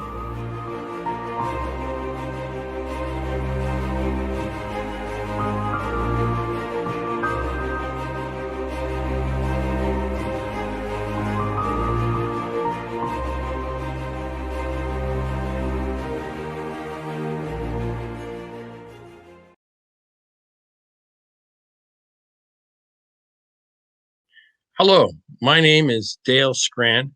I'm the Chief Operating Officer of the National Space Society and also the Senior Vice President. I'm here to give an award, a very important award, the Chris Pancratz Award for Space Activist of the Year. But first, let me tell you a little bit about who Chris Pancratz was. Back before the pandemic, when we had an office, and a number of years ago, there was a person who did a tremendous amount of volunteer work for the National Space Society. His name was Chris Pancratz. And this individual, he worked very hard, he worked long hours, and after a while, people noticed that he seemed like he wasn't looking so good. And it turned out that he was dying of cancer. He had terminal cancer. And they said it was expected that he would, quit, do something, whatever, but he didn't. He decided to spend the last months of his life working as a volunteer for the National Space Society. He worked at the National Space Society headquarters until his untimely death.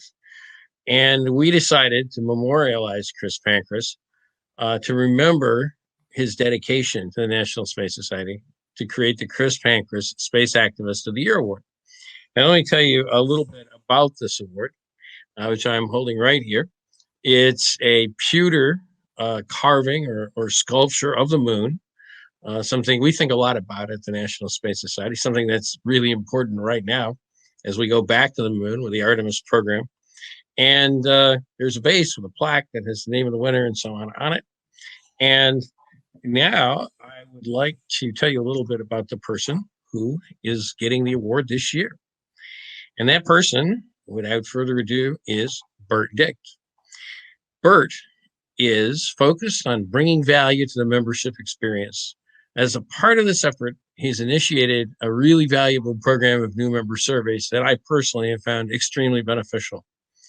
Additionally, Bert has done a fantastic job leading the National Space Society response to the COVID environment. He has led and hosted the National Space Society Space Forum program, where NSS members have had the opportunity to attend biweekly free online video sessions with famous space experts, NSS leaders, and more. This program has been an enormous success. Bert did this while leading the membership team as the Vice President of Membership.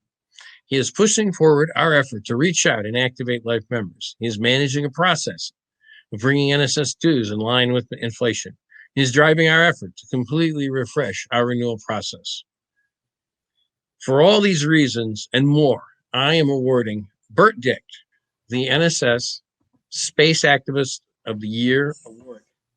Bert, here is the award. Oh, wow. Thank you so much, Dale. I'll show it to everybody so they can see it, and then I'll just put it down.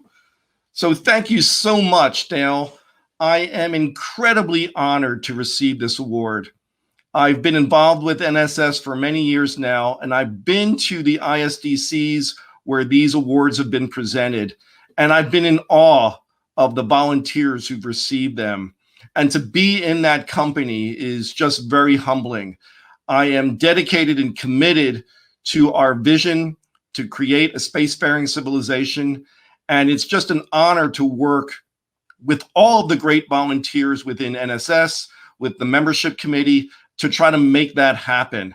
And I know we're doing a lot of this for the members themselves who help propel what NSS does. So to receive this honor, as I said, it's very humbling.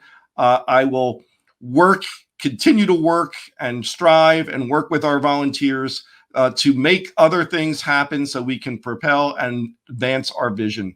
So on behalf of myself, again, I want to thank you and thank the awards committee for this great, great honor. Bert, it's been a pleasure working with you, both as CEC and COO. You've been doing a great job. I look forward to a great rest of 2021. So as a previous recipient myself of the Chris Pancratz Space Activist of the Year Award in 2016, I congratulate you, and I really thank you ever so much. Thank you so much, Dale. Same here. I look forward to a very fun and productive rest of 2021, and looking forward to all the great things that are going to be happening in space.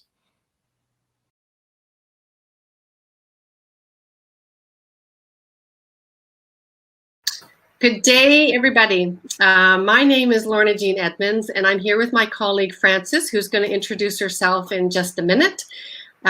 We're here to present to you, who I know are from all around the world, about the idea of universalization and the imperative to prepare our next generation of leaders to work in what we would describe as our new reality. But we're hoping that today we're going to capture your imagination, both in terms of the new construct that we think you're in, but also about the power of using debates and a new style of debates to really engage students in a way that we think they need to be thinking and collaborating in order to lead our future and be able to ensure our sustainability for the long term.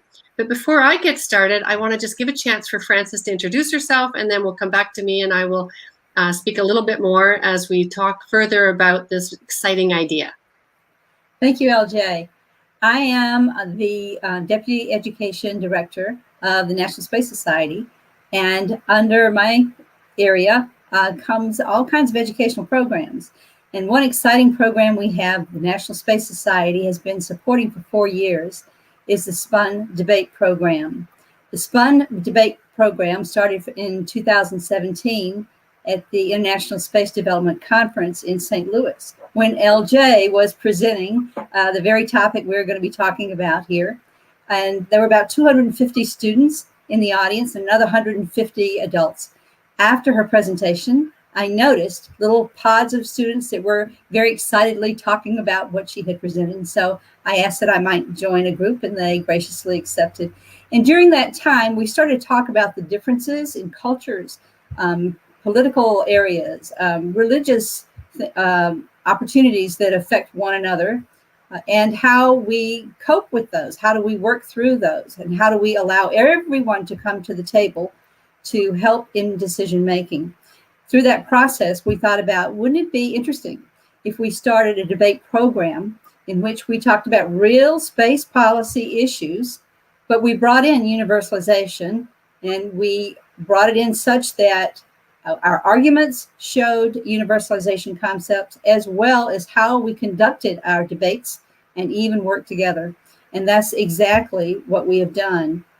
This year, we had a debate June 12th weekend and also the weekend of June 19th. We had 10 teams debating. Each team had 4 students on it who had never met personally, had met virtually, and worked very hard together for the last 7 months. We started out with them taking an online course if they were new to debating or if they were a veteran debater, because we wanted them to start at the same area. We wanted to bring everybody to the table. No one was at a disadvantage. And that's exactly what we did. So we had 8 different countries involved with 8 different time zones, if you could imagine. And it was a fantastic operation to see it happen. And the outcome was really, really excellent. So maybe I'll just kind of segue in and say, you're probably wondering, like, what is this universalization? And in really simple terms, what we're trying to suggest is that we're in a new frontier. We're in a new phase of our society. And it's not about globalization anymore.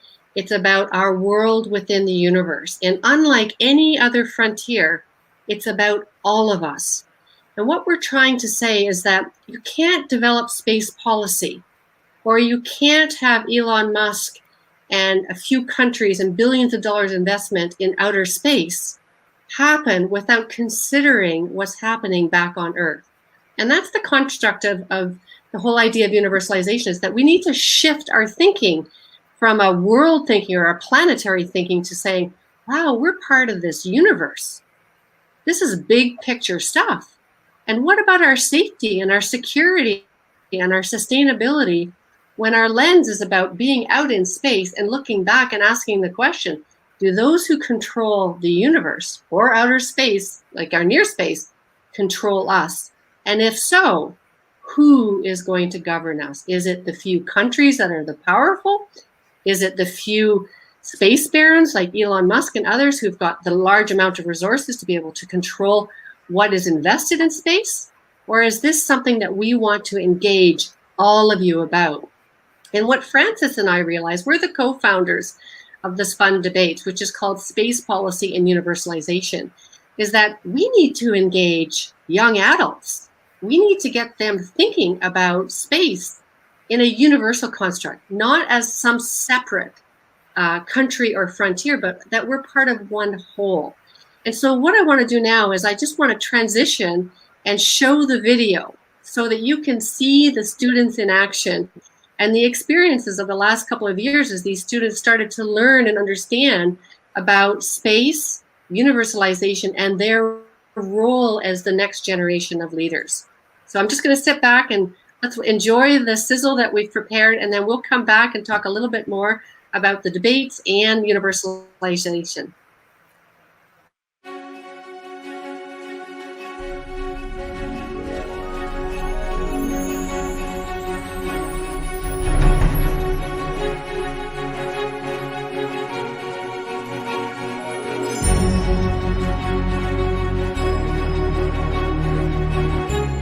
Well, this debate opportunity has taken that bold step of bringing it into the domain of young adults. If what we've done is created that energy and that interest. When you see these students speaking about it and using the terms that we use as if it was always their term, I don't think there's anything more rewarding, quite honestly.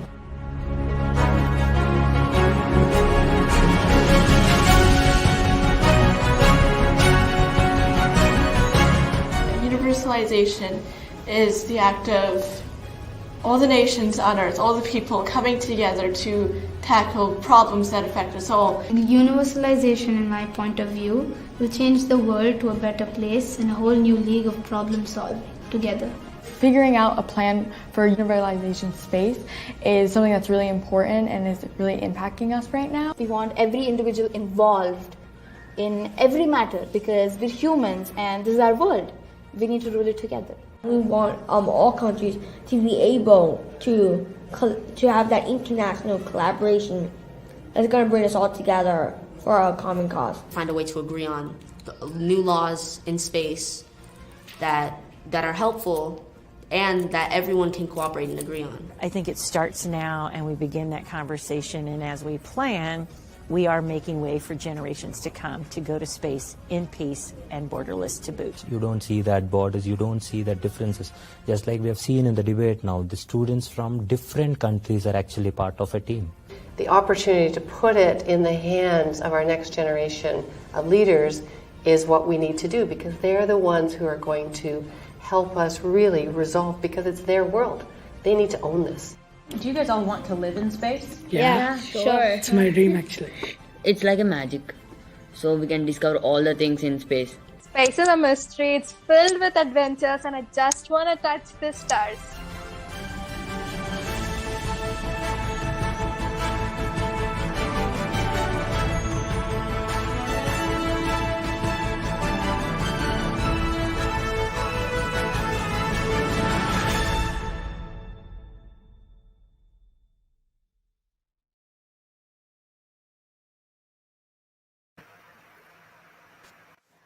I think we can see the excitement that the space debates or the spUN debates have created amongst our students. But let me just kind of bring this back to home again. This is real big stuff.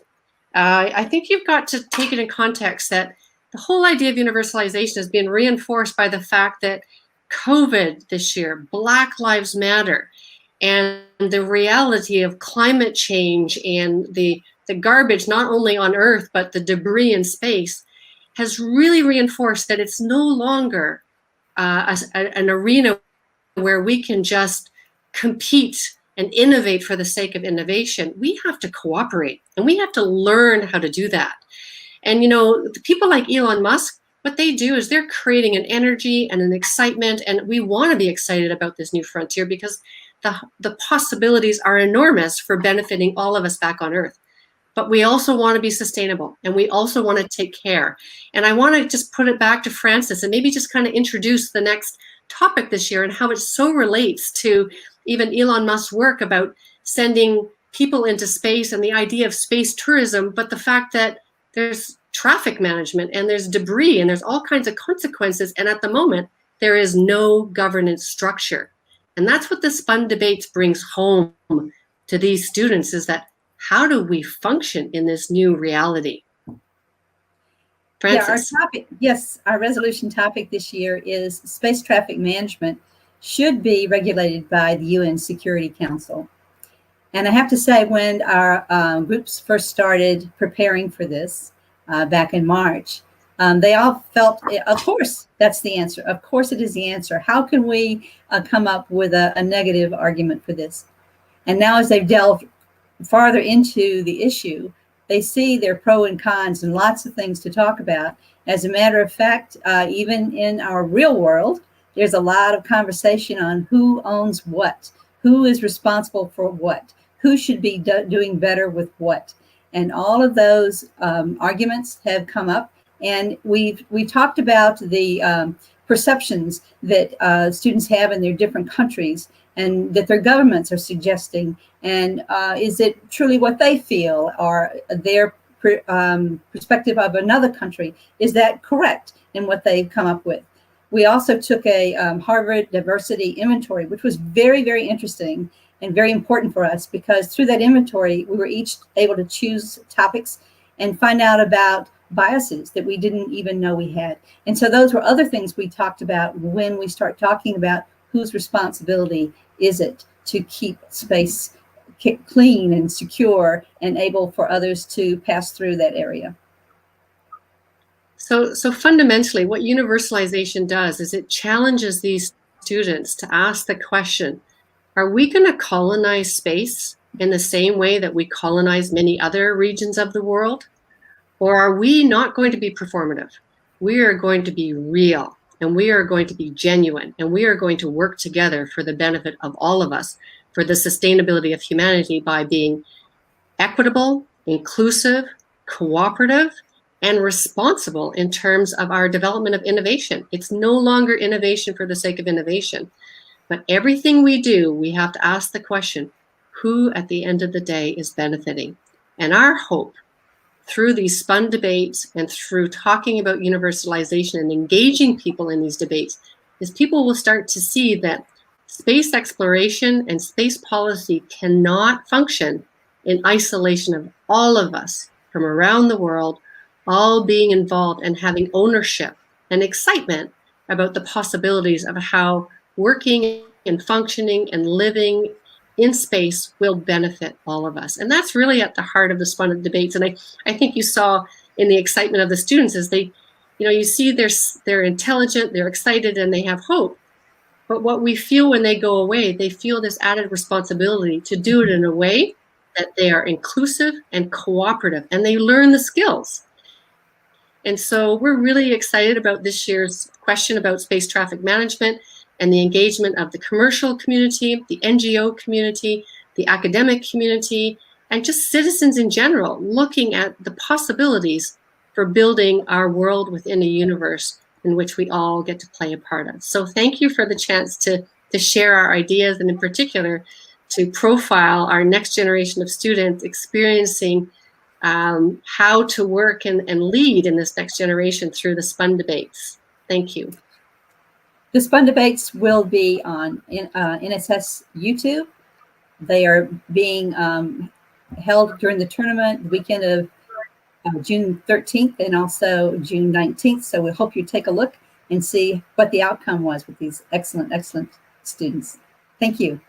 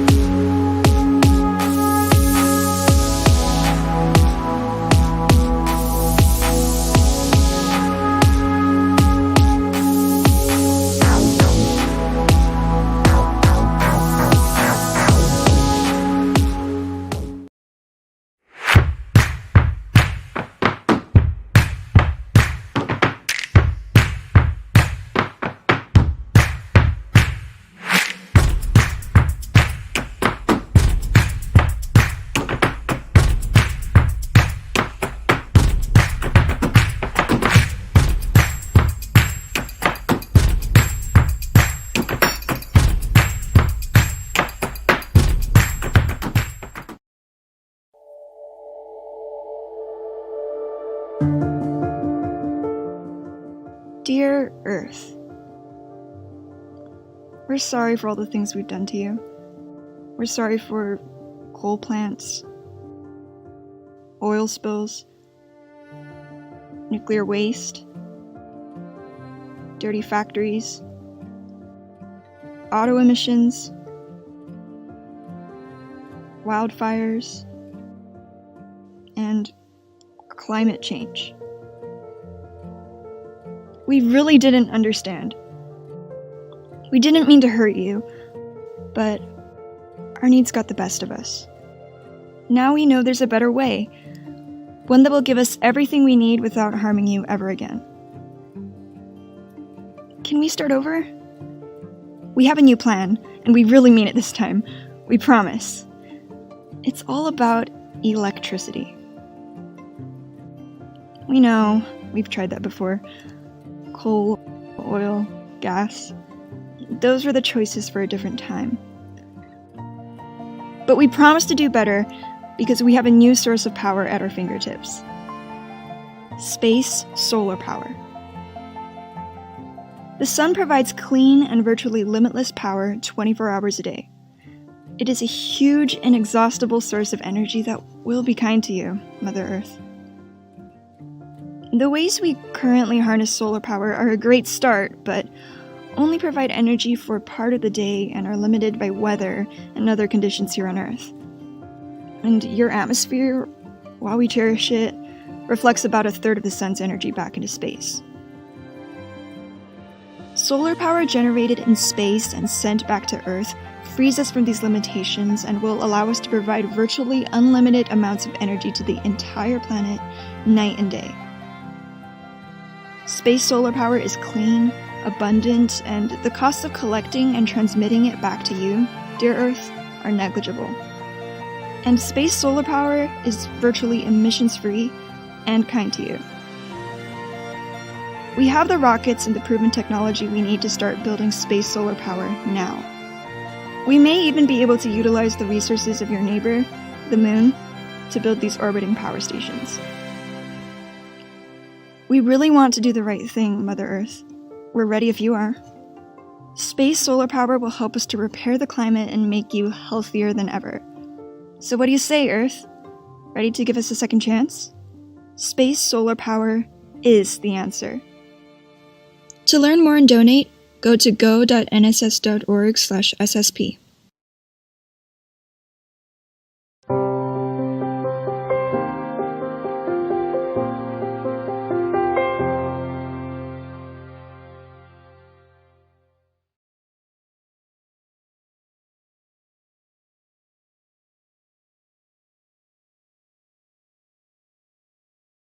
My name is Dr. Andrew Wilson, and I am the Competition Manager of the International Space Solar Power Student Competition, which is a global undergraduate and graduate level annual event presented by Space Canada in partnership with the International Astronautical Federation Power Committee, National Space Society, and the Space Generation Advisory Council.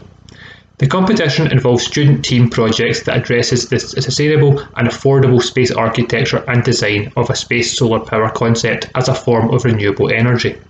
Now in its fifth year, the focus of the 2021 edition is to address key challenges and new innovations in architectures of solar power satellites, with particular attention made to addressing life cycle CO2 challenges.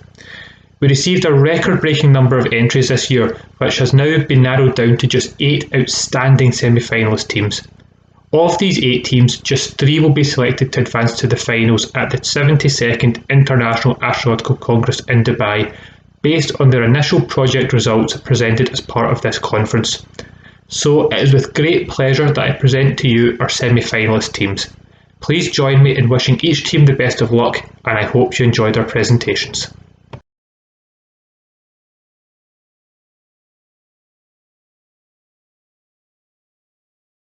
Hi, my name is Miles Turner, and I am joined today by Carson Corsi and Thomas Rodriguez to present to you all the SPS Builder concept. The SPS Builder concept came from the need to construct large structures in space that will be used for solar power satellites. The concept incorporates 4 key features. First, being the design can help construct and maintain a solar power satellite through the use of small satellites.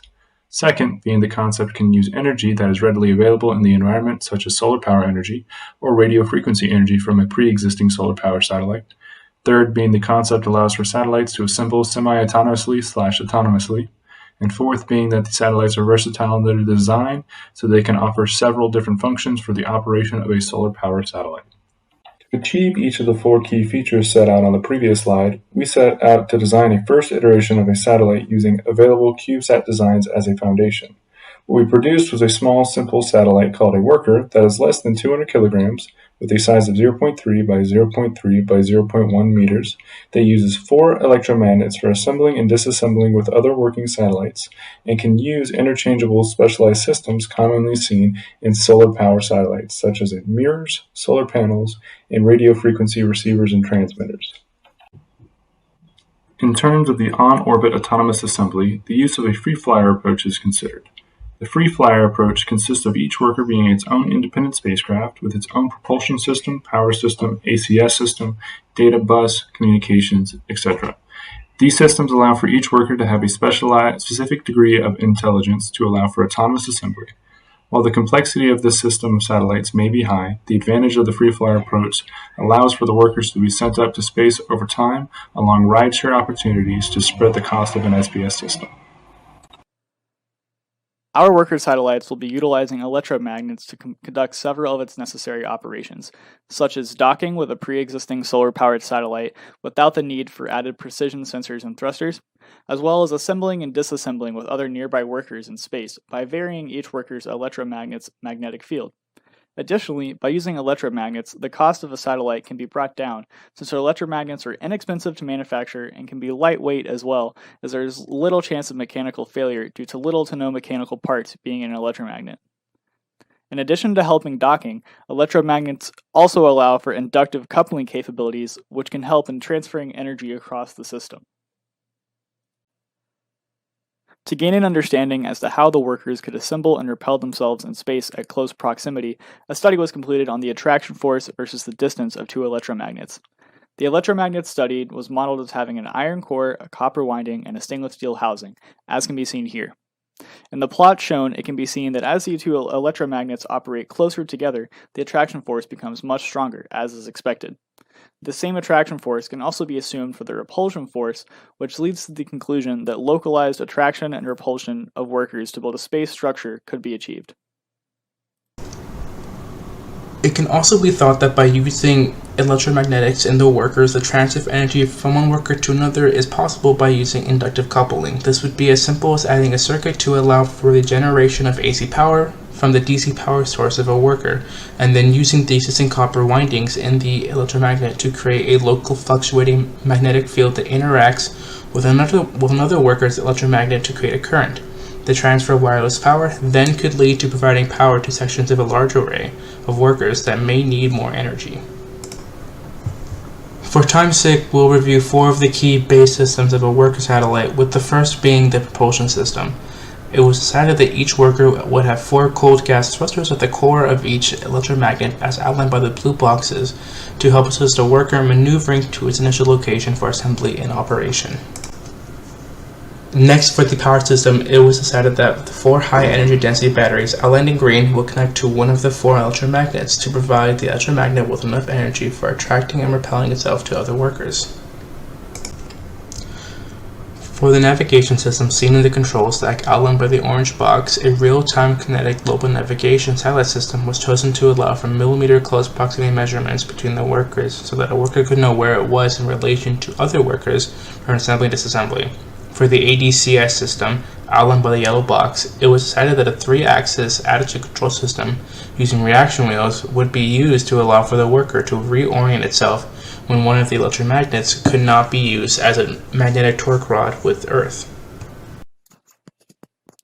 Here's a render of 3 specialized systems that can be used by a worker to help construct a solar-powered satellite system, with the first on top being a mirror array that would be used to help to redirect direct sunlight to a solar panel, the next one being a solar panel that can collect solar energy, and the third being a radio frequency receiver and transmitter that can be used to collect radio frequency energy or send radio frequency energy. Each specialized system would be able to attach the top and bottom of a worker satellite to allow for a variety of use cases, such as the use case of a worker collecting solar energy from a solar panel and then sending this collected energy to Earth using an RF transmitter also connected to the worker. This is what you see on the right side here. Ideally, by assembling a cluster of workers together with a variety of use cases, you essentially will be able to create a modular, independent, very robust solar-powered satellite system. Here you can see our concept of operations. This first portion on the left is showing a stack of workers being sent up to space, assembling autonomously, and then deploying their specialized systems and conjoining with other specialized systems and satellites. In this middle portion, you have the addition of more workers being launched into space and assembled, and then going on to complete their specialized tasks and assembling with each other. And then this third section shows as individual satellites break down, new satellites can be deployed using rideshare opportunities and can go and modularly join the system. Here you can see a render of what a stack of workers would look like in a flight-ready position. You can see that the specialized systems are not deployed and the workers are assembled as a stack. help to address the number of workers required to make an operational solar power satellite, the worker concept is planned to be scalable, with each worker being less than 500 kilograms and 1.5 by 1.5 by 0.5 meters in size. This would mean that approximately 444 satellites would be needed to make a 1 by 1 kilometer sheet of workers, which is the typical size of more modern solar power satellite concepts. Moving forward, to help test the feasibility of the SPS builder concept, research is needed in testing of assembly and disassembly of spacecraft in space using electromagnets, the transferring of energy in space wirelessly using electromagnets, the interacting forces that occur between the spacecraft's electromagnetic and the Earth's electromagnetic field, and the potential added controls on electromagnetic spacecraft with other local electromagnetic spacecraft.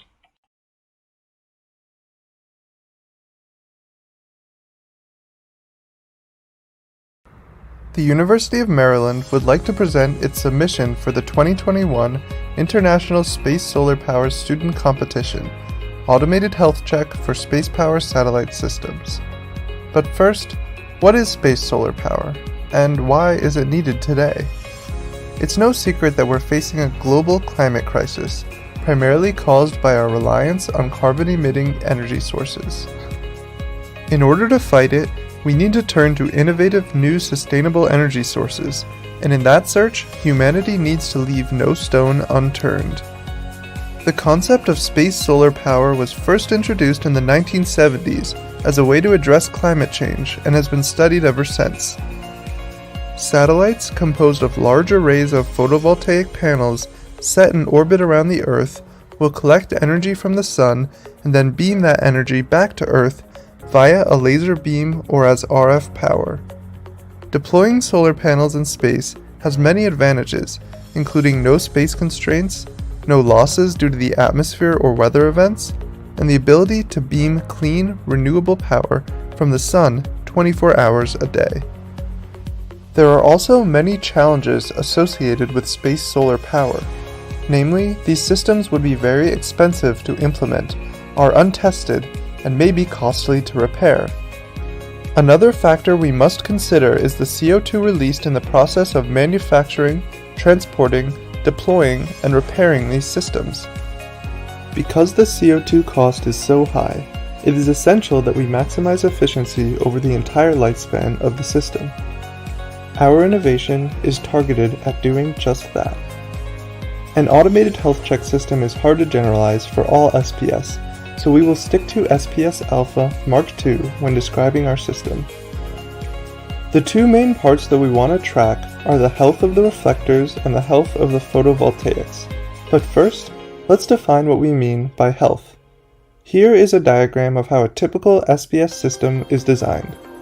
A reflector is in good health if it reflects as much light as possible towards the solar cell. An example of an event that would lower its health is a micrometeoroid impact. A hole through the surface of a reflector could cause a slightly lower reflectance level, as that particular area where the hole was made is now not able to reflect light. If a small hole is made, it might not make sense to replace the entire reflector, or repair it at all. On the other hand, if a large rock came through and made a big hole in the reflector, we might want to replace it, because it is taking up space that could be used for a fully functional reflector. Now onto photovoltaics. A photovoltaic is in good health if it is able to convert the reflected sunlight as efficiently as possible. A micrometeoroid impacting a photovoltaic might be more damaging to the overall functionality of the system because you lose the ability to convert concentrated light at that point, whereas an equally sized damage area in a reflector loses only that amount of area of unconcentrated light. This means that we should value health checking for equal areas of photovoltaics more than reflectors. Now, how do you actually determine the health of each of these components?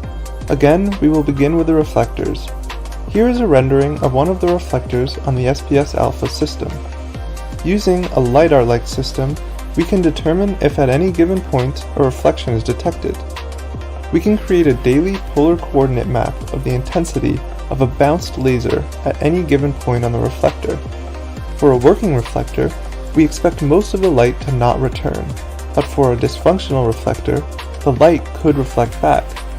This would indicate that the reflector is not oriented at the photovoltaics properly at that point on the reflector. At the center of each of the reflectors lies a solar cell configuration needed to power the LiDAR unit. Within the center of each of these reflectors could also contain a computer necessary to store and process the data provided by the LiDAR unit in the middle. An added benefit of using solar panels on each reflector is to ensure no single point of failure for all detectors, such as a centralized power source. Each day's data will be stored within each reflector and compared to the previous day.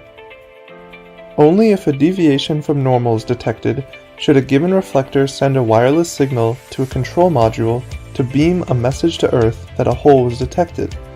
The damage can be confirmed using a pan, tilt, and zoom camera positioned on the backbone of SPS Alpha. To track the health of the photovoltaics, we can simply track the energy generated by the panel at any given time and compare it to the day before at the same time to match the expected orbit. At the same time also, we can take a snapshot of the entire photovoltaic array. This could be done once an hour. This way we can keep a log of what each of the photovoltaic cells looked like at any given time in orbit for reference.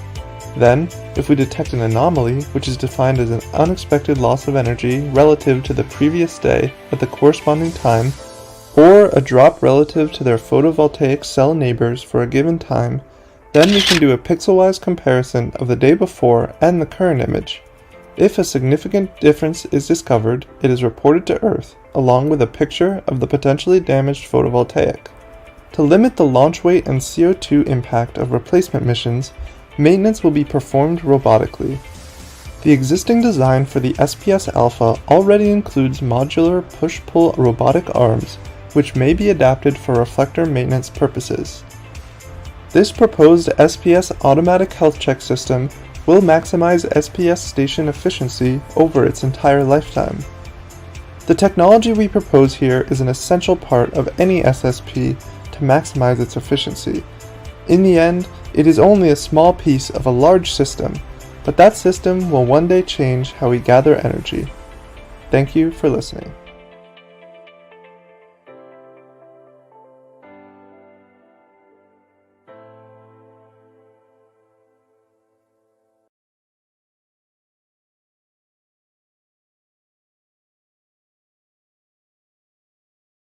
Hello, we are the student for the exploration and development of space at Indiana University, Purdue University, Indianapolis, in the United States of America. Our project proposal is targeting the development of an industrial and lunar-based solar power satellite manufacturing facility. Why did we choose the moon? Well, the moon has an abundant amount of resources that can be useful to produce solar power satellites components.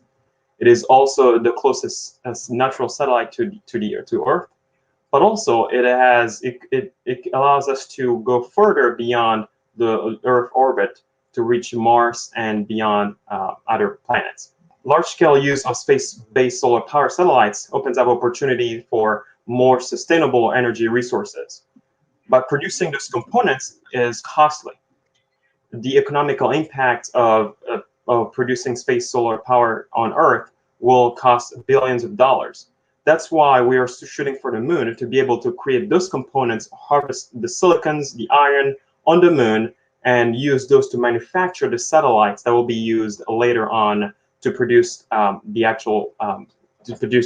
mechanical components. Our proposal is focused on using thorium, which is found in abundance on the moon, as a source of nuclear energy, which will be transmuted into uranium-233 and will power the lunar factory that will produce the iron. Multiple components will be harvested on the moon, and we'll be dealing with qualitative and quantitative assessment of the production of iron, silicon, and essential components in the manufacturing of solar power satellites. With this project, we'll also incorporate ability to have micro nuclear reactors that can power the components of the solar power satellites once they are in orbit and in operation. We'll also investigate different aspects of wireless power transfer and energy transmission throughout the orbit of the moon and beyond. And some of the deliverables of our project will be explained by one of our teammates, Young. Okay, Thank you, Eli. So one of the deliverables for our project proposals will include the graphics that I believe that in the past of the competition that most of the judges actually place a great value on the visual communication of our project, and definitely we actually include the structures of the manufacturing and how do we set up for the nuclear nuclear power plant using thorium.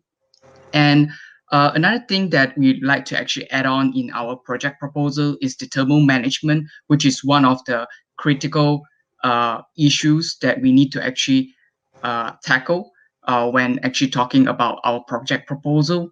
And because a simple simulation for our project, we will try to actually provide that in the project proposal so that all the judges and the reviewers can actually have a simple kind of overview about what is going on and how all of this nuclear manufacturings can be operated safely on the lunar colony.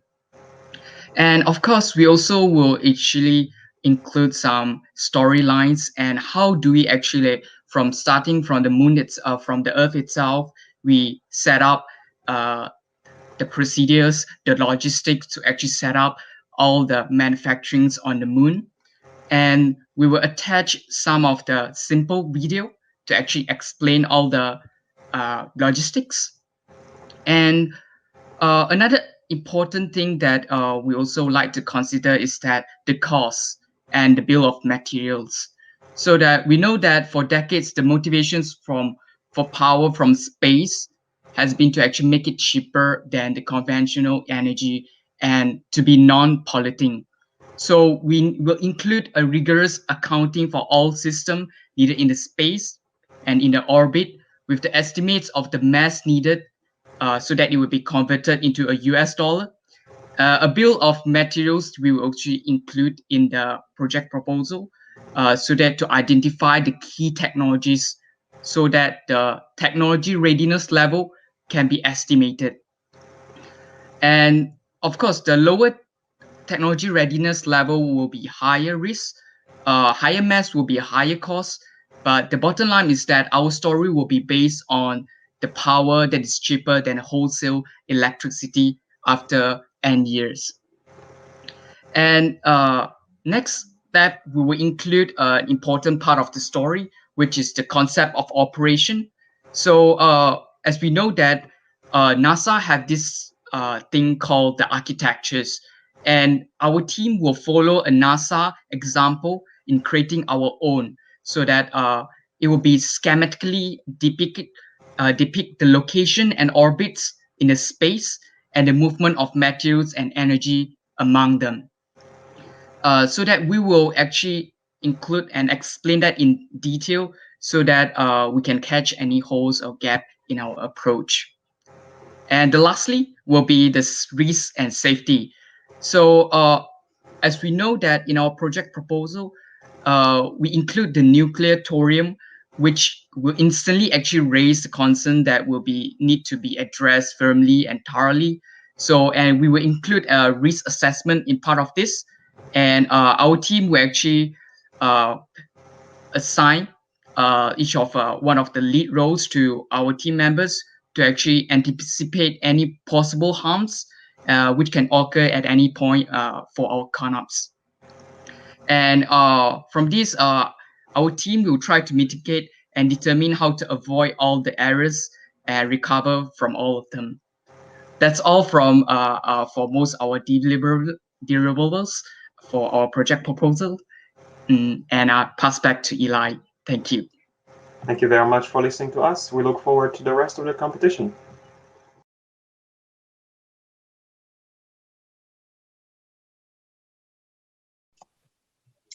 Hello everyone, my name is Ricardo Pereira and this is our presentation towards the Space Canada contest.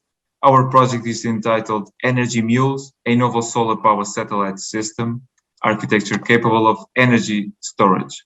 We are a team from the University of Aveiro, namely the Institute of Telecommunications. We are located mainly in the central region of Portugal. In order to explain the wireless power transfer system that we will be studying, we will begin by presenting this schematic. Basically, what we want to do is to send power from point A to point B that will propagate a certain distance L. Now, we will study the wireless power transfer with a non-conventional method. This is called quasi-optics. This is basically a modified version of optics that takes into account the divergence of the electromagnetic radiation. The fundamentals of quasi-optics are that the radiation is approximated by a Gaussian beam. This beam can be transformed using focusing elements, and with that we will be able to optimize the beam shape in order to have the maximum wireless power transfer efficiency. In our case, this quasi-optical system will be composed by a DC to RF oscillator. This will power an antenna that will generate the Gaussian beam. This first Gaussian beam will be focused, and the second Gaussian beam will be able to transport power to our specified distance with maximum efficiency. The reception will be performed by a rectangle. And using this, we will be able to have a solar power system that is capable of generating power from the sun and transfer it down to lunar bases. Of course, we are not specified to the lunar case, but to any situation that has insufficient solar incidence. In the lunar case, we have 14 days of shadow, and so we will have a satellite constellation that will generate power when they have solar incidence and transfer that power to the lunar station when we are directly above it. In order to do that, we need to have into consideration the orbital parameters. We take as an example the Lunar Reconnaissance Orbiter that has a minimum altitude of 20 kilometers. And this will be the wireless power transfer distance that we consider for our system. Now, the overview of our system. This is composed by the power generator that is composed by the luminescence solar concentrator. This will focus power, solar power into a solar cell, and the energy will be stored in battery packs that will later be used for radiating power in antenna arrays. This presentation will follow the energy flow, and in that sense, I will begin by presenting the power generation. In order to generate power, the orbit parameters described by Ricardo will be used to develop and implement a photovoltaic cell. In the next slide, we can see that these cells will follow the already successful hybrid terrestrial PVs, with optical active layers in luminescent solar concentrators and as downshifting layers. The addition of the solar concentrators increases the efficiency, which is our first original contribution.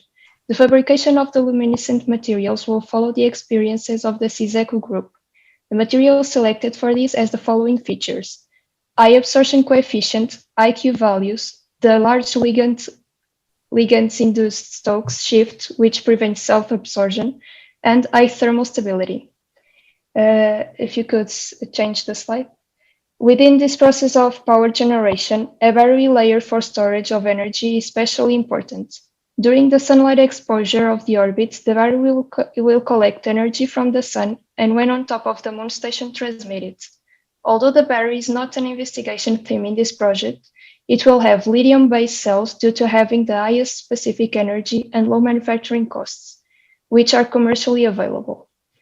But what is important here is the development of electronic circuitry for efficiently coupling the DC power harvested from the solar cells to the battery, and the power from the battery to the DC to RF converters. Moreover, an overall battery supervision needs to be implemented to protect it from overheating, overcharging, control the state of charge and of health.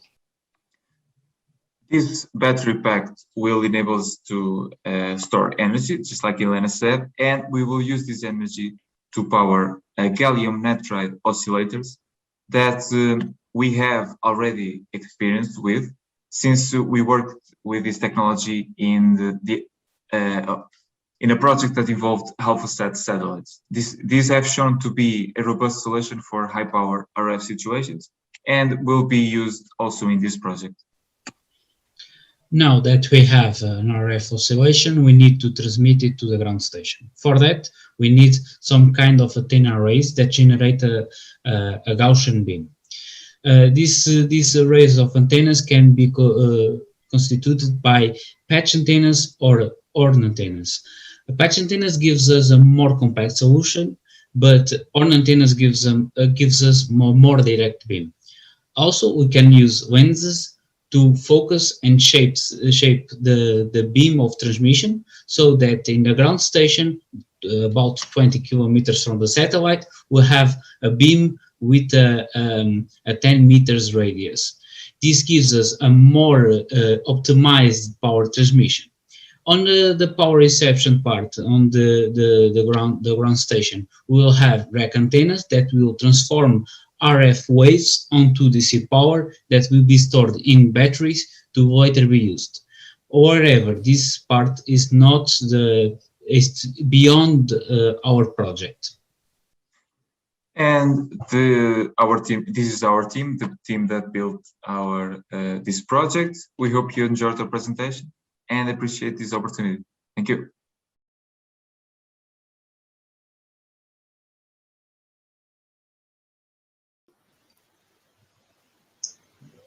Thank you very much for listening to our proposal presentation for the International Space Solar Power Student Competition. I'll just give a quick introduction to myself. So my name is Shihan Fernando. I'm based in Brisbane. I'm a technology and space artificial intelligence subject matter expert. I'll pass it on to Darshan to give a bit of an introduction to himself as well. So I'm Darshan, also based in Brisbane. My background is actually in robotics engineering and technology strategy as well, as it relates to emerging technologies and emerging innovations in our global world. Excellent. All right. Well, we all know that the Earth and humanity and society is endeavoring upon what we call Space 2.0. It's a very exciting new space age. There's a lot of new ground that we are all looking to cover.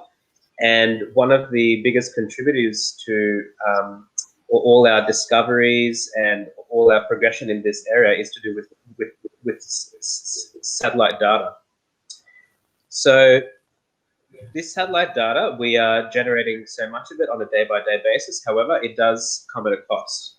For this particular project, we are looking at space-based solar power, in particular solar-powered satellites. There are, whilst there are many benefits of solar-based power satellites, there are still some cost to the Earth in terms of carbon impacts and how that affects the environment, as well as the carbon impacts of that on the Earth. Darshan, would you like to perhaps talk a little bit about the concept of solar-powered satellites and how it can link into our proposal? Sure can. So we've got the concept of a satellite, as you see, floating around in space these days. We also have the concept of solar power, which is most traditionally seen on roofs of houses by many consumers across the world. But we kind of talk to the paradigm where you're kind of getting the best of both worlds. We lose a large percentage of the power that the sun produces when it comes through the Earth's atmosphere. Whereas if you were to have that ability to capture the sunlight outside of our atmosphere, you will capture a lot more. And so what we're thinking as that high level vision for the world as we go forward is, how can satellites capture that solar power in its raw form and almost beam it down to Earth? One, you're getting a lot more throughput in terms of how much solar power you're actually getting through. Two, you're actually making it a little bit more efficient because you're not having to build a whole bunch of different mechanisms to capture that. You're kind of channeling it through one or two or three, I guess channels itself. With that, as Sheen mentioned, there are some disbenefits that come off the back of getting that process up and running, but there's also some major benefits because you are making it a much more green world, less reliance on coal as an example. With these disbenefits, it's really about how do we capture that and minimize that as much as possible. And that kind of fits into our solution, which is really how do you track the process from start, as in the ideation, through to the launch of these satellites? And how can you make sure that when you're talking about decarbonization specifically, you're not creating more carbon in our atmosphere than we're actually reducing? So I'll pass over to Sheen, which will talk through the concept in detail. So we propose to perform analysis such as object detection, trend management, movement analysis, and we can also partner with organizations such as Orbital Insight or Planet. So how we propose to do this is basically by using satellite data, which is ground pointed, we can actually look to track things like vehicles, supply vehicles, trucks, cars, logistics, freight, and we can understand how those suppliers feed into the creation of solar-powered satellites, and we can understand their suppliers and even their suppliers. So from a aerial photography perspective especially, we can look to really understand the full end-to-end supply chain and really understand through various geo data sets how we can figure out the cost of carbon from each of those supply chains into the environment. So there are some technologies that we can actually link our proposal to. One of them could be something like Bitcoin. Dash, would you care to explain a bit more about the Bitcoin linkage there? Sure can. So you've got the concept of Bitcoin, which is underpinned by blockchain, which many of you may have heard of before. The reason we think it's the viable and probably the best solution for tracking this, I guess the carbon outputs, etc., across the supply chain, is because it proves that what goes into it cannot be pulled out. It's authentic. It's non-reputable. It's your source of truth when it comes to tracking the output, whether it be positive or negative, all the way through. Because of these concepts that you can't change what's been written, it really proves to be the one ideal one-stop shop for tracking for our purposes. And it's using the paradigm that some other industries are using at the moment for their own purposes, but shifting it to the space industry, specifically the satellite production industry, to make sure we capture the right information at the right time, which helps us with the right benefits and outputs at the end of the line. Excellent. And once we look to build this model, and just to make it very crystal clear, it is a carbon satellite supply chain model. We are actually looking to discover if there are any linkages that we can perform with artificial intelligence and predictive analytics. So our model is a current state view of the carbon impact supply chain into the creation of solar powered satellites. But once we get this model up and running, we would really love to work with partners and build a model to actually understand how we can predict the future so that we can actually help mitigate future risks of the carbon impacts on the Earth. And this will, really help, future satellite, manufacturers, companies to actually understand and get more transparent in terms of how their suppliers and how their suppliers, what their carbon impact is to the creation of the satellites. And overall, we really feel that our proposal will really help reduce the carbon impact of SPSs on the world. And with this will create a better place for us to live in, as well as help progress space-based exploration. Thank you very much for your time, and looking forward to the other proposals as part of the competition this year.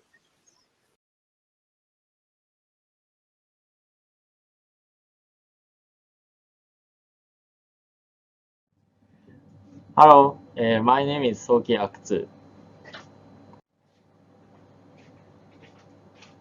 And Tatsuya Yamagami. And Takahiro Onishi. And I am Yusuke Kishida.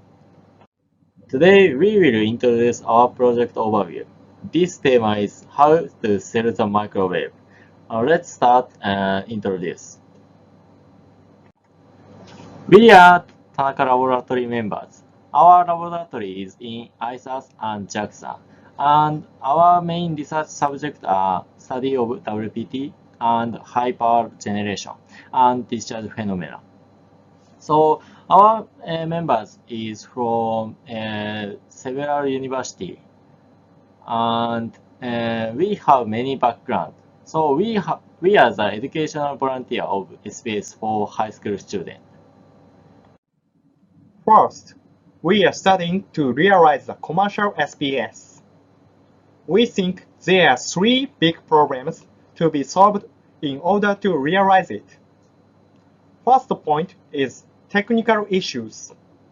Second point is breaking through not well known. Third point is social and business systems. Example of technical issues are structure, beam control of microwave, and discharge phenomena. In fact, our laboratory are studying to such issues, and these issues have been studied for a long time by many researchers. Second point is breaking through not well known.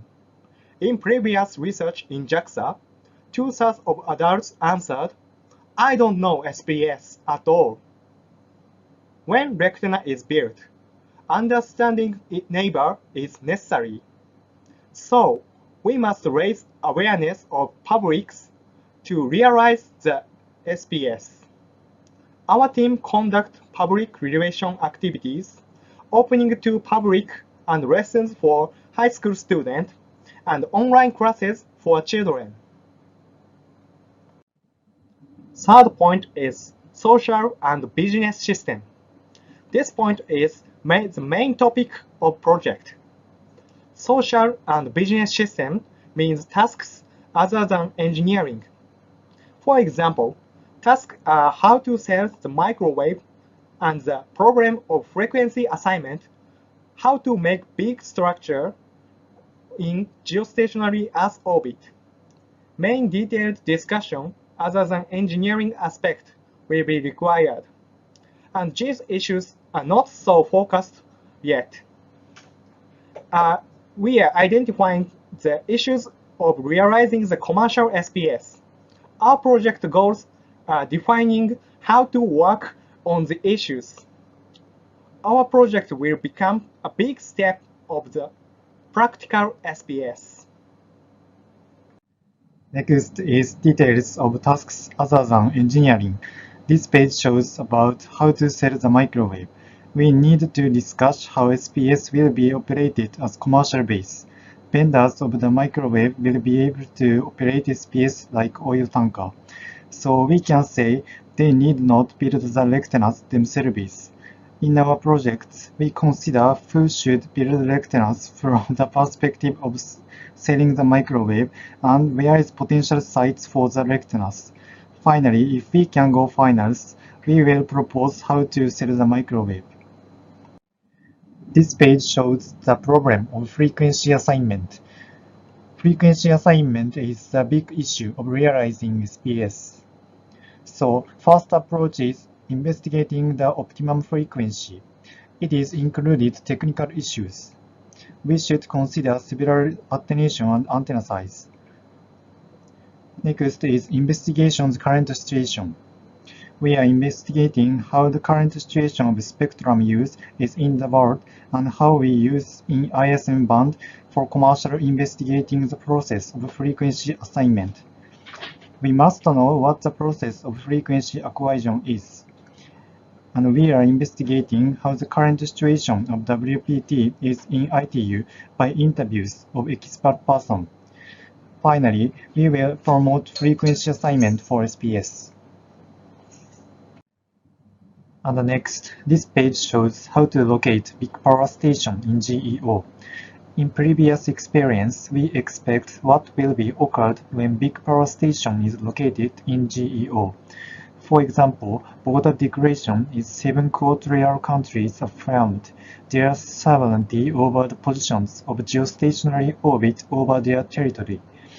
We think international problem will be occurred when big power station is located in GEO, because SPS will be the biggest satellite and first power station in GEO. So we are analyzing previous experience such as Bogota Declaration and analogy of communication satellite treaty, territorial rights of Antarctic and the Moon. Finally, we will propose how to solve international problem of SPS. We will introduce a project process. First step is identifying the issues, and we have done this. And next is interviews of related people. We interviewed several related people to identify the issues, so we can present by summarizing all of the opinions. And we have planned to develop demonstrator. It will be experiment on ground, so we try to acquire a license to use it. And we will do outreach to the public and stakeholders. Finally, our project goals are clarifying the non-technical barriers and their countermeasures. Last page shows our project goals. Our project goal is 3 points. We will propose how to sell the microwave and promote frequency assignment for SPS and raise awareness of SPS international problem. So we are looking forward to present in Dubai. Thank you for listening.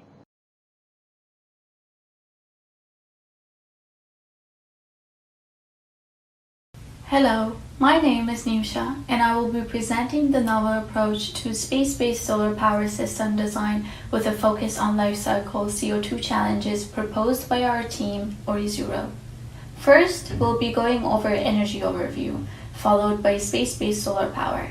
Then, I will explain the design and functionality of our proposed solution, followed by its life cycle assessment, and we'll be concluding today's presentation with future steps of this project. Energy drives economies and sustains societies and makes a vital contribution to people's quality of life.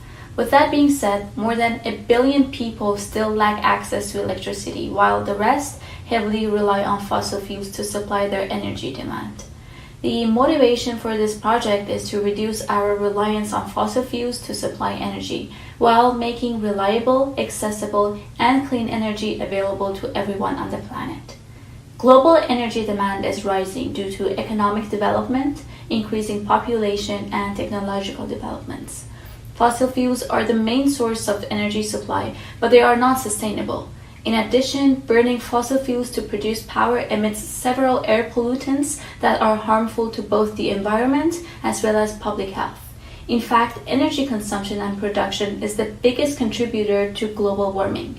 For instance, in the United States, about 25% of global warming emissions are solely due to electricity production. Most of those emissions come from fossil fuels like coal and natural gas. Considering that fossil fuels are a finite resource and produce large quantities of carbon dioxide when burned, it is important to seek alternative sources of energy. Recently, increasing attention has been paid to cleaner sources of energy such as nuclear energy, hydropower, wind power, and terrestrial solar energy. Although these sources are less carbon intensive, they have implications associated with them in terms of land use, environmental impacts, efficiency, intermittency, and human factors. For instance, nuclear and wind power both require high infrastructure investment and cannot be built and accessed everywhere in the world. In addition, nuclear energy has high density waste and risks of radiation and proliferation. On the other hand, terrestrial solar PVs are easier and less costly to implement, but due to their nature of intermittency, they are unreliable sources of energy supply. The comparison becomes clear when we look at the numbers here. As we saw in the previous slide, some sources of energy are clean but less efficient and unreliable. And those that are efficient tend to be harmful for the environment and expensive to implement. The best proposed solution to supply energy is one that does not have the harmful impacts of fossil fuel, but at the same time provides continuous power. Space-based solar power provides continuous energy while minimizing carbon emissions and other harmful environmental impacts. This concept came into the industry to overcome the drawbacks of ground-based solar power. Advantages of SBSP concept are 100% availability of solar energy, 40 times more energy production than terrestrial solar power, comparatively small land is required for them, zero effects on natural habitats, controlling CO2 emissions by using liquid propellant rockets to launch. We are planning to launch the Orizuru satellite to geostationary orbit to achieve global coverage by minimizing collision risks.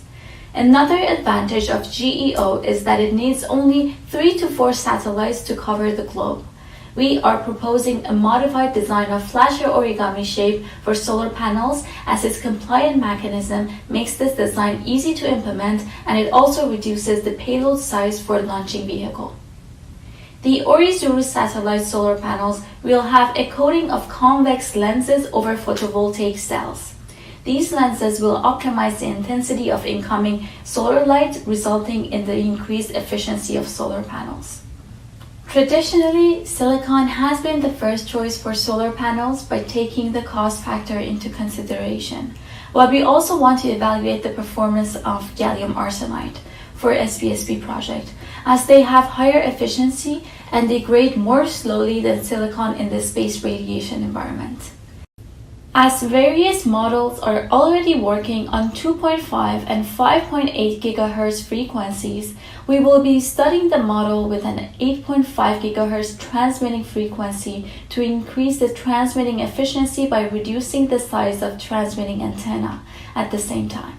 The efficiency of the existing model is around 9.6%, and with our design, we are targeting to achieve an efficiency of around 15%. In this project, we will be considering the projection of electricity demand and conduct a life cycle assessment to determine the extent to which SBSP technology is feasible. The life cycle assessment will take a detailed approach in analyzing the CO2 emission from 5 main stages: material extraction, manufacturing and processing, transportation, usage, waste disposal, and end of life. We will be optimizing the suggested design to improve the output of the SBSP system by making the structure more stable. This will decrease the levelized cost of electricity lesser than $2 per kilowatt hour. In the future, we are planning to take this idea to the next level, where the Orizuru will power up satellites in further orbits with an altitude of 40,000 to 42,000 kilometers. Thank you for listening.